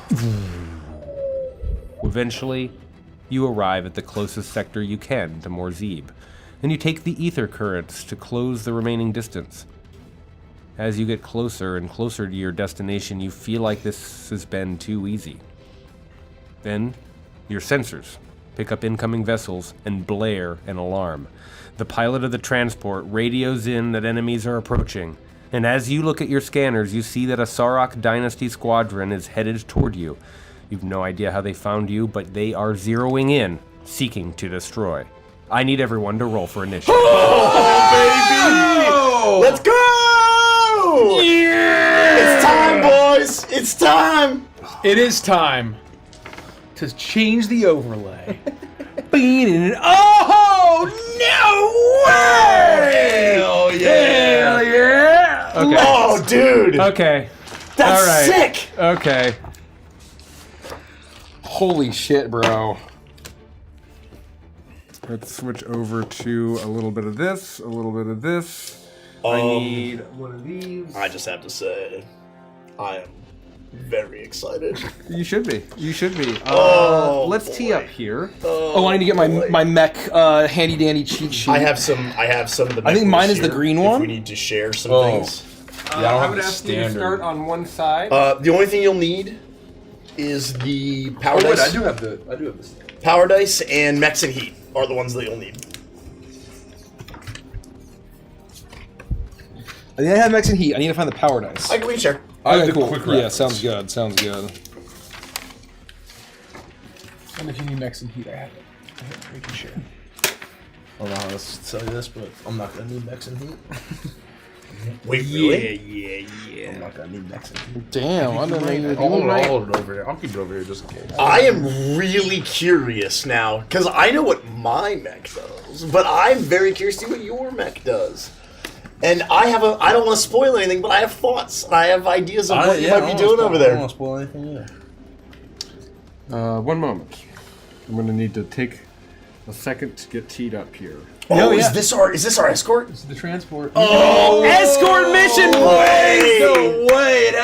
It has a token? Yeah. Don't let it die. Oh my fucking god. What would the order of operations be? So I would say let's Yeah, first. Bring all of the tokens a little closer to me. Don't start in the center. I want you all to have a little bit of space in front of you. Which way are we traveling? You're traveling towards Morzeeb, which is the camera here, and then I need to see what I would say Valorant that you're going to be in a does. pretty tight formation, at least to start off combat, and we'll take it from there. Maybe like Not here? super far back. Push like 3 more hexes that direction. Perfect. Okay. And then I need to actually do a little bit of maths here. Bear with us for a second while we Yeah. set up Why don't we take a combat. break? A quick break while we do it. Once again, it's a battle setup break, folks. We are so fucking close to our goal. Do you want the extra huge reveal? You want to do this? Or what do you think? So here's what I think, Yeah. and I'm open to opinion. I think the way that our formation would be that You're the as leader, man. elite You're the one who yeah, decides. as the You're the elite fucking leader, I leader, would dude. be in the front. 100%. Varys is my shield, and he would be on my left side. Okay. Because that's the side that I'm right-handed. Yep. Ren is my sword. This is right. Sorry. They're both blue, and I'm dumb. And then Milo, being our lance, would basically be in the back flank on one of the sides to like peek out from behind the shield. So either in the rear, Yeah, maybe all the way in the back. and I think that this would be our standard formation until we call out some other kind of formation or something along those lines. But the idea is that together we form a knight, more or less. I love it. Hell yeah, let's go, let's go. I think that's not a perfect analogy because we've got all these crazy weapons and shit. Well, but he's the wings on the back. Yes, right? exactly right. And again, the lance would be coming from behind the shield, right? Yep. That's my thought, at least. No, you're good. You're good. That's our formation. I love it. I fucking love it. Oh boy. Oh boy. Oh boy. Oh boy. Oh boy. Let me just. Yep. Folks, we're 33 away. Can we hit it We're tonight? cooking. We're climbing. We can do this. Can we hit it tonight? Tonight.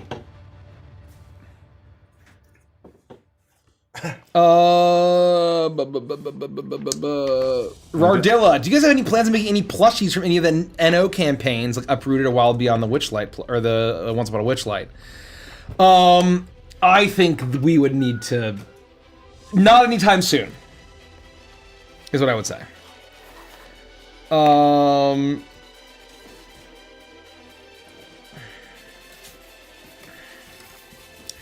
Inverted Rain, the Neon Knights dice look amazing. Who designed the dice for NO?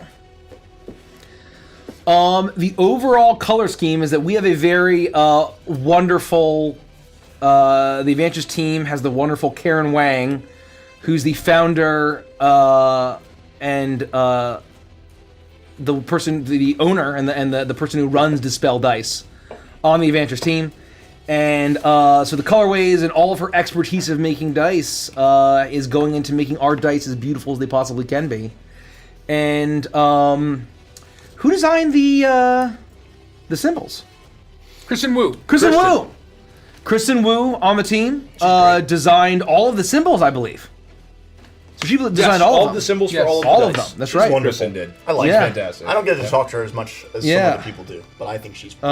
She's really Create good. A little attack squadron on your flank. Yes. Oh, wrong. Jacob one, Brewer wrong, has a wrong, great wrong, question. wrong, Is sorry. Stardust Rats the Anthem ending also at the end of the Kickstarter? No, that'll continue. No. No. Anthem is going to continue. That started before. Yeah, yeah. Attack squadron coming in. That started Yeah, before. from it'll over start- here? let me move this for Like you. from the Sorry, side sorry. over here? Yep, there's two. They're from the left and right, making a pincher. Oh, he's got his own squadron. Got it. Okay.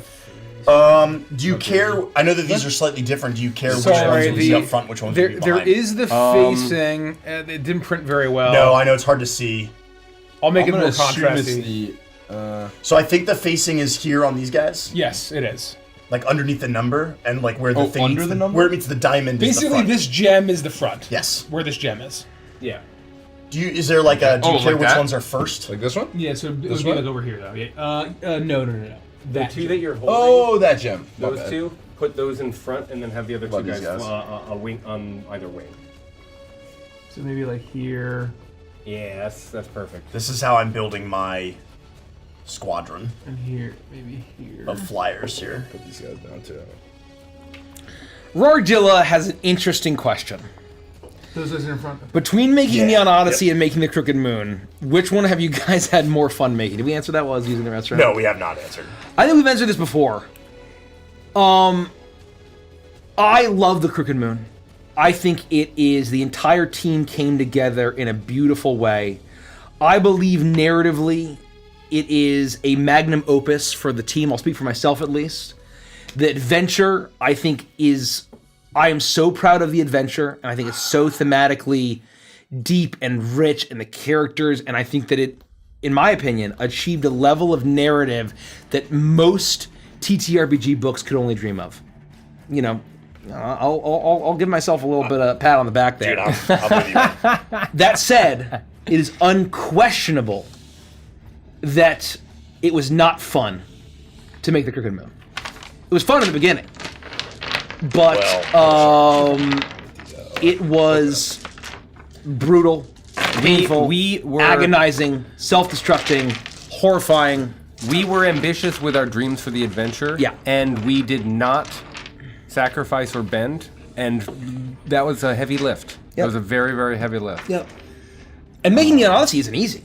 No. But I think the stress and the hard work is a lot more fun than the stress and the hard work of the Crooked Moon. We refuse to take shortcuts. That's my answer. It's hard to write a horror adventure, is what I'll say. You know, because you have to live it and breathe it. You know, a break for a Yeah. second just to go out into the daylight. it was would have pretty been- self-destructive for me. That's what I will say. You But and me both. yeah. There are what is it? What is in the Midnight Song is some wounds will never heal. Some wounds will always sting. And I feel like that's probably the Crooked Moon. I will have scars for the rest of my life because of it. But it was all worth it. So, And There's such we thing hope as you a enjoy. painless lesson. exactly right. Let's Hell pull yeah. out- Let's Hell hide yeah. our unless you yeah. don't want to, but No, let's hide our I do. bits, And We're we'll, 30 away, folks. 30 more VIPs. 30 VIPs away from our big goal! Just 30 of you. I'm sure you're watching right now, thinking, "Gosh, I should become a VIP." Good grief! Good grief! Good grief! Good gravy, folks. And Shucks, you gotta become a VIP right now. And Shucks, if we hit the goal, I'm gonna do like a Chuckles voice. Ooh! If we hit it. Your alarms go off, your sensors are flaring, and you realize that 2 squadrons have managed to come at you from both sides. As suddenly their ships become visible out here in deep space, so close to Morzib, yet so far away, the planet hovering in the distance. 20 to 30 initiative. 15 to 20. 16. Oh wow. Okay. 15. Okay. Oh. I roll low. I rolled low too. 14 plus 2. 0 to 15. 12. 14. Wow, that worked out nicely. Varys, you are able to take the initiative as soon as the alarms. You jump into action. I actually have a quick question. Maybe you can't answer this, or maybe you can. Oh. Do we know how that our transport is going to move? Our escort. Oh. Do we have interesting. an understand? I mean, I would think that we have an understanding of how that moves. Yes. Whether we move it, it's always constantly moving. We need to stay near it. You know that there is a crew aboard. They have their own captain, Okay. Captain Crockett. And you know that they are going to do their best to defend themselves. They have some limited weapons on board, and they are going to be able to maneuver. They are not just driving forward each round at a regular interval. They have their own autonomy to defend themselves as best they can, but their chief goal is to try and stay within your got the formation payload. Yeah. and to let you do the fighting. There's a reason you're here.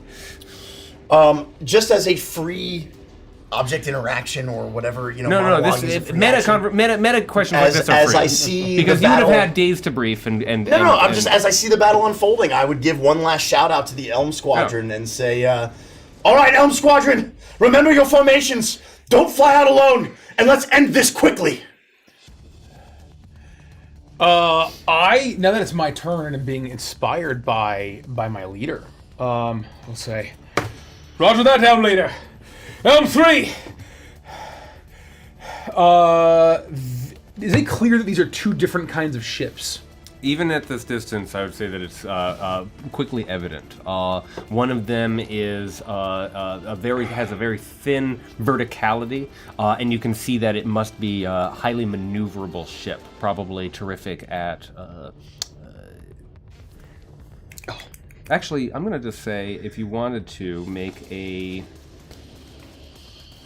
perception or insight check to evaluate the nature of the ships. Ooh, I guess I'll need that for 18. 18, easy. So yes, one of them has a verticality that makes it clearly good at running and gunning, while the other is perhaps a more well-rounded ship. Just a classic sort of backbone fighter of the Sarek dynasty. You've seen both ships in your briefings before, well before you even knew about this mission, but to see them up close and personal, these are, in the right pilot's hands, deadly weapons. I will say, in the left sector, I'll take them! And I guess I know our formation, right? Yeah, I mean, obviously, do what you got to do. It's we can talk it out. We would have had months and months to figure these things out. Ren, I'll leave the others to you. And I'm going to quick pivot. Once before moving during each of its turns, the mech can choose a direction which it faces without spending a movement to turn. Pilot pursuing the mech can turn. So I'm going to spend my quick pivot to turn 1 hex. And I will say, all right, Ironwall. Show the Sorok dynasty what the Empire is capable of! And now I'm going to move. I have 8 hexes, which is my fly speed. 1, 2, 3, 4, 5, 6, 7, 8. And actually, hold on. 7, 6. Yeah, yep. 7, 8. Obviously, I'm not there. And I am rocketing forward. I have this massive shield and this huge laser flail. I just want to see... Reach... Come on, Ironwall. We must intercept them. If we don't meet them now, they might get past us.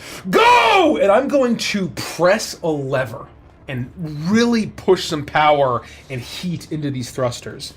I am going to boost my engines. Oh, yeah. I'm going to spend up to 3 power dice to increase my speed 1 hex per die until the end of turn. I'm going to generate 2 heat. I believe that's correct, right? Woo! You can spend up to... Yeah, so when you create heat, you generate a power die, so you use 2, you generate 2 heat. It's exactly correct. So I now have 2 heat. So already, my mech is cooking. And as I rush forward to this more like melee focus, presumably, or running and gunning ship, I rocket into it and swing in with my flail as it spins around, and I'm just gonna go in for an attack and see what happens. I'm gonna use my blast flail, which is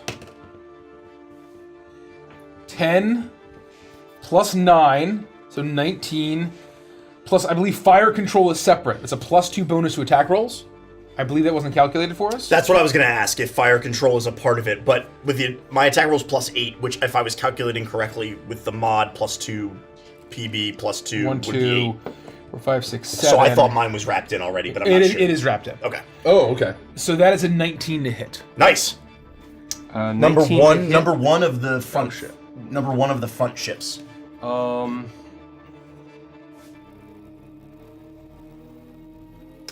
hits. And I will rocket in, and I'm going to smash into the side of this Sorok fighter as it deals. Oh my god. Yeah, this is devastating. Let's go. Oh my god. It deals 6d10 Oh my god. thunder damage. Let me just I need some D10s if you have any. 1, 2, 3, 4, 5. 6. I got it.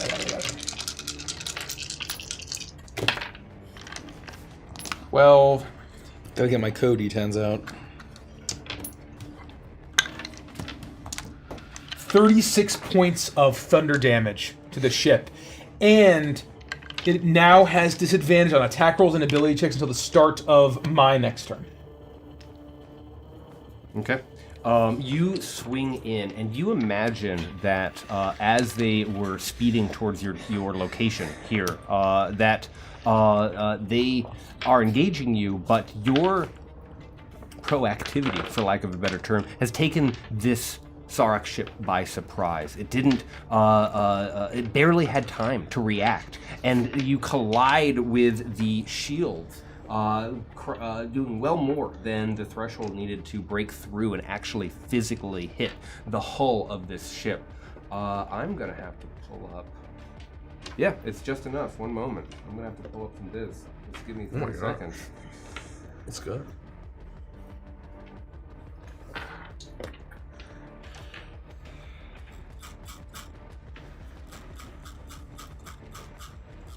Where is it? It's right here. That's that. You smash into one of the engines on the side and crumple it. And it looks severely wounded even from this one attack due to the intense blow made from your flail. Hell yeah. Anything else you want to do with your turn? Bro. That's my turn. That's a very strong start. Milo. I am gonna, as soon as this is happening, I hear Jace. And I say, remember your formations. We will not break. We will not break. Hearth Mother, we're in your embrace. Let's go, Valor Wing. As I rocket forward.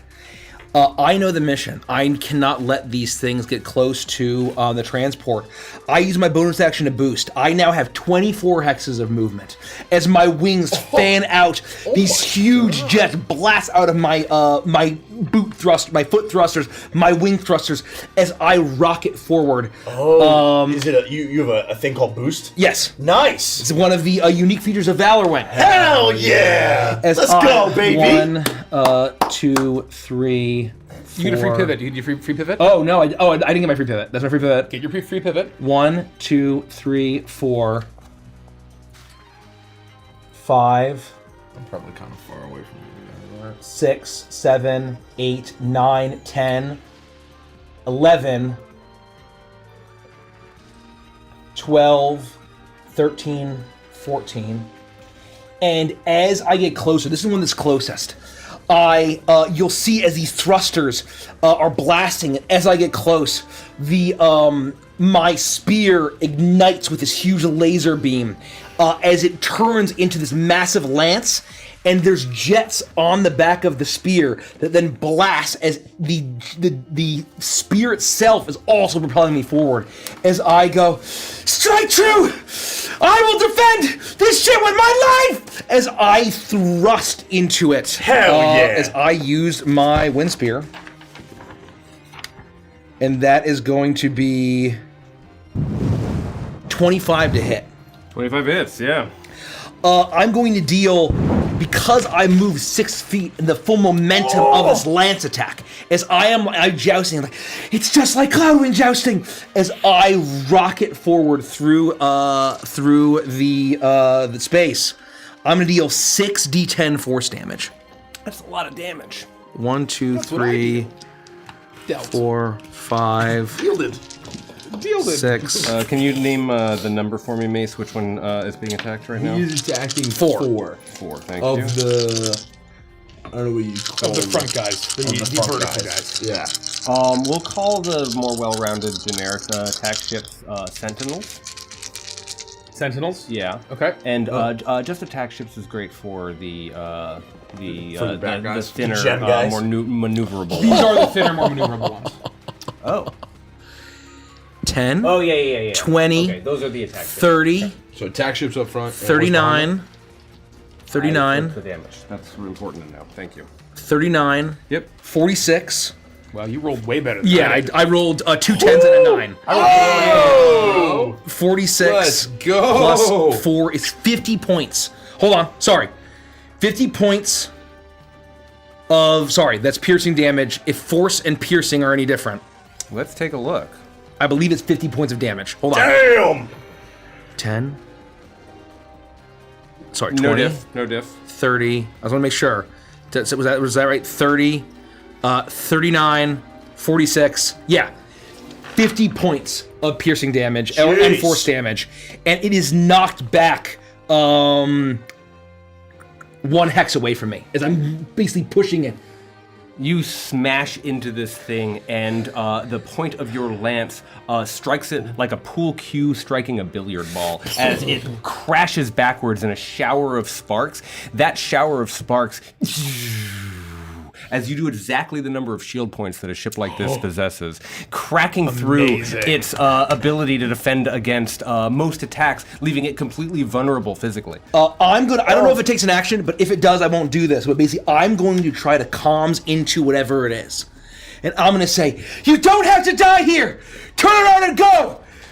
You hear a voice respond back. You're invading our airspace! You're the ones who are attacking us! Intruders! Intruders! Prepare for death! That's my turn. Damn! And you would have seen on your comms, if you had the channel open, the face of a Saurian working hard to correct for the controls as the one that you struck deals with sparks in all directions but is still screaming at you with this lucidity.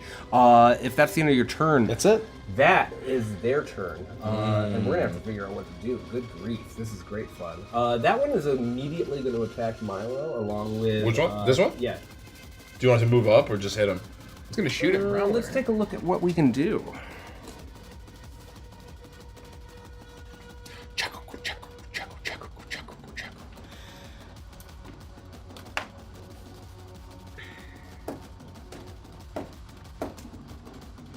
How much damage did you deal? 50. 50. On the mark? Just on the dot. On the dot.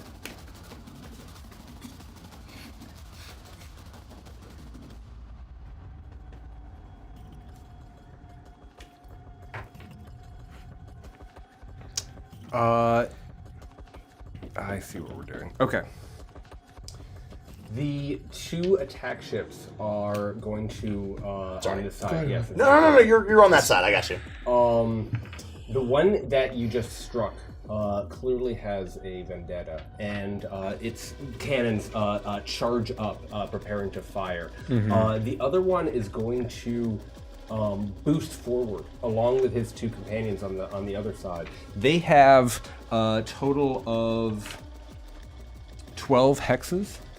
But let me know when we get in front of the line here. I'd like to get within 5 hexes or so of the main group here.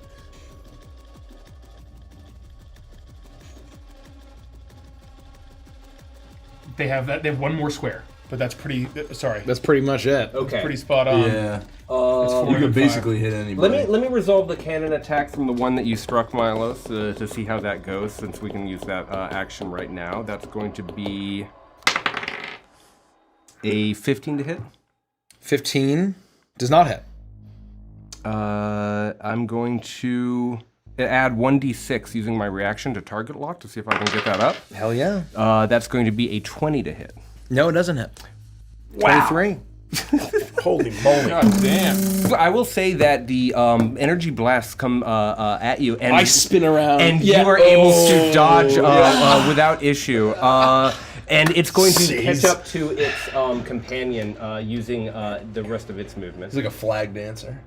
Waving off the, And Oh, the man. other 2 are going to fly into Well, it would. Is it going to try to avoid opportunity attacks? Probably. Yes. Is it going to go through? Okay, got it.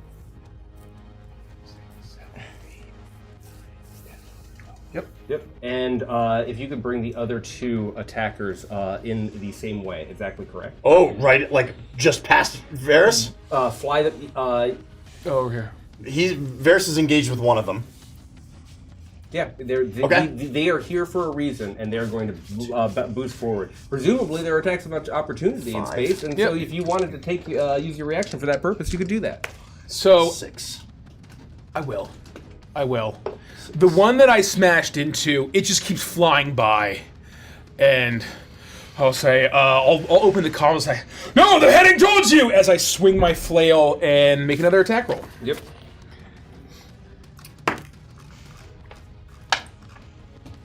22 to hit. 22 hits. And just for your records, Derek, these have both used 6 squares of movement or hexes of movement. They can move more. If they have more, they can move more. How much have they used so far? 1 and 2 have both used 6 hexes. I think I have 12. So it just depends on how much closer you want them to get. They're facing the Ren and they've used 6 squares I or want hexes. them to get into this general column. If you could get one of them, yeah. Actually, just bring 2, one more. Perfect. That's exactly where I want. 39 points of thunder damage. That's too much damage. She's connected 4. One moment. You lose. 14 minus. Oh, from the hit? How much? 36? No. 39 39. Number 1. to number 1. He's the one I had before. Yes. And we'll just put this little marker. You slam into the back of this and do a significant amount of damage. It looks like if you'd had a more direct hit, you might have actually even been able to destroy this thing outright. Oh my god! But it shoots rockets forward, and manages to get out of reach. That's actually remarkable. These rooks are pretty fucking good, is what I will say. Aside from the one that attacked Milo, you watch as these 3 attack ships do a barrel roll, and out from the side chamber in each of these ships, a ball falls out and starts to gravitate towards your group. They all drop mines. Oh, get out of here. That's not good. So in front of them, can we find tokens for 4 mines right in the line there? I've got to have a bunch here. Hold on. So actually, screw this. These are going to be the mines. Yeah. That's very dino. Yeah. Super dino. Very Sorok. And because I can put it any hex adjacent, move all of them 1 over towards. Oh, 1, 2. Yep. I've got. Yep. I've got plenty. Check out Dust of Damnation. That's where these came from. That was a fun one. We play a lot of fun TTRPG, folks. Yeah, we do. So I'm sorry, mate. I never do that. Milo.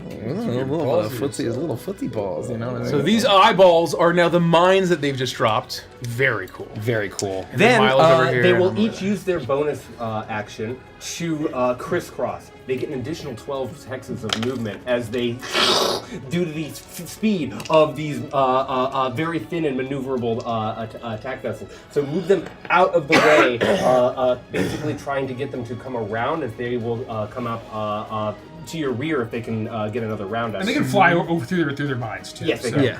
1, yeah, I would 2, assume. 3, 4, 5, 6, 7, 8, 9, 10, 11, 12. Correct. Well, are they not gonna fire anymore because they dropped the mines? They've used their action to drop the mines. Oh, and the one that attacked Milo wouldn't have dropped the mine. So there's one mine's not there. Oh, got it. Because Is that reasonable? He took a pot shot. I mean, my guys still have more movement, but they're like kind of in position. That's perfectly reasonable. Now, the other 2 are going to advance. Jeez. I will say that. I'm here vulnerable. Yes, this is what they're going to do. They're both going to take attacks at the closest rooks. So I'm going to take 2 sentinel attacks with these gems that are extended on the end of the wings of these ships start to glow, and you watch as a beam fires out. Let's do 2 attacks against Varus. Number 1 and number 2. I think you mean Iron Wall. My apologies, Iron Wall. That is exactly correct. 1 is going to be a 25 to hit. That hits. Okay, we'll resolve that in a moment. And the other one is going to be a 17 to hit. That misses. Hold on, the first one hit. Yep. I would like to, if I may. It's up to you. Oh, 1,000%. I'm generating heat, and I would like to jam targeting. Reaction. Are you in range? Is there a range or no? It doesn't have a range. Oh, there you go.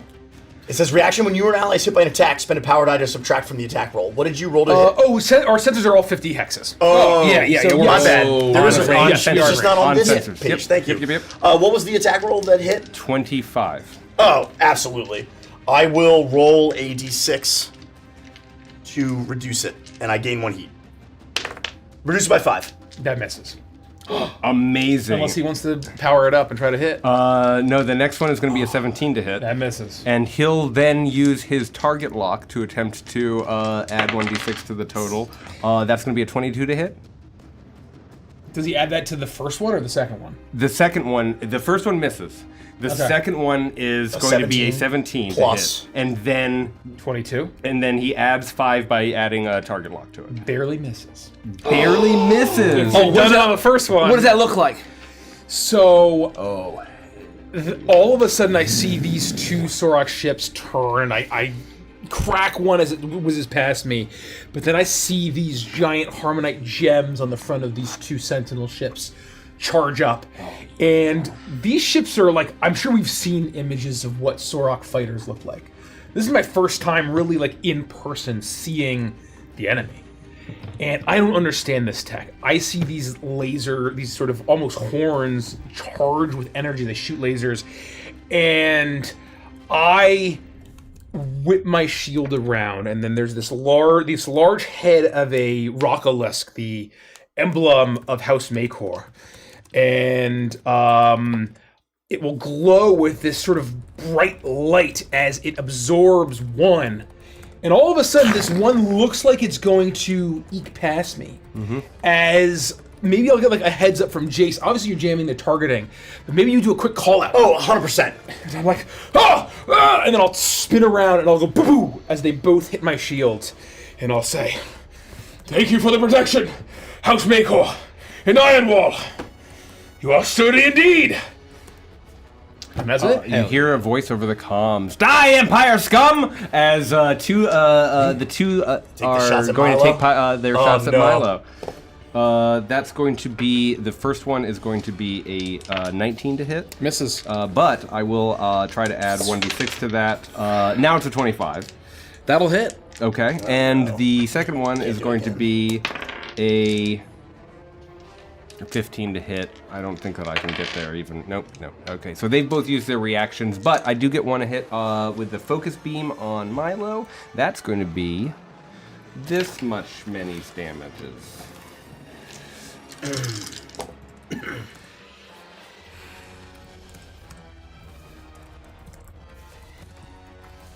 Oh, wow. That's going to be 36 radiant damage. Okay.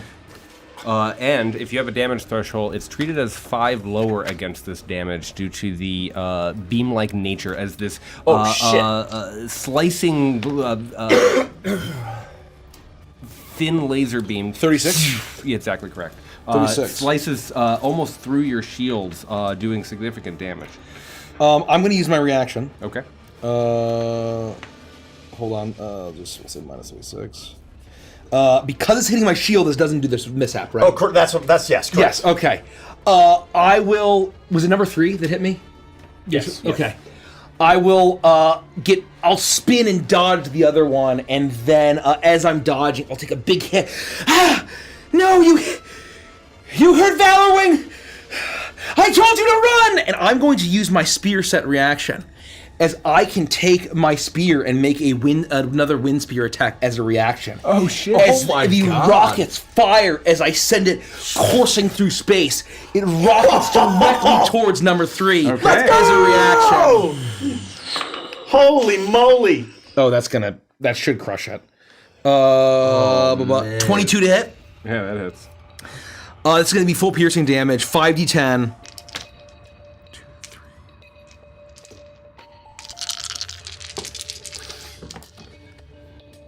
Okay, much worse, but still not terrible. 19, 20, 24, 30,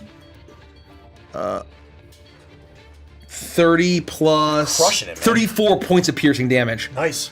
And it's knocked back 10 feet away from me. Or 2 hexes. Sorry. 1 hex. Oh, 1 hex. Got it. 1 hex. I believe. Yep. I've captured that 34. damage. Your That's our reaction. response is so immediate and it is devastating. You are hearing these words come through the comms as they are attempting to communicate more and more. This is protected space. You've no right to be here, but each time one of you lands one of these blows, the comms either pause for a second or when they forget to thumb off, you hear screams asking, take care of that fire, these kinds of things, as the crew endures these barrages of the tremendous power of your rooks. Ren. My apologies. One more thing. As I throw it, hits it, knocks it back, and you'll see the kind of almost wing-like or feather-like attachments to the spear begin to turn like rudders as the jets blast back. It spins and arcs around and flies directly back to my hand, and I catch it. That's badass. And I do a cool spin. All right, Kratos. Okay. Let's fucking go, man. They have 10 hexes of movement. Mace, I'm going to ask you to move these 2 straight down in a column towards me. Oh, shit. And Andy, if you could move these 2 straight down in a column towards me. These mines? No, the sentinels that I just described. Sorry, I got Oh. They are going to come straight towards me. 4. Oh. How many movements? 1, 10 2, hexes 3, 4, 5, 6, 7, 8, 9, 10. So sorry, you're gonna Might have to mess with the facing here. So spread And out. they are clearly circling the prize, coming down and around, trying their best to avoid the devastation of these attacks. There's one other sentinel I'm asking you to move, Richie, once you're done with the camera. Geez, okay. And then it is Ren's turn. Go ahead. I'm gonna go ahead and assume this is pretty obvious based on the way you're describing this, but is it like already pretty apparent that they're obviously almost ignoring us and going straight for the transport? You would know from your strategic and tactical education that they are not dealing with the threats right in front of them. The only reason they would be swarming around is because they have some sense, perhaps from other similar engagements that are happening around the orbit of Morzib, that these transports are perhaps an important target. Even when surrounded by knights, even when surrounded by knights of your caliber. So yes, I won't even make you roll insight for that. It feels like a concerted effort to get towards the Can't hold center. my pencil. If they think this feeble force was gonna slow us down, then they'll die fools. I'm gonna assume here that Elm Leader is about to call out a back-to-back formation, and I'm gonna fly right over here and engage with number 4 of these guys. Those are the attack ships. Attack ships. Number 4 of the attack ships. Yes. And I am going to. And you notice that 4 is the one that is shieldless. Ooh. Talk to me. Take him down. I rolled a natural 1, so. Oh no. I saw that happen. Do you have anything? There's got to be something that you have. I don't have my reaction back, so I can't even help I you. wouldn't even come close. I don't have a reroll, but I do have a bonus action. Bonus action Blade Strike. I can make 1 additional Ice Saber There it attack is. as a bonus action. So I'm going to attack a second time. You do that. These things are tricky. Even in simulations, you've always struggled with them because of their spinning nature. Oh man. So I would blast. I'm peeling off, but not far from the transport. And I draw almost from behind Bitterfang these two blades that come out as I blast towards this attack ship, and I strike out twice, but possibly it's as it is flying around, dropping these mines. It's too nimble for me. I rolled a 17 to hit on my second hit. Nice. Not enough. I didn't think so. So then that is all I will do. We've all used our reactions, right? Wait, He didn't use his reaction. I will actually. I'm gonna try and use my reaction. Target lock. If you roll a 2 or higher, you will hit. Target lock. I'll just tell you the AC because we're getting close to the end of the round. Oh no! All you need is a 2 or higher. Well, I didn't get a 2, 3, 4, 5, or I didn't get a 6. two. I 2, didn't get 3, any 4, of 5, or What's their 6. AC? and you'll be, I didn't get any of those. 19. No, it was a 2. I saw it. It was a 2. No, it was a 2. 1. It was a 2. It was a 1. It's not Ren's I day, rolled a 1, but a 9, and a 1. perhaps Jace can enter the fray. Yeah, I start by using my quick pivot as Bright Roar and I are 1. And I move 1, 2, 3 to, again, kind of form this back-to-back formation where I know that the transport is behind me. And behind the transport is my companion Ren. As I rush forward and draw my longsword-type weapon from the... pseudo mech scabbard that, wherever it's not like you have a stored from. long metal scabbard, it's a laser sword, Correct. but there is a hilt, and you pull free, and as the blade emerges... Separated. Yeah. And this sword glows, and there looks as if heat is coming off of this thing. As I will attempt to make an attack on number 2. That is actually going to be an 18 to hit, which we know is 1 shy. If you're talking about an attack ship, that's correct. The AC is 19. So I, without even hesitating, I will spend a power die to boost this up with target lock. Didn't you jam? It's my turn? Yeah. It's my turn Oh. again. It's his reaction he just back. refreshed. Oh, I He thought it just was in the, refreshed. I thought it was on the round. My bad.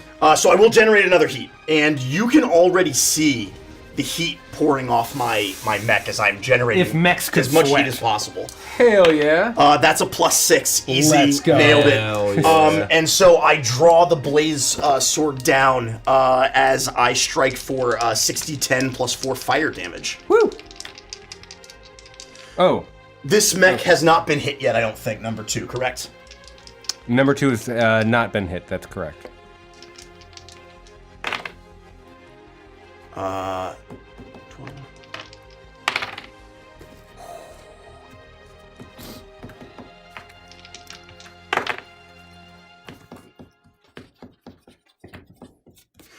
34 points of fire damage as I slice through or attempt to slice through number 2 to the best of my ability. You strike against the shields, and there's this terrifying calamity of light as you crush into it. You start to reel back to strike it again. You haven't destroyed the shields, but you can tell that you've weakened them significantly. Okay, and that is my turn. I don't have any other bonus action that I can use at the moment, so that's my turn. The transport has its own turn. Oh, and worth mentioning, I did start my turn with heat. I rolled a power die to see if I would heal the heat. I did not. So I'm at a total of 2 out of 4 heat right now. Okay, thank you. Maintaining game state. Oh, you have 4 heat. Yes. That's pretty nice. You hear Crockett over the comms radio, and the they turn. They have 8 movement, and they're going to move forward 1 hex, turn right, and then head straight towards Rich up to 8 movement. They're trying to get around, and as they pass number 3, you hear them commanding to fire. You see a small dorsal laser cannon make its shot, and that is going to. It's number. Oh, the transporter shooting? The transporter has its own attacks. You can hear the frustration in the captain's voice that, for whatever reason, the volley that you all are aware of should have been an opening volley of missiles, but they're not using their missiles. They're shooting from the cannons. It seems that perhaps they're struggling to unjam a pure technical malfunction. And The transport is? exactly right. But these turrets work fine enough because they are able to hiss. Fucking setup, bro. One moment. We just came out of the gate.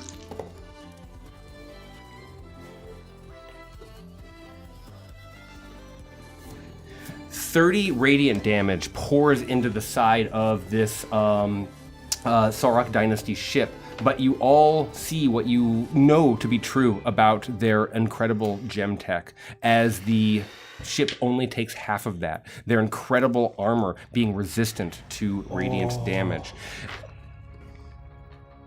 And I will mark that off on my character sheet. And Varus, you are up. At the top of the round, I get on my comms and I say, Elm 3, get to the transport. Be their shield. Don't worry about me. I'll hold them off.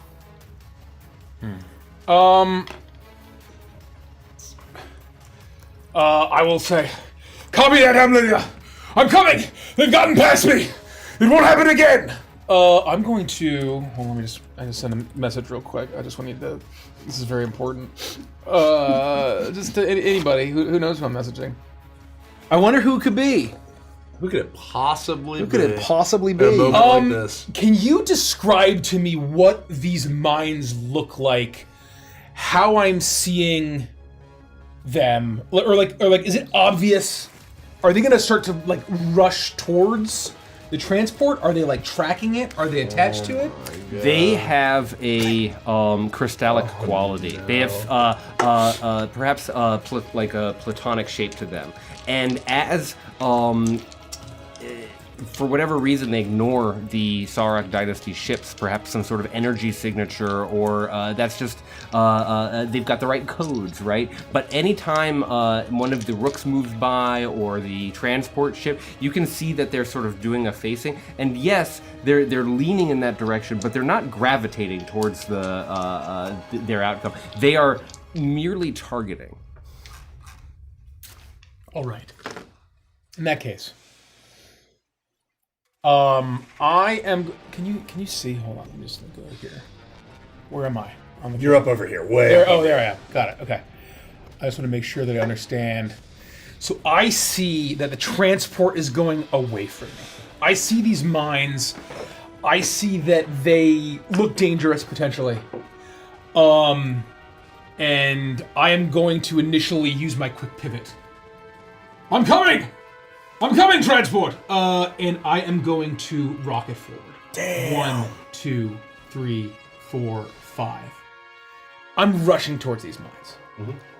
And as I approach the first mine, I will push my shield in front of me. Oh, and it will my alight God. with this like pinkish, purplish, reddish energy as I use shield wall as an action. Until the start of my next turn, the mech has resistance to all damage and provides total cover for its allies instead of half cover. Holy! And I am going to rocket through. I have 3 more spheres of movement left. 6, 7, 8, and I punch it. 2 more heat dice. 9, 10. Holy shit!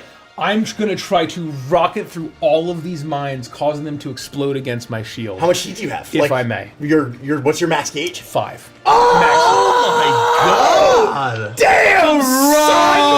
So you're 4 or 5. I'm 4 or 5 right now. Let's go! I need to check to see if I cool off one. Yes, you do check at the beginning of your turn if you start with. I do not. Okay.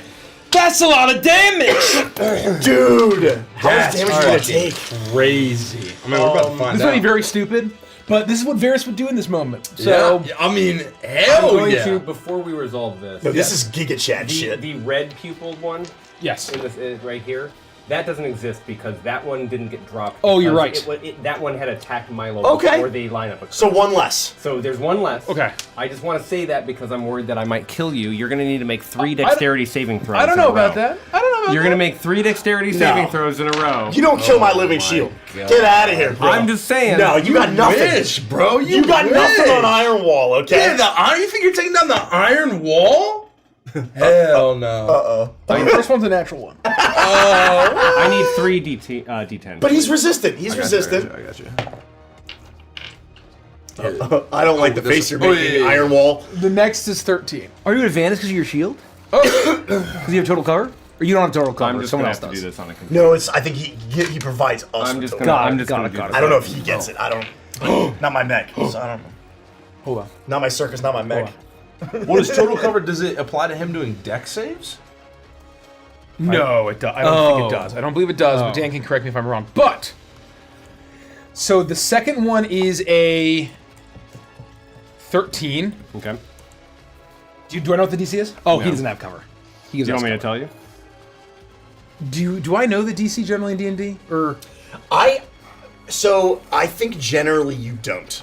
Like, we've always played it that, like, once we figure it out, we know it. But, Yeah, like, it's announced. we don't really, we've never, Okay. you know what I mean? Right now, I would say that you do not know. But at 13, I would say it's safe to say that if you wanted to try to boost it, you're probably not far. I don't know. See if any of us has a deck save. I don't know what deck I mean, save. I have some DC stuff. You have deck save stuff? I do. this shield, these mines are presumably exploding against my shield, and I thematically am going to cards too early. push power into the shield. Hold iron wall! Together, we will endure! And I'm going to use the shield parry reaction.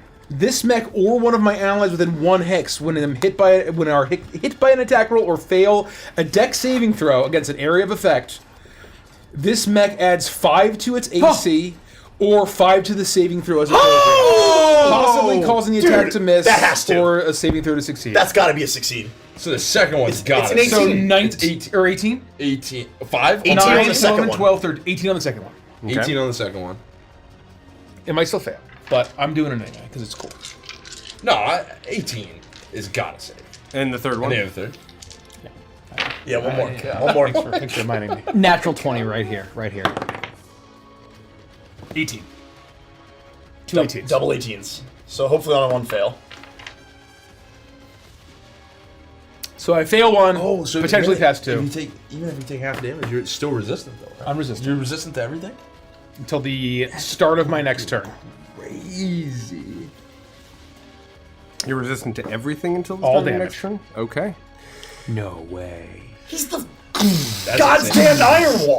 I'm the Empress's living shield, bro. That's right. Oh my god. Iron Wall's alive too. Crash through the first one. And we're going to do them in succession. I'm not going to give you a big total, and then we're going to have to... No, because it matters. It matters. It matters with, with with because of thresholds shield and such. points and damage Dude, they're not thresholds getting and through all shield of that. points. So you crash into the first one, and it is far more explosive than you appreciate, dealing 40 radiant damage as you fail the initial blast. I take It 12. surprises you.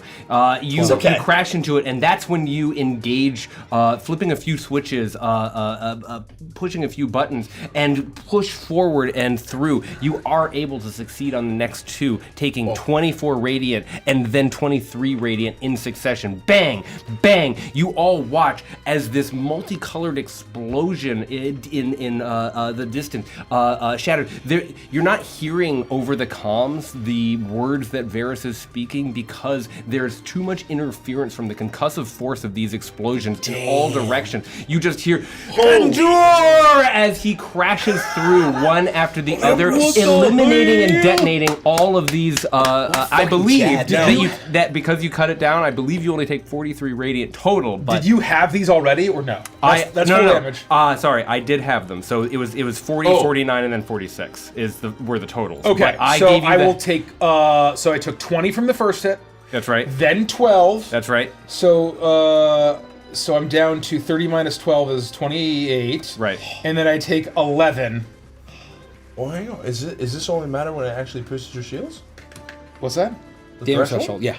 Oh, Damage only threshold when is it's through only your when shield. it's hitting your yeah, hull. Correct. Yeah. Got it. So okay. my shields are being eaten away. Depleted. Yes. Yeah, Okay, but he's hanging in there. okay. But this is Rook Iron Wall. Iron Wall I can solve this problem. blasts through, and even though you took on a tremendous amount of We're heat, getting these out of here. Our boy. you eliminate the mines, and you save yourself perhaps a lot of stress in just another turn. Oh, I bet it's like ding and they. That was an Iron Wall play. That was bitching. That was That's what it bitching. was. That was That unbelievable. was fucking bitching.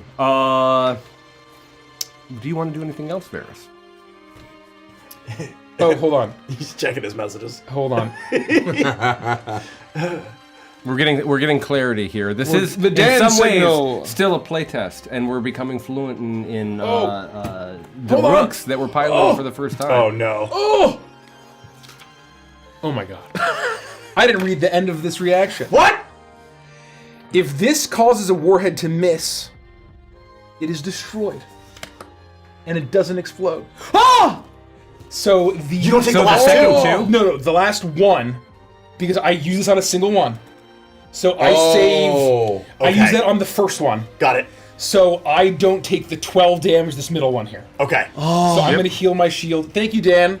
I should read my whole Let's feature. go! I do over there. That's it. These are I read like foul, 80%. Dan. I love go. them. What God, are that's these rules? cool. We're gonna have to make Song some mean Dynasty's shit. not fucking We're gonna have around. to make some mean shit. Well fucking done.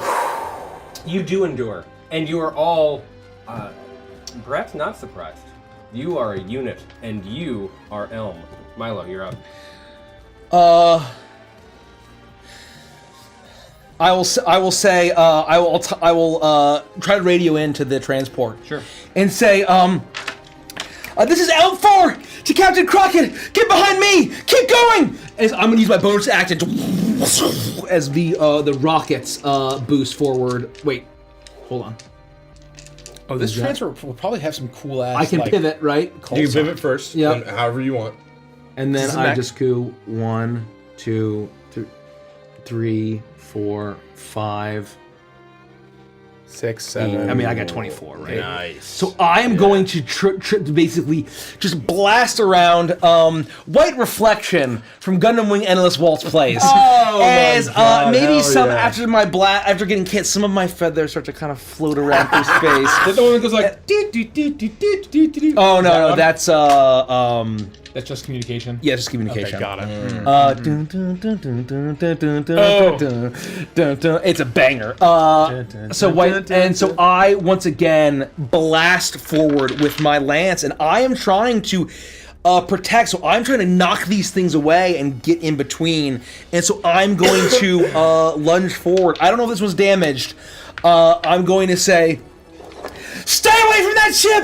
This doesn't have to be like this." As I'm going to keep trying to radio in, as I'm going to make my attack against this. That's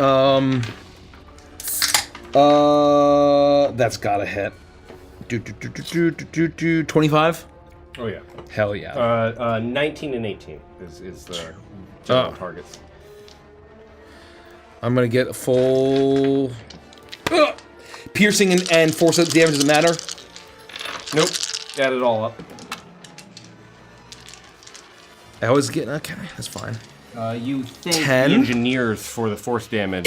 10, 19, 27, 27, 27, sorry. You're good. 32, 39, 43 points of piercing damage and force damage. Okay. As I lunge into it and knock it back 1 hex. As I am then, I'll spread my wings.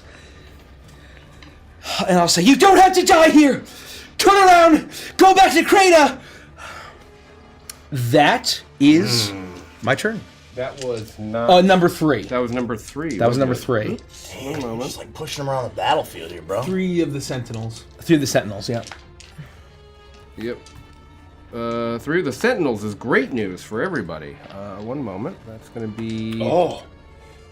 Because that one had already been hit. When it dies, it explodes into a radio. You crack its shields, and you do. Oh. Let me just make sure that it crossed the damage threshold.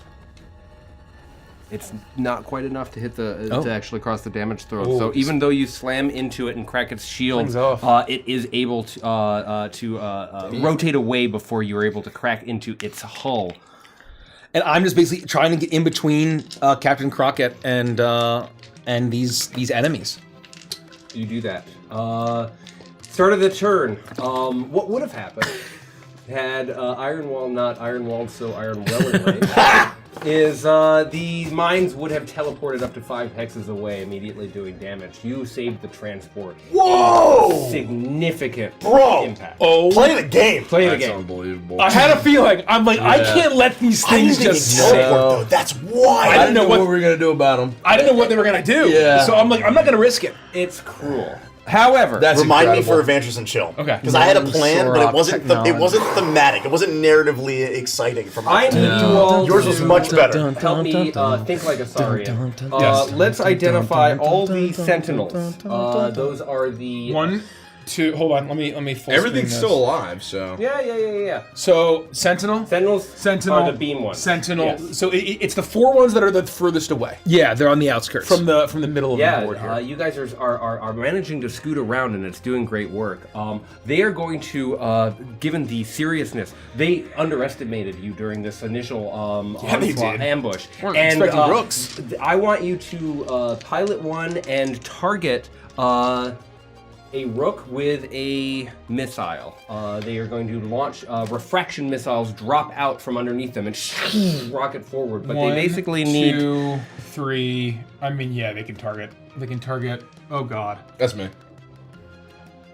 What do they be? What do they be shooting at me? Because I'm standing in front. I'm in front of the if transport. 3 can target Milo, Okay. that's awesome. If the one that Ricky's So piloting can he should be target able. How much speed do they have? they have 10 hexes of movement. Okay, they should Do be they able to do they need to move before they turn? Or like are these Yeah, considered ships? they have They're not- to, they have to 1, They can't free 2, pivot. they can't free pivot. Got it. That's correct. 3, 4, 5, 6. Sorry, what did you say? 10 hexes They have total. 10. 7. Yeah. So Milo's in range there. And then they're just coming in. So honestly, They can 1, he can 2, whip around. 3, 4. He can probably do that smarter. He can just like loop this way. Yeah, Like 1, yep. 2, 3, 4, 5. If he wants to shoot me. Yep. Yeah, they're all just shooting missiles. And They then don't have to 1, really get 2, that 3, 4, 5. They got plenty of 6, movement. 7, 8, 9. So like they're Yeah. 10. He's probably just getting up in there. You can also go forward if this guy wants to hit Iron Wall. Yeah, I mean, if he wants to go through Jace's square and just risk the opportunity attack, he could. If he wants to target me. Just confirming something real quick. I just want to make sure I understand the missiles before they fire. I don't have a reaction. Oh, I use my reaction to target lock so then and generate heat. Yeah, then he so could. then maybe he Oh, would yeah, be. right, I think they would be clever enough to know Yeah. maybe he'll swim or he'll fly. I think that's the end of his movement, and then we can each take one. Yeah. Okay.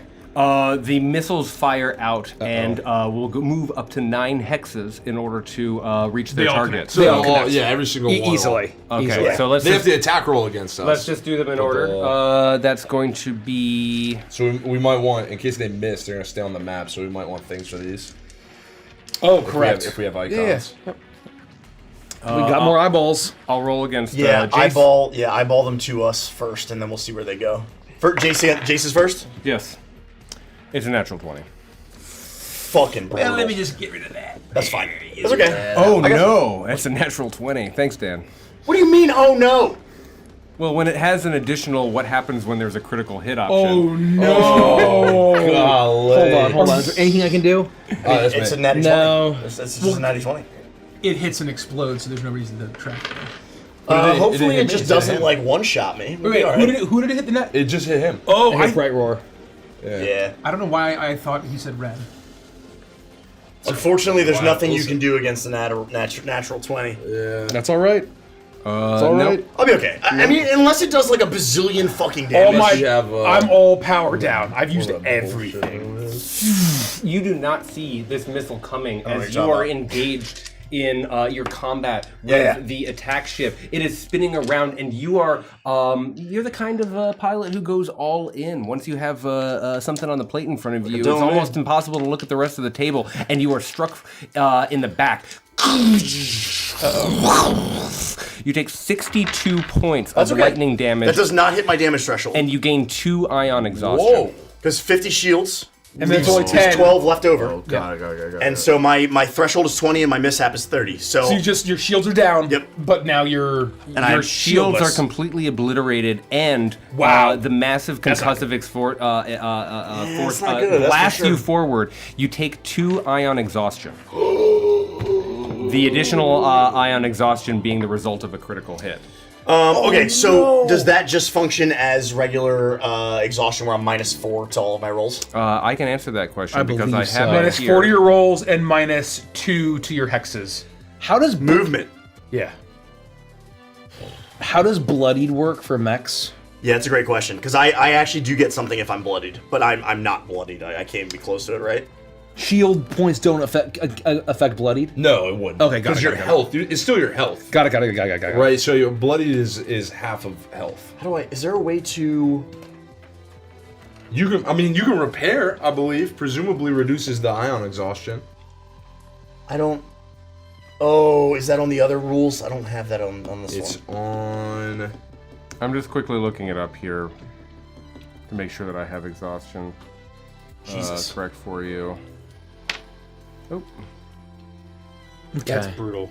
Yeah, it's not good. Yeah. I don't have the full rules in It front works of me. exactly the way you would think it does. Thank you. All right. That's the first attack. I appreciate your patience. The next one's going to be against Ren. Jesus Christ. That's going to be a 27 to hit. That hits. Well. All right, time to leave it all out on the fucking mat here. My What's your plans have AC? just changed. 23. You take 33 points of lightning damage. Mine's 23 as well. Yeah, I think we all have And- 23. So I didn't take any hull points because it didn't hit my damage threshold. Correct. So I'm still at 110. And you gain 1 exhaustion level. Ion exhaustion. Oh. The next shot is going to go after Milo. This missile is going. It's a 28 to hit. This is ugly. This is real ugly. We're getting put on place here. No. That's going to be 34 points of lightning damage, and you take 1 ion exhaustion. Oh, wait, hold on. 34. Okay. Yep. Turns out this And an 18 to hit Iron Wall That misses. misses.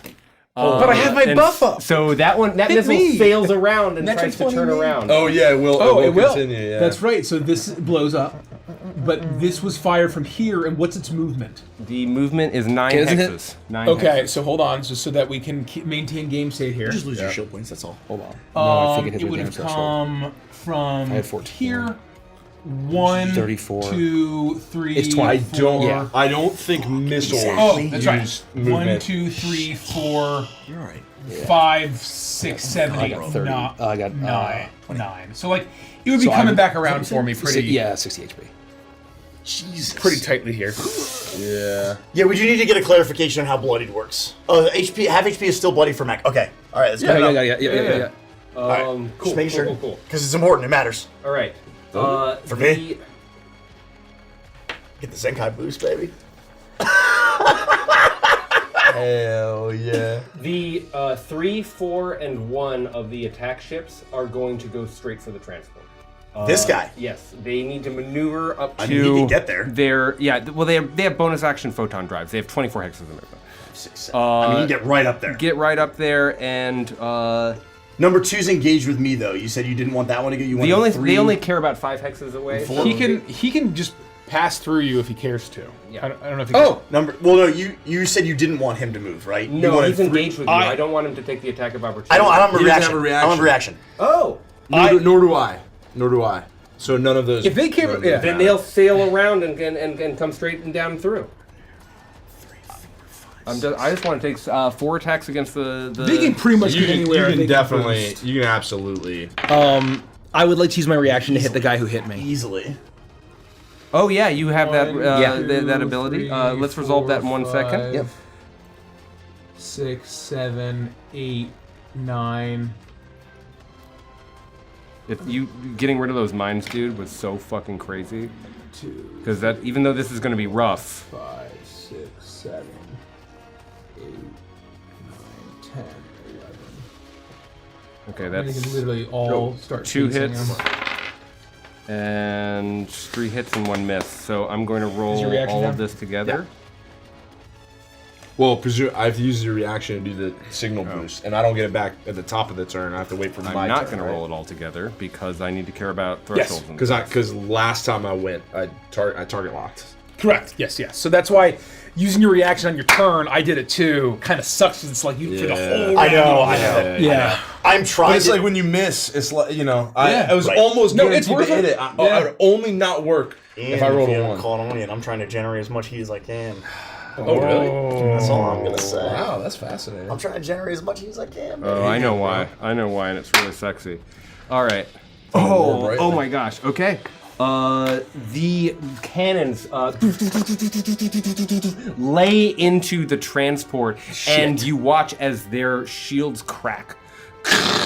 Only one of these cannon shots is able to get through, but it makes a massive crater on the side of the ship, and you see that it is now very vulnerable to attack.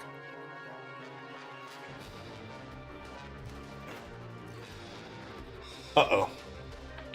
Do a full round though. Dan, you know, I was gonna ask you if that was a legal move, and according to my character sheet, it says that it is.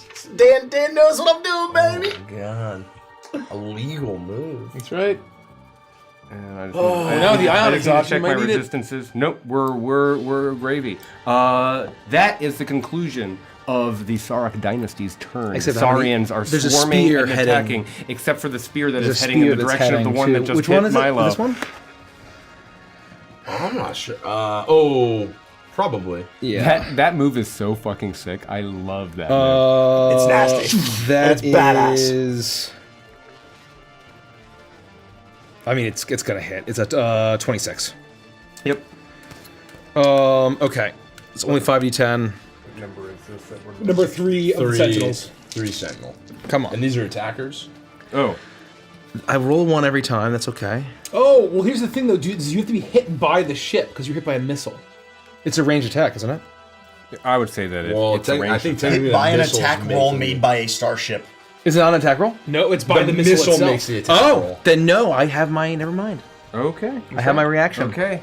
You hold your spear and you look to where that explosion came from, but Pardon me. the missile's already gone. Ren, you're back. I'm locked in, but I would quickly and quietly like flip viewport scanners around and look at Jace and see how bad he looks. Just to make sure he's okay. Make a perception or a medicine check. Oh. I don't see him. I I burned. rolled a 3. Oh no, I thought that was a 20. Okay. No. I That's would a say 3. I would say you get a sense of how he looks. You know how to read your teammate. You can only just sort of give a general read as opposed to like. You don't see any visible damage on my ship. Okay. On my mech. Big crazy hit, but I wouldn't see any visible damage. You would probably notice that the shields are missing, but you don't see any visible damage to the mech itself. I gotcha. Mech looks fine. Which one of these of the damaged ships had no shields? 3 or 4? Of the attack ships. Of the attack The ships. gun ships, 3 or 4. Say again. Of the gun ships, 3 or 4, do I know which one didn't have shields? So I was engaged with one that didn't have shields, and it flew away from me to go shoot the thing. Of the attack ships? yeah. 4. 4. Okay. I'm gonna start. Come on. I'm gonna attack. Please. That hits probably. 19. Yeah, that's good. Yeah, that's exactly what you need. Now we're talking. Okay, here comes the icy saber. I dash forward. I shake off the rust. And I'm gonna do these. We even killed one halfway. This one? Nope, they're all still alive. We're chopping them up pretty good. We are. But we haven't like It's a big- we haven't like focused them down. Is the thing. With action economy, this just could be bad. Well, and we Okay, have to think about the this is transport. Like, Yeah, no, I know. like I'm gonna fly over here and fuck these guys up. Good. And I'm gonna, I would like normally I would just knock these guys out, but we got to get to the transport. You know what I mean? There's some tactics here involved. Oh, I didn't do my heat. I'm gonna roll my heat. I got a 5, which is cool, and I will tell you, because you asked, I have the cryo core heat sink. My icy blue pulse in my. I chest. called it. I knew it. Yes. So I will vent heat even if I don't roll a 5. That's. or a 6. I knew it. I told I you. will vent. I didn't want to spoil it, but I was like, I bet you. I bet you he's got free heat I sink. vent heat real easy. This is the coolest so I fucking rolled thing we've this, ever done. This is so fucking cool. Oh, cool. So you will take 32 points of slashing damage. Number 4? Number 4 will take 32 points of slashing damage. However, because I'm under max heat, you will also take 8 points of cold damage. It's all a part of the same attack. So it's 40 points total in the slash. Literally two but halves of a the same portion of coin. it is like actual like ice, almost like the frigid chill of the blade. Oh my The precision God. of your blades is unreal. got- As you your cut cat's about to have a through this this ship, and you go all the way through it. You destroy the ship in this first volley of. It's down? No, it's once its shields are down, it's like paper. Oh, high shields, low HP. Which one did you kill? 4. Nice. Can I remove it? Oh yeah. Oh, hold on. Before Yeah, you remove this it. isn't where Before you we remove don't it. do Now bodies in remove it. space. We don't do bodies in space. No, we don't. It just turns into fragmented wreckage and disappears shit. into Oh, nothingness. It's there, but these hexes are so big that, you know. Some salvager one day might come along. Yeah, 100%. And I'll just turn. I'm gonna use my bonus action, and I'm Yeah, gonna strike you out are. with the second blade, and I'm gonna run at. Is there anyone near me that's 0 shields? Like if I would know that. Is there anyone near me that's 0 shield? I know that. That's number 2, right? This one's 3 of the number attack 3? ships. All of the attack ships are really hurt on shields, so you would I'm probably. looking at Milo. Milo has been like jacking No, he's one been up. bonking them. So I would say that. Is there one that like looks particularly bad around me? About to explode out of my 3. skin. 3? Yeah, that's 3. Yeah. I might tear my shirt off right here at this table. 2 and 3. All of them look weak on the shields. Okay. All right. I'm just saying. It's the Makes it sentinels way that are cooler if you doing just go. better. Yeah. Let's be way cooler. 20 to hit. That hits. If I didn't love this shirt so much, it would be fucking smithereens. Come on, roll high, please. For the love of God. Oh, this is big. This is big. And I'm gonna do an extra one. Use your cold damage. Okay. All right, get ready to call me the ghost of Ascalon. Bitter Let's fangs. go. Let's go. Nasty. 18. Oh wait, yeah, 18 plus 16 is 34. Yes. Plus 7 is 41. Plus 6. Plus 6 cold damage 47. is 47. That's huge. Plus total damage. That's huge, bro. Holy shit. Let's go. That shield disappears and you come in. It almost trails behind your blade. You slice through the shields, and as the cold hits, you watch as the surface of this ship is literally encrusted in rime as it rips apart and dissolves into space. Fucking go. Oh, sorry. All right. We're doing it. Let's just skip Jason's. I just get rocked by this missile, right? But my shields take the blast, and Yes. my mech is okay. After I kind of regain my composure, I double down, I grit my teeth, and I say, let's show them how bright we can burn. And I will start by using my boost engines, even though that I don't need to. I spend 2 power dice to go to maximum heat. Yeah, you do. The engines Yeah, on you do. Bright Roar burst with a radiance. there is heat shimmering off of my mech as you watch as I just like kick it in an overdrive to do a 180 with my quick pivot, and I move 1, 2, 3, 4, 5, 6, 7, Okay. 8 to get to number 1. The blaze sword is burning with a fire that puts all previous turns to shame as I make my first attack, and if it hits, when the mech is bloodied or at max heat, I get to do an extra 2d10 fire damage. So if this hits, I'll do 8d10 fire damage. Come on. Come on. That's a natural 19. Oh, Give me a 27 to You hit. roll naturally, so AC. Hell yeah. That's going to be 14. 14 plus 14 is 28. Plus 9 is 37. Plus another 8 is 45. Plus 4 is 49 points of fire damage to number 1. Yeah, he's toast. I slice through him, and with my engine still burning with an unbelievable amount of speed, I continue to use my movement to get to number 2, and I unlock a bonus action that only happens at max heat, Blazing Strike, so I get to make another sword attack. Let's fucking go. So good. Natural fucking 20. I mean, you can't make this shit up. So I'll get to roll 16d10. Should I even roll? Is it worth? Do I? No, roll. I want to roll. Fucking roll. Are you kidding me? Twice the number. Feels good to roll dice. 8d. Yeah, here, just give me all the d10. And I think it's That's cinematic six. as fuck. It is 7. cinematic as fuck that when Ren gets 2, Jace gets 2, that's outrageous. 8, 9, 10, 11, 12, 13, 14, 15, 16. That's all of them. I'm telling you. Oh my god. I'm telling you. Good God. 10, 20, 30, These folks don't fuck around, folks. 40, 50, 60, 70, 82, 86 points of fire damage to number 2.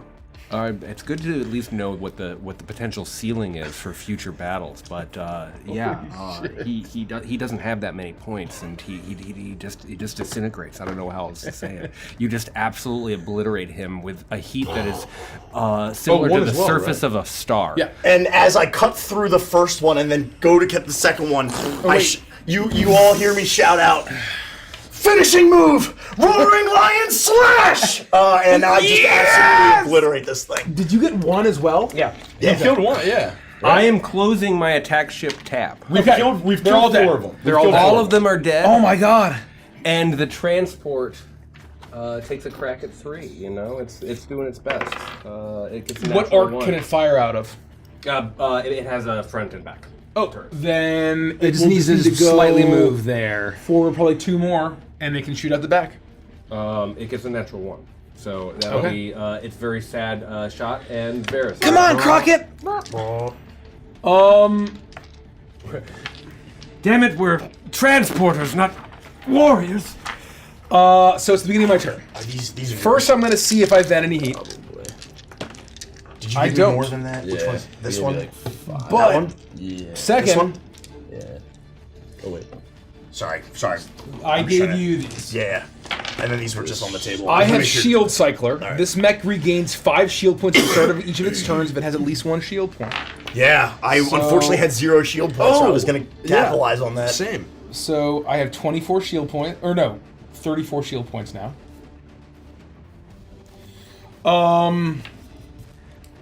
Oh God. This is a missile that's still Flying. coming towards me, presumably. Yeah, Oh yeah. my gosh.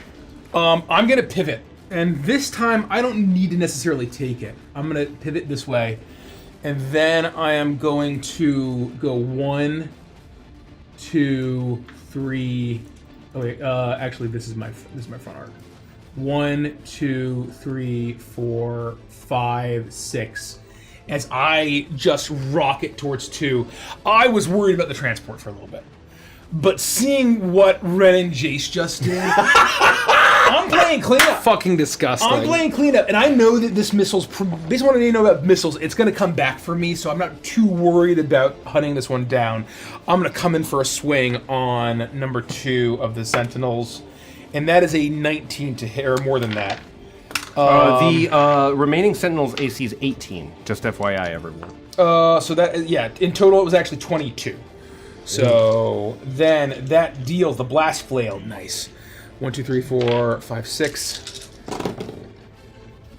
That deals wait, is that a 3 or an 8? It's a 3. 12, 16, 24, 29, 32, 37 points of thunder damage, almost exactly average. To Number 2, Number 2. the Sentinel. You watch its shields flicker out as you make this tremendous blow, and you realize that as a high shield and low HP as the other fighters had, these are just your ordinary fighters that have come out to destroy you, and you are an elite mech cutting through them very easily and quickly now. You are listening to the cacophony of screams on the other end as they are endeavoring to coordinate. Hold together, men! Hold together! Stay! Stick! We defend the dynasty! These words are Dang. Does it survive? Did number 2 survive? You cracked the shields and you were able to eat into its hull some, but it does survive. Got it. And then let me just see here if I have anything else.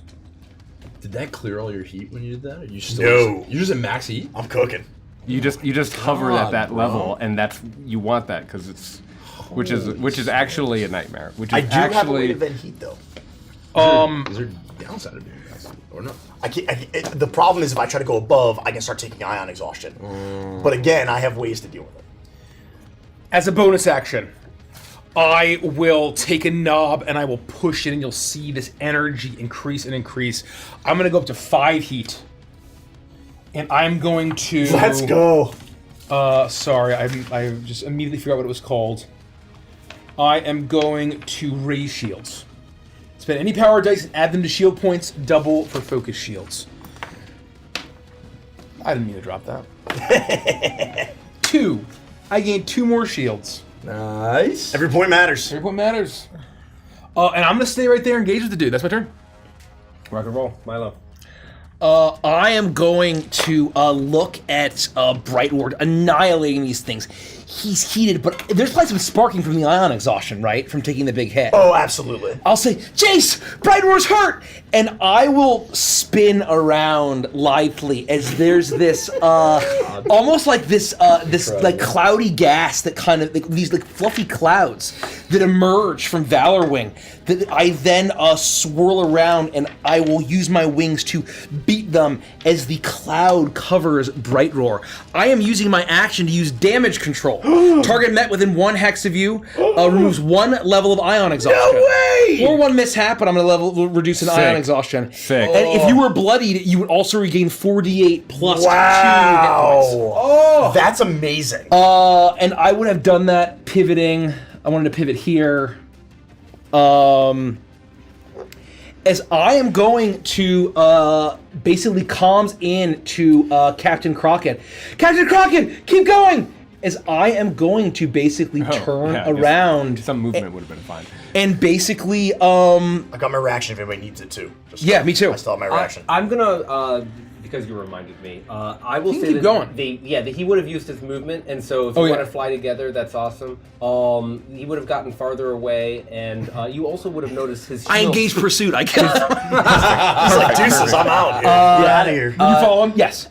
The generators, section dash. the generators of the shield click back on. He's not at full shields, but his this transport does have a regenerative shield quality that is added an additional layer of protection as you follow from. I look back and I like hesitate a moment, and I realize I haven't hesitated. Like, I'm gonna stay with Captain Crockett. I know that y'all can handle the rest, and I have the opportunity to stay in the fight, but I turn around and I just leave. Understood, Elm 4. Continue. That's it. Stay vigilant. We'll be with you in moments. These sentinels are communicating. You can hear some of their voices over comms as they are going back and forth, and they know that they are likely to be destroyed.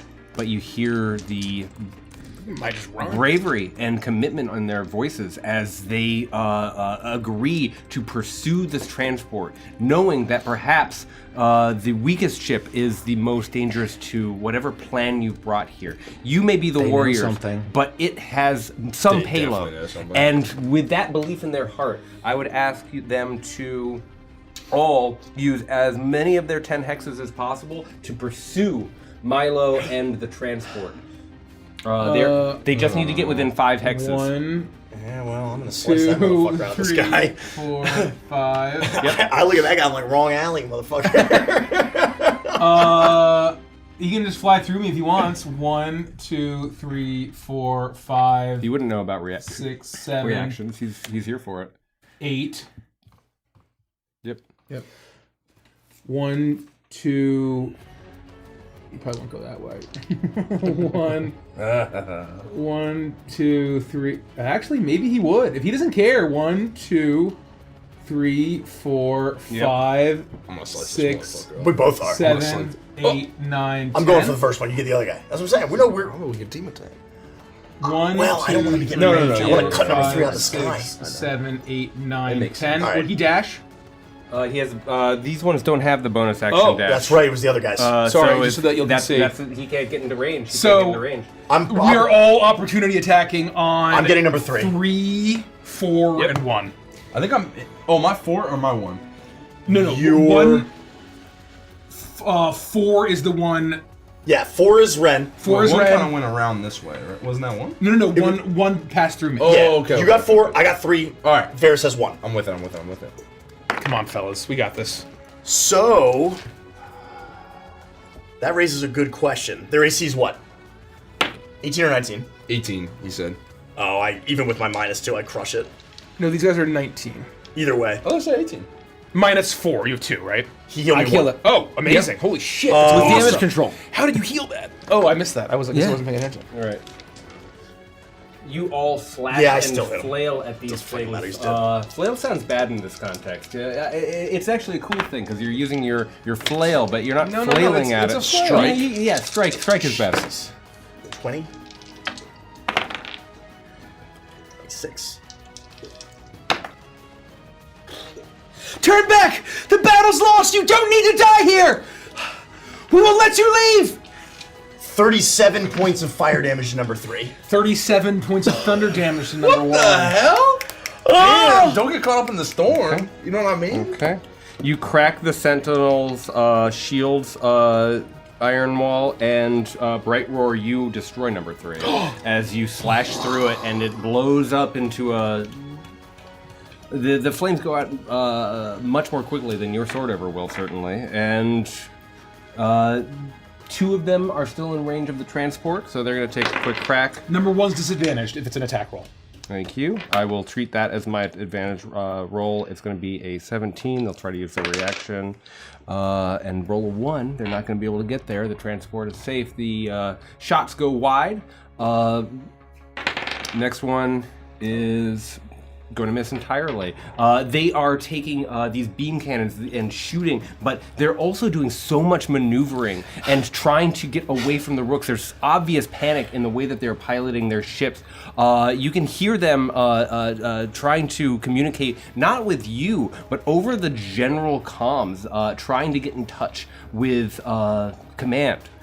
This is Talon 3. We have confirmed a priority, an incursion. An incursion. They're not coming through. Our signal is it not? Are they not hearing us? And that'll be the conclusion of their turn, Ren. No, it's not. This missile is still tracking me. Oh no. Great. Miss. 21 to hit. That misses. That misses? That misses. What is your AC, you crazy asshole? 23. 23, baby! That is crazy. All I got a right, big-ass it shield. sails through, and it's going to turn around to try again in another round. But you know, Oh, it doesn't have 1, 2, 3, 4, 5, 6, 7, 8. It's ready to hit me again. Yeah, that's fine. okay. Now Ren, you are up.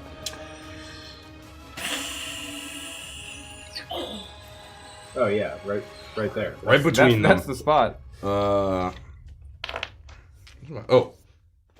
I will strike at, I believe, number 1. You shoot the gap. You fly between 2 of these Sentinel ships and take a crack at them. That definitely hits. 27. Their Let's AC is go, 18. let's go. This is 10. Oh, here we go. Oh man, he's about Oh, to actually, yeah. He's about to pull a Levi Ackerman. Oh yeah. And just Yeah, fucking absolutely Let's go. Oh, I see. This is this one. a winter cyclone. You're attacking 4 first? Huh? No, 1. Okay. I am the storm that is approaching.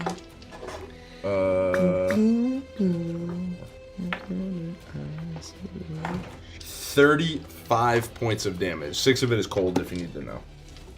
I do not need to know, but that is exactly what you need to make vulnerable this ship as its shield shatters into nothingness. You watch as its defensive forces are removed. It's still up. Oh yeah. It doesn't take, Which it one hasn't did you taken any attack? physical Number damage. Number 1. Okay. I'm gonna hit it again then. I'm gonna bonus action hit it again. Bonus. Oh! That won't hit. That won't hit. That It, won't will, hit. it willn't. You may continue. Thank you. Okay. Ren, Jace, you're up. I believe in you, Jace. Let me just. He believes in the Jace that believes in Milo. The boost engines doesn't cost an action or a bonus action or a reaction. It just costs the Just heat. costs heat. If I spin around 1, 2, 3, 4, 5, 6, attack, kill it.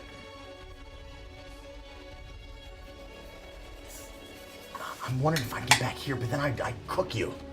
Fuck. So hold on. So how much movement do you have normally? 10. And I So can you're boost down to engines if I need 8. to.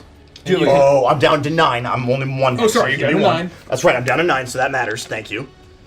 And so you can boost 3. Yeah. So you can go 12 total if you want to push your heat. But when you push your heat, you take exhaustion, don't you? Well, I have something called push the red line. Oh, that is cool as fuck. So I'm calculating. So I'm trying to calculate. 1, 2, 3, 4, 5, 6, 7, 8, 9, 10, 11 That's a lot. That's 2. to face this way. I'm gonna try it. Fuck it. Okay. I will use the one because I spin around. I don't know which my facing is. I guess It's the this top of way. your head. The top of your head. Top man is facing. Okay, so I don't have to really actually move. I Yep. move 1, 2, 3, 4, 5, 6, 7, and I will attempt to bonus action use blazing strikes. 21. No, sorry. Minus 2 is 11. 19 to hit. Easy. That's 8. 8 plus 14 is 22. Plus 5 is 27. Oh, it gets all warped from my angle. I can't Two's even already tell. Plus smart. 15 is Yeah. 37, 42, 46 He's points of fucked. fire damage He's to number fucked. 2. I would love to roll on the Starship mishap table, but you guys keep going from 0 to explosion, and it bursts into nothingness.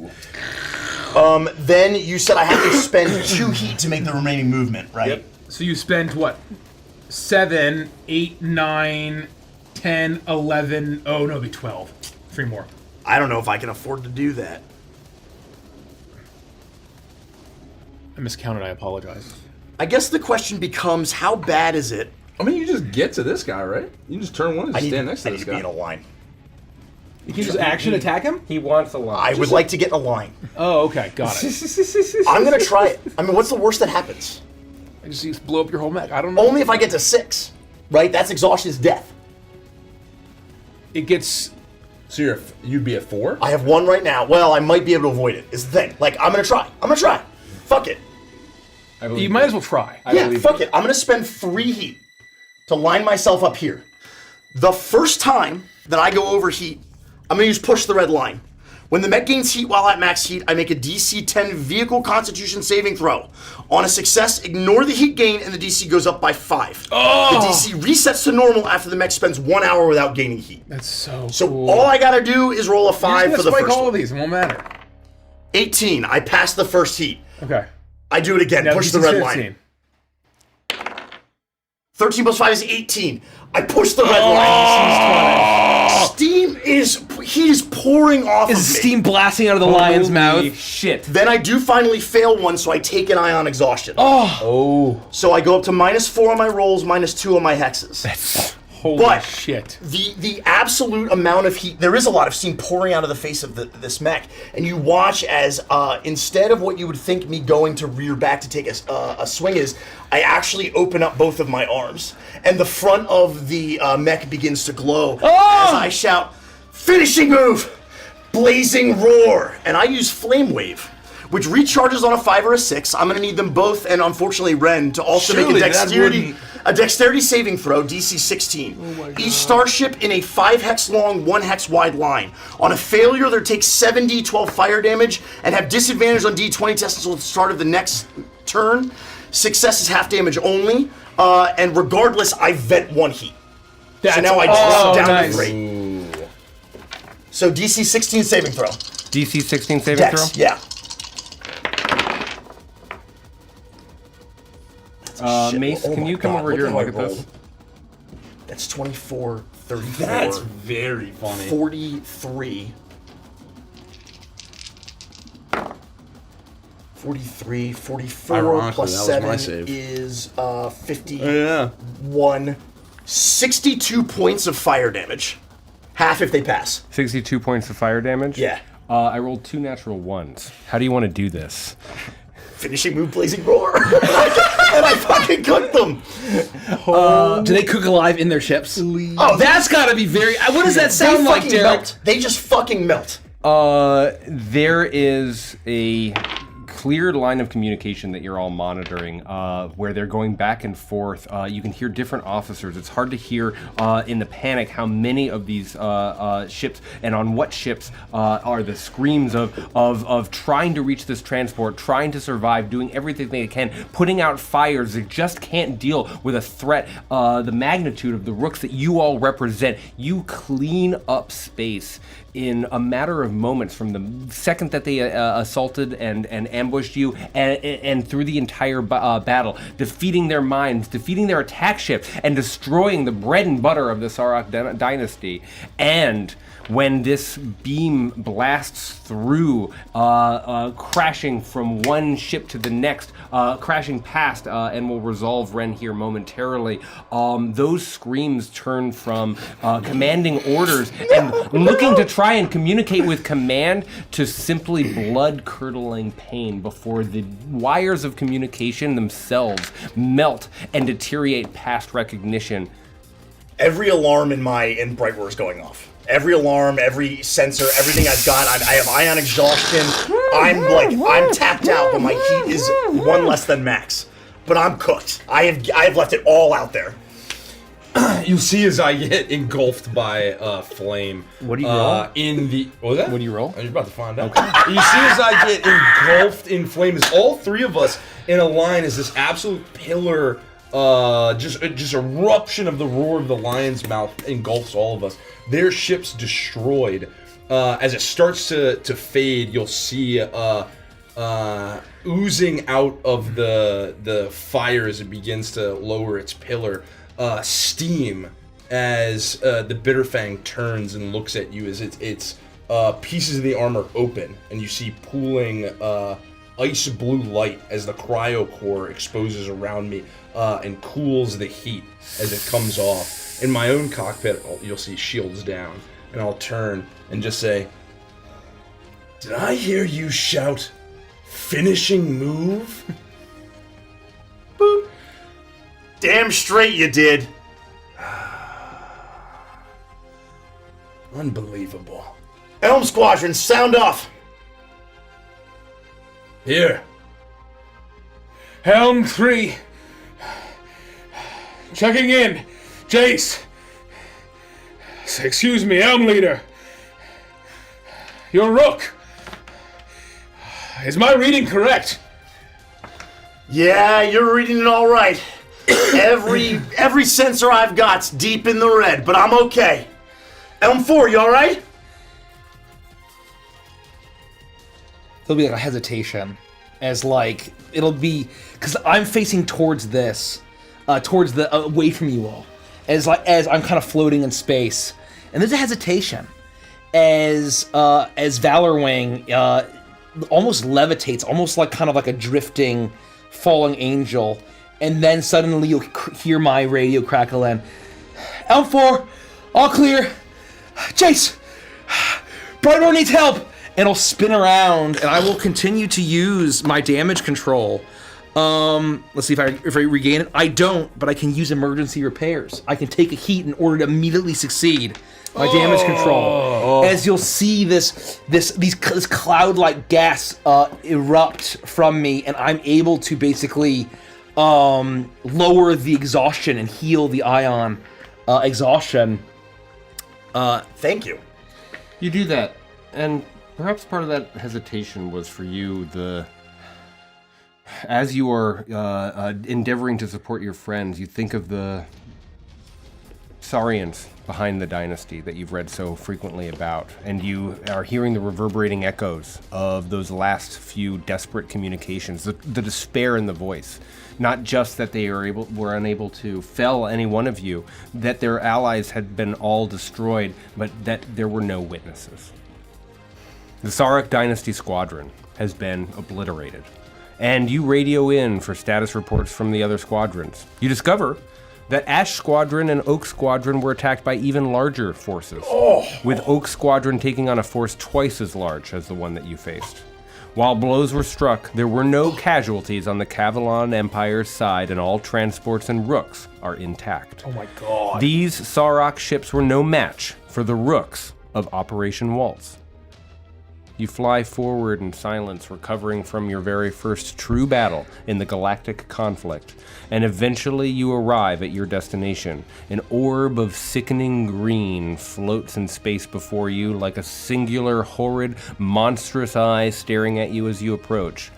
Morzib is ahead. You're innocent. Your innocence is behind. This is Operation Waltz. This is war. And that is where we will call tonight's session. Oh, man. Holy. Okay. Yeah. You guys are going to have to pry this from my cold, dead hands because I'm never leaving space. You can't. You just kill me when this is all over because I am never coming back to Earth. And can we give massive claps 07s 07. for the Empress and for Dan Dillon. Dan Dillon, everybody. For Dan Dillon. Dan Dillon. For Dan Dillon. For Sir Dan. Oh my yeah. God. I am Holy shit. so erect. I don't think that session could have been better. Like, for Sir Dan, What a perfect session. dear Yeah, I agree. God. I am losing my fucking mind right now. This is the coolest fucking thing I've ever done in my life. I love how Close. Dan's like, yeah, well, I actually don't have a lot of handholds for, like, mecha anime. I don't know. And he's like, oh, let me just cook the coolest shit that's ever been done he did in his homework. TTRPGs. If it required in the fucking homework, history. if whatever you did, Dan, whatever you did, let me tell you, feels good. God. Oh my We're god. rushing VIPs, folks. We're not done. What's next? We're one away. I We're guess- gonna oh do some my God. adventures We're and one chill. away. Can We're one person One away. Oh my Please, gosh. one away. VIP. Hold on, let me Let's end it cash really real quick. quickly so we don't have to do the double reveal. No, we said chill. We should Oh, do we did say chill Vincent too. Chill. So- Folks, we are one away. One VIP away from our massive reveal. Was there anything else? What else we promised, by the way, if we hit it? I don't know. For this, I think just the extra reveal. Okay. If I'm correct. I'm gonna go get a Vincent Chill set up, do announcements, whatever, you know. We're Folks. here Saturday. Thank you for joining us. Thank you for staying up late. Yeah. Give it up to Derek. Late night. Oh, Derek, thanks for running the session, man. Yeah. Give it up to Dan for the incredible Absolutely. fights, for the incredible mecha. I love Valor Wing. I mean, it's just peak, folks. I'm afraid it's peak. I have so much to say in Adventures Chill, it's not even funny. You're gonna have to pry Adventures and Chill from my cold dead hands. So if you're just joining us, when y'all mean VIP, do you mean sub? No. Nope. We mean going to neonrpg.com.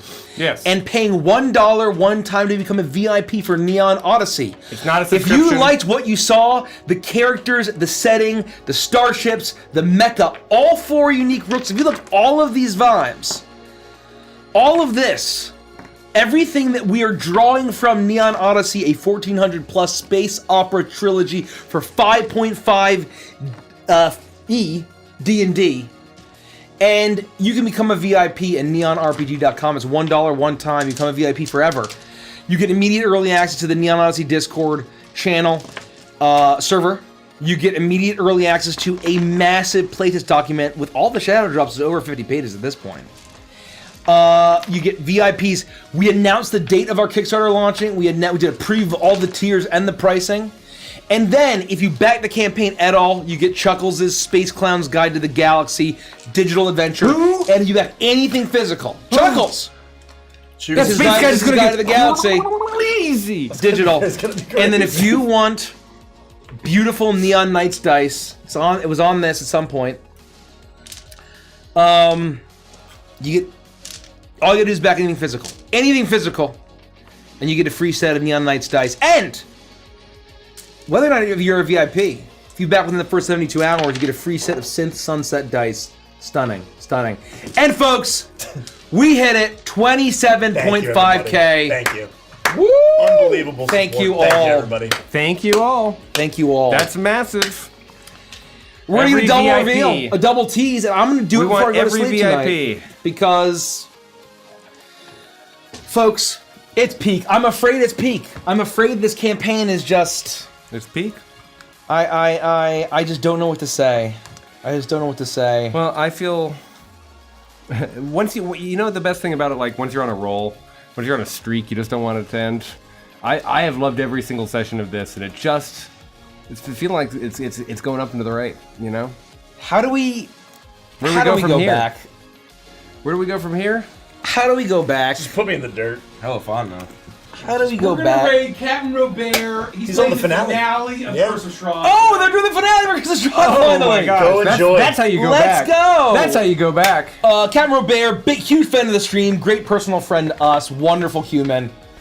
See you soon, everybody. Please show the love. See you Wednesday. We'll see you Wednesday for For Once the Upon a Emperor. Starlight. We will see you Saturday for Star Trek Rhapsody Anthem. We will see you tomorrow for Nikki's, if you're a patron, for Animal Crossing, I believe. right. Yep. And then we'll see you now, if you're a patron, for Vantage and Chill. Good night, everybody. We love you guys. Good night, everybody. Look at Mason's laminated fucking sheets. I know, I he's didn't know fancy he over was there. so fancy over there. That's very Fancy guy. Ren-coded. What a fancy guy. Spend my time in the library. Hell yeah. I need to get some top knot action rolling. I'll tell you. We're gonna let people roll in a little bit.